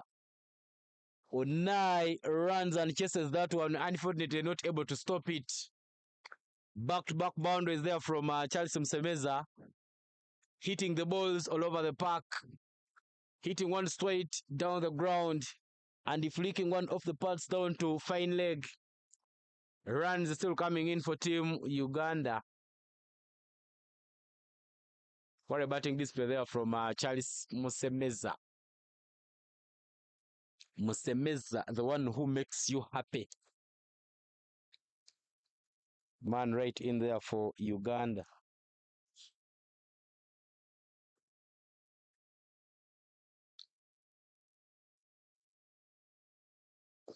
Full pitch delivery, hit down the ground, chips in a dive, but that just goes straight to the boundary. The dive doesn't help him get hold onto that one. Uganda, Charles capitalize. Now 3 consecutive boundaries there from Charles, and Uganda will cross the 150 runs mark. 152 for 5 after 21.5. The bowling change there for the Tanzania U-19 not paying off. Spin had kept things silent a bit, but Pace, the go-to man there for the Tanzania under-19 team, turning out to be a bit costly for the side. Yoka dug out nicely. Dotibo, end of the over, 22 gone, 152 for 5.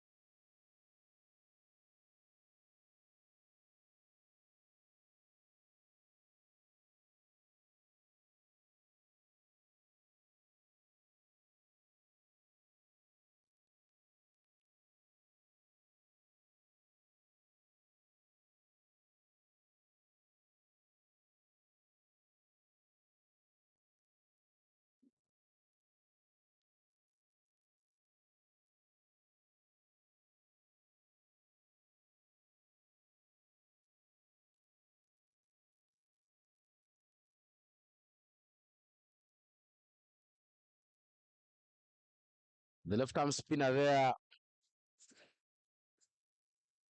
has been a bit economical. 6.1 overs gone, and is considered 23 runs with a wicket in the bag. That is a short pitch delivery. Pius Oloka tries to go for a swing, misses it. Confirmation of wide by the umpire. 5 wides there for Uganda emerging. Tanzania turning out to be very generous. We saw Uganda giving out 15 extras in the first innings of the game. We know it's an African affair, but we see the emerging side of Tanzania has also so far given out 12 extras. As they get ready for the World Cup qualifiers, one of the things they need to be looking at is reducing on those numbers. That is full to the blade of pass. Oloka hit downtown. The call is to good pickup from Simba Mbaki. The throw very nice, but in the end Uganda still manages to get that double, keep the scoreboard ticking, and reduce the deficit to 46.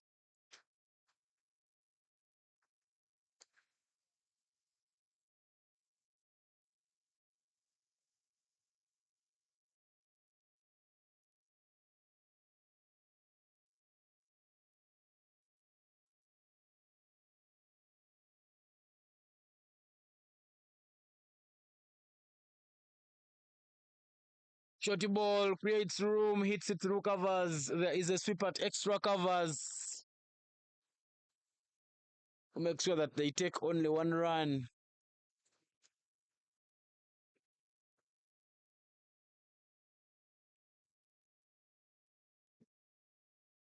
$160 runs on board now for Team Uganda, and from now they'll need only 45 runs to seal off this victory. Down the ground, long off, single, good looking shot there from Charles Msemeza. He's now having 72. Correct that, he's now having 73 of 59. But what a look, his heart. Of course, opening the batting and staying in for all the overs. Remember, Charles Msemeza opened the batting alongside Fadim Tagana, and Fadim Tagana was dismissed in the first over. Played around, caught around everything with Anas Baig. A short ball there. Pass Oloka hits it down, shot fine. A single. 162 runs on board for a loss of 5 now. Team Uganda still getting runs, and now just one delivery to complete the over.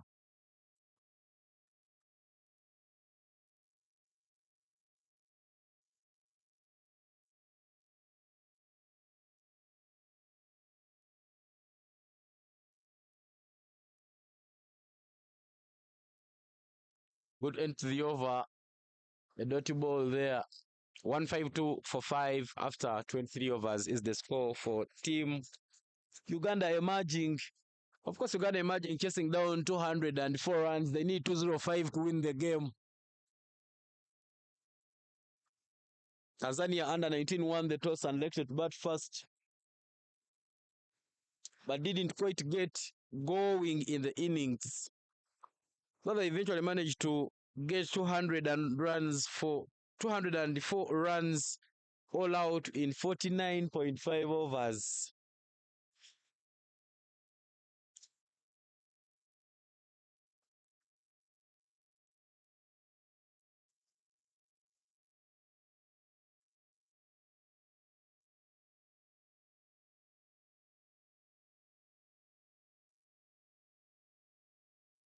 Augustine Meya Mwamele will be the new bowler there for Tanzania.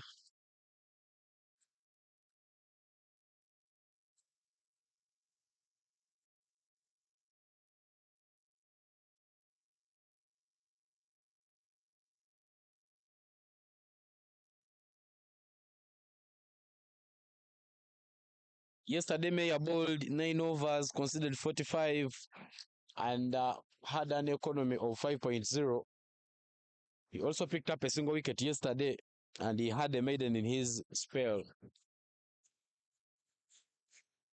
Not sure why the captain didn't bring him to bowl quite early, but every team has its strategy. He comes in, and he will be bowling from the shell end. Brilliant start there. He starts off proceedings with a dotty ball.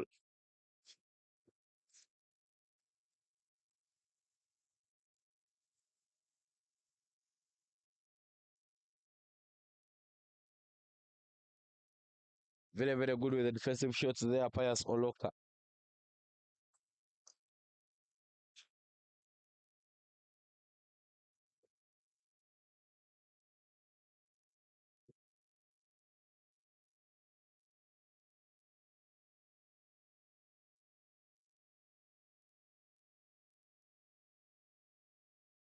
Creates room and hits it to covers. Efforts from two men. And they eventually managed to stop that one.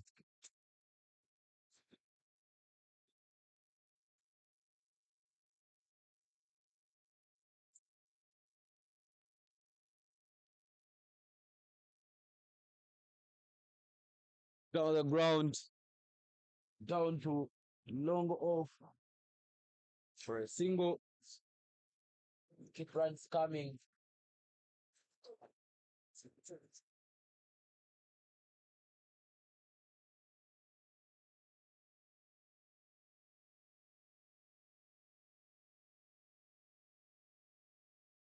Off the pads. Charles Msemeza sends that one to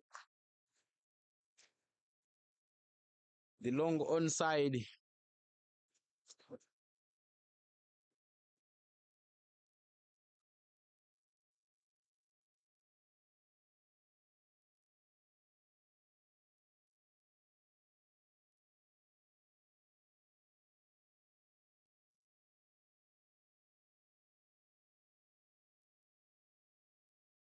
End of the over, 24 overs gone, 164 for 5.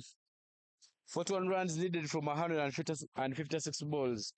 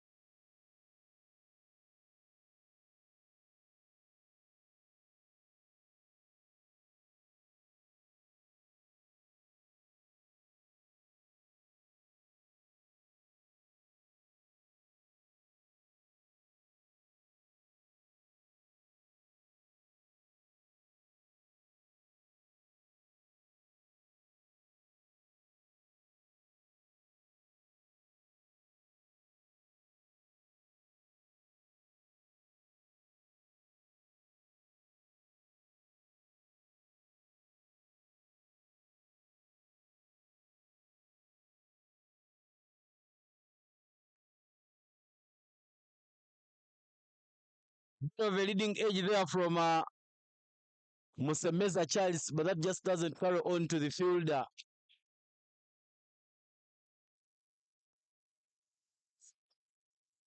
Raymond trying to cook a wicket for Tanzania under 19.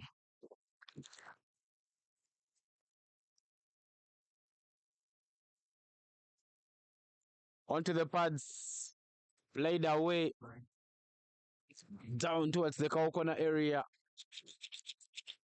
And and the Charles keeps that scoreboard getting some runs.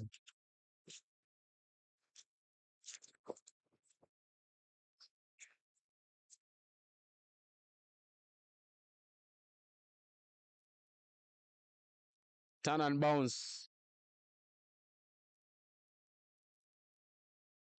24 of 31 pass Oloka, 75 of 64 Charles Msemeza are the two men in there for Uganda Emerging. Uganda Emerging needs exactly 40 runs to win this game. Goes down to one knee, hits that one, a good slog sweep backwards of the square, and Pius Oloka gets a boundary for Uganda. Keep the boundaries flowing, and that reduces the deficit to 36.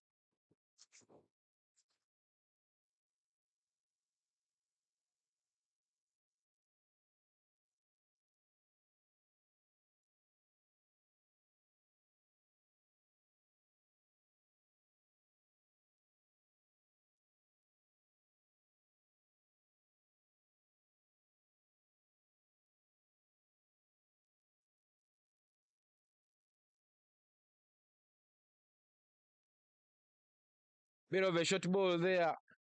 Hit down to deep mid wicket there by Pius Oloka. He manages to get that single to end the 25th over. We are done with a half of the overs here at the Lugogo Cricket Oval. Uganda has 170 runs for a loss of 5 after facing 25 overs. And Uganda emerging needs 35 runs from 25 overs if they are to win this game. Charles Musemeza there in with Oloka Pius. Musemeza 75 of 64. Pius Oloka 29 of 33.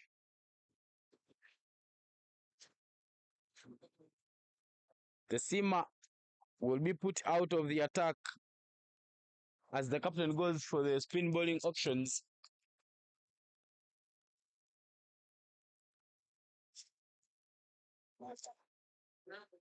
Augustine Meyer bowled the previous over from that same end where he conceded 2 runs.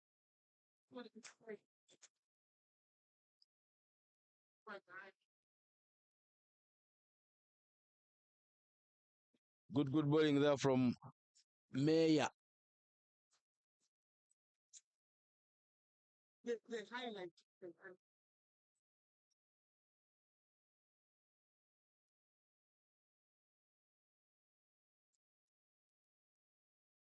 Back dot balls, trying to squeeze in the pressure. Augustine Meyer. Mwamele.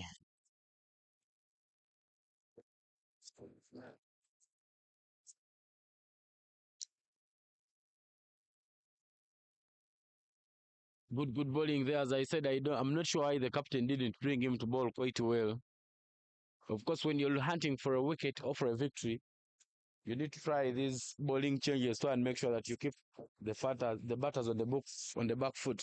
Pasolka hits that one just past the bowler, and he manages to get to the non-strikers end. Good rotation there from Pius.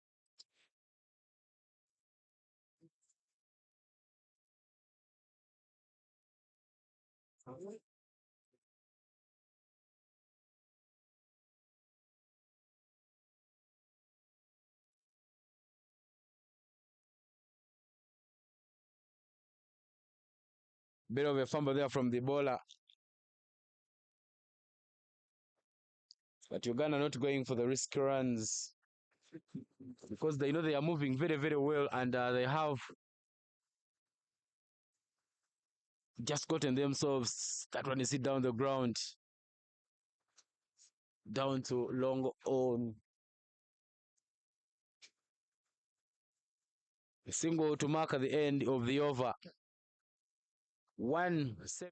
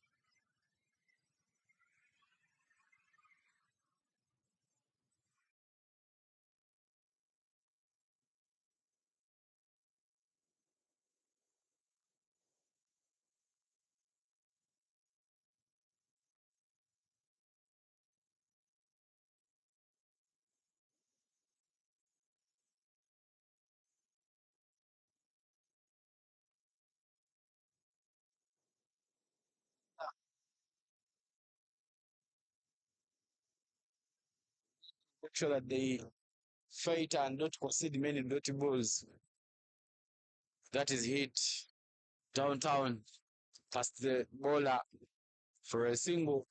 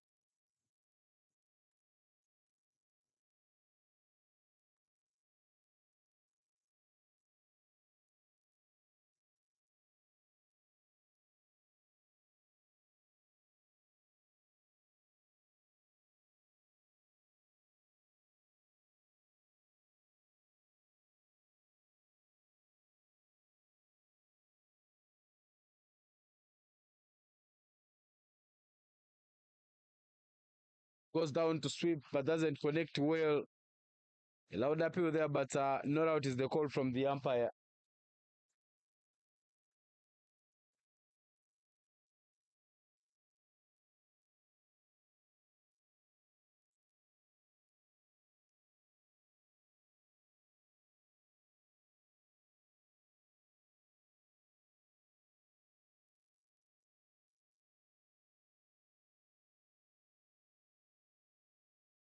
$27 from 22.1.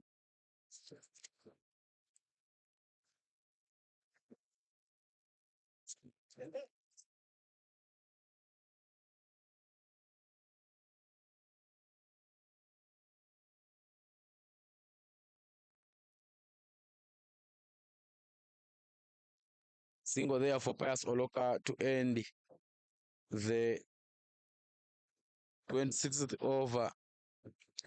Uganda Emerging has 179 for a loss of 5.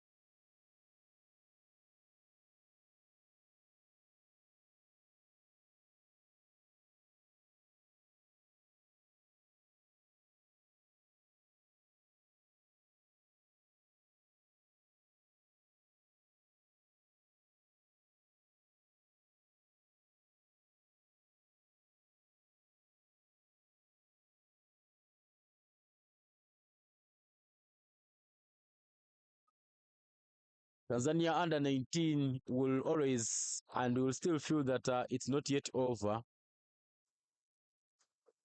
They've kept the fight on.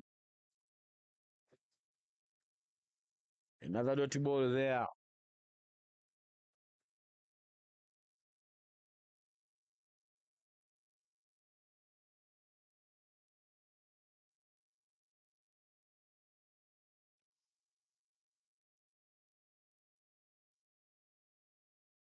Well, that is hit up in the sky, but it falls in the vacant region.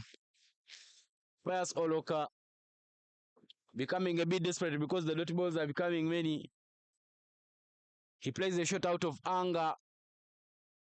Doesn't connect well, leaves it up in the sky, but that falls in the no man's land. No one takes that catch, but that brings up 180 runs for a loss of 5 after 28.3 overs.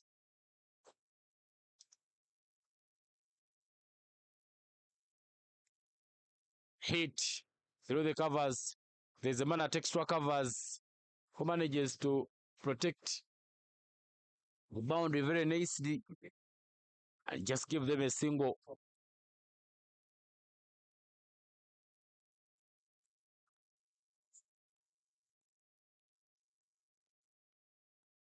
Uganda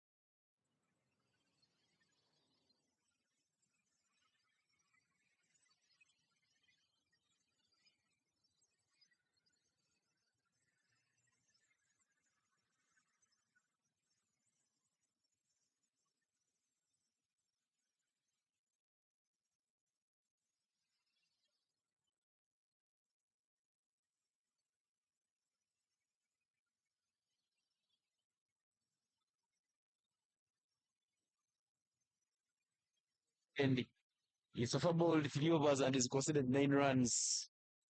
Going at a economy rate of 3. You need to keep it at that or even below in a 50 over match. And that is it up straight to Reman there at long on. Catch is taken and the pedestrian knocker there. Charles Msemeza will have to depart. Charles Msemeza batting very, very well in the innings. Of course, opening the batting alongside Fadim Tagana, who got dismissed in the first over. But Charles Msemeza managed to fight back and put on that 78 of 73. Solid knock as he walks back. Uganda loses the 6th wicket and they need 24 runs from 20.5 overs. The departure of Charles Msemeza brings in Edwin Nwagawa as the new batter there for Uganda emerging.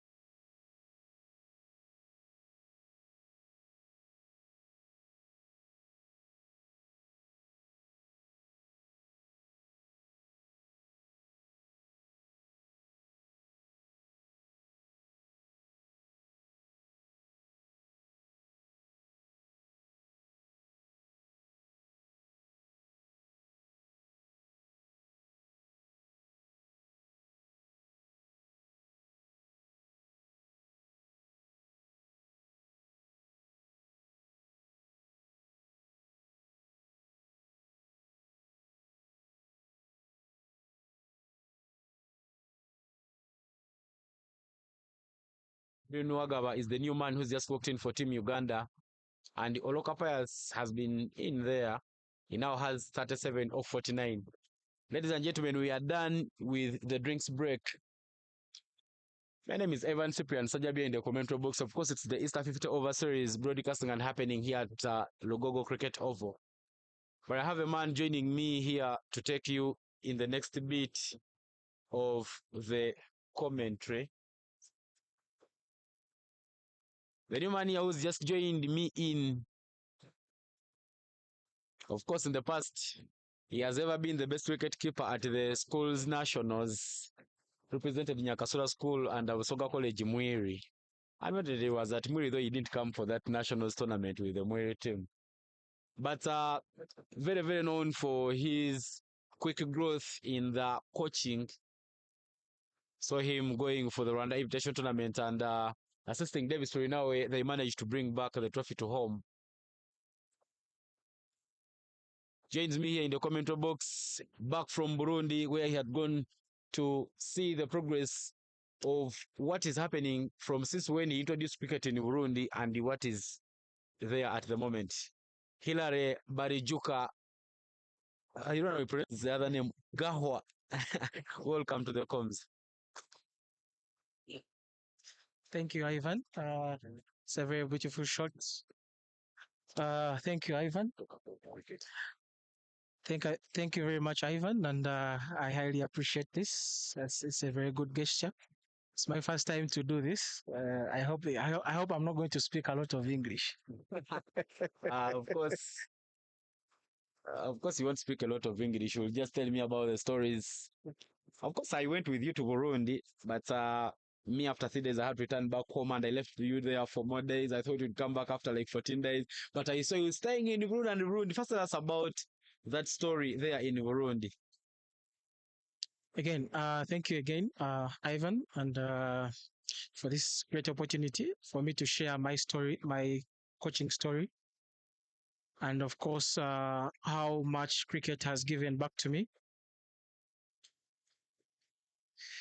How much cricket has given back to me, and how much I'm also willing to give back to the game.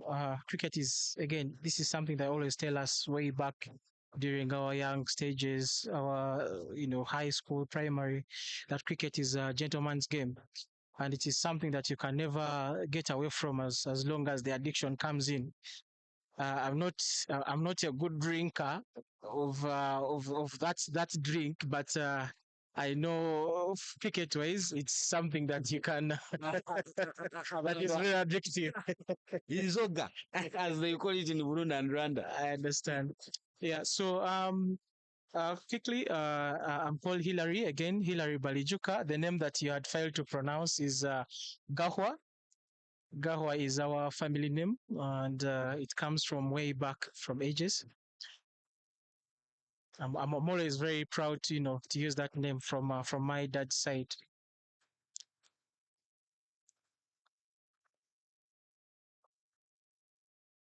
Well, that is hit. Backwards of point, misfielded, and it will be 4 runs there for Team Uganda emerging, reducing the deficit yet again. That's given a lot of width by Raymond Francis. And Edwin Wagaba says, those that are not hitting my stumps, I can do away with them. Hilary, continue with the story. Yeah, thank you. So, well, I'll just give you a backstory of how this whole program started. I met Mr. Clinton. Clinton is I actually met him over social media.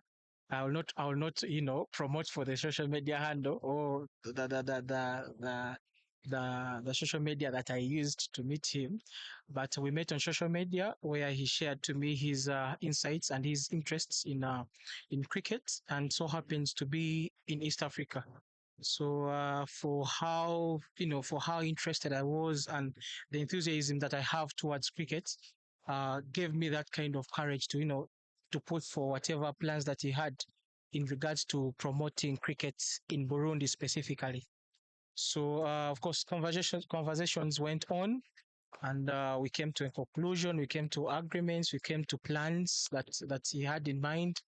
Then I was invited way back in I was invited by way back in 2023, where I had a 2 weeks tour there with my friend, my colleague Arjuna Roberts. So Arjuna Robert was helping out in the umpiring and the scoring bit of it, and then I was also helping out in the coaching, tutoring the coaches, and of course also handling the players themselves. It was a very good opportunity for me to be there in a new country, new culture, new environment. Of course, I've been to Rwanda several times. They may share some cultures, some cultural, they have some cultural similarities, but of course there are some differences as well. But it was a good venture for me. So while there, it's a new game, new skill, new everything. So I went back to, you can call it, I went back to grassroots coaching. That is the basic coaching of cricket, where skills, the basic skills were shared to the players and the coaches, to do with batting, fielding, and probably the others in umpiring and scoring. So those are the basic skills that we first shared when we went there in 2023. When we left, of course, we left a very big wound, if I can call it, but a fresh, good wound that it felt like as if it was so itchy to him and the federation itself that he had to call us again. 2024 came in. Of course, 2024 had its own challenges, but in the end, we had a plan of going back there for about 6 months, which didn't happen. But at least he kept on pushing that at least we can have another schedule with him, at least for about 3 weeks, 2 weeks, which we did at the beginning of this year. I can say we traveled there on 8th of February, and traveled back in around after like 2 3 weeks. Well, our traveling back there was of course also it was also motivated by some things. uh, I did something for them that was, very nice for me to do. I made a drive that was to, collect some cricketing equipment to them, because the first time when I went there, the first challenge that I had was because they didn't have cricketing equipment. But when I got chance to go back again, I put the mentor on me to make sure that at least I have some cricketing equipment. Uganda is known here in East Africa, in Africa, and the whole world. Uganda is known for its generosity. I'm sure Uganda, everyone knows that Uganda has the biggest number of refugees from all over the world, not just around Africa, but all over the world. So having grown up in such a culture, in such a venture, it pushed me to, to do something like that. It's not that they didn't have, but it is something that I think it's very important for them to have, equipment being delivered that side. So I made a drive that was so much made by, powered by several individuals, and of course, Uganda Cricket Association came in play. Mr. Lija Linji, the representative of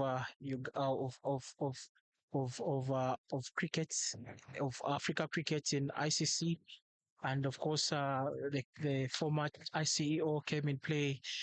Individuals like Akbar. Akbar is the former. Babaik is the former cricket captain of Uganda, and several individuals and clubs. Of course, I'll not mention all the names, but people came in and donated things from the ladies teams, from the men's teams, and were able to collect about 5 kit bags that I went with in Burundi. Um, well, of course, people were very happy to receive those equipments, and I'm very sure that what I can tell the people that donated is the things reached safely, and everything that you donated was appreciated highly, regardless of the state. But at least they have something that they can use, they can start with. That is something that at least Uganda is known of. At least that one is also going to be a continuation of how Uganda is known of around East Africa and in the whole world. So of course we had sessions in Burundi. We started with Bujumbura. Bujumbura is the capital city of Burundi, and then we also had another session in Magara, which was a little bit shortened by some issues, but of course they were all sorted. I thank the governing body, which is Burundi Cricketing Federation, and UCA that came along and solved the problems. Then also got chance to coach other provinces. It was a very good venture for us to do, and of course it also empowered the coaches, players, the scorers to push on for the mantle or the work that they're trying to do.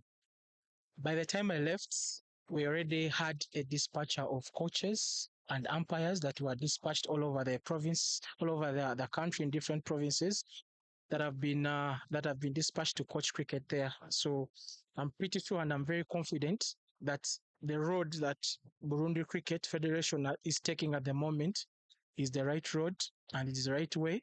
That in a very short time, in few years to come, in few months to come, we shall see cricket being played in Burundi. I hope I've not talked a lot, but that's how brief and how that's what I can talk about Burundi. In case maybe you also have something you can add on. Thank you.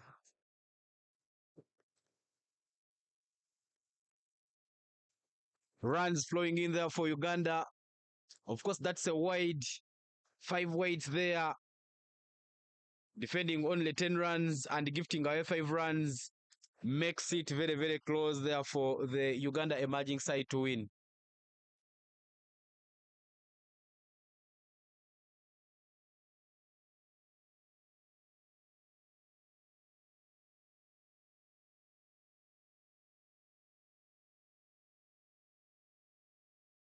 Of course, I'm still here with Hilary Barracks Barijuka giving us the beautiful stories of growing the game of cricket in Burundi. I also had the chance of going to Burundi. The only problem I had with Burundi was that long distance. The 2 days in the bus, but of course, good memories, good to see very many enthusiastic people who love to learn the game. And I believe that Burundi is one of the countries that will be very, very enthusiastic, which will really grow very, very quickly in terms of cricket. Any last words there from you, Hilary, before I let you go? Yeah, pretty much. Thank you again for the opportunity. My last words are, like I said in my remarks. Again, Uganda is known by its generosity and it's also known by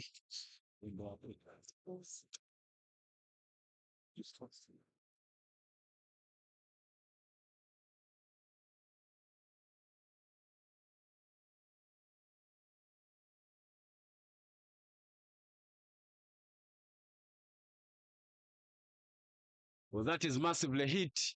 Should be racing to the boundary for yet another 4. And that is 4 more to keep the deficit. Only 1 run for the Uganda emerging, pick up the victory. Good shot there from Oloka Pius to mark at the end of the over. And after 33 overs, the score is 204 for a loss of 6. Back to you, Hilary.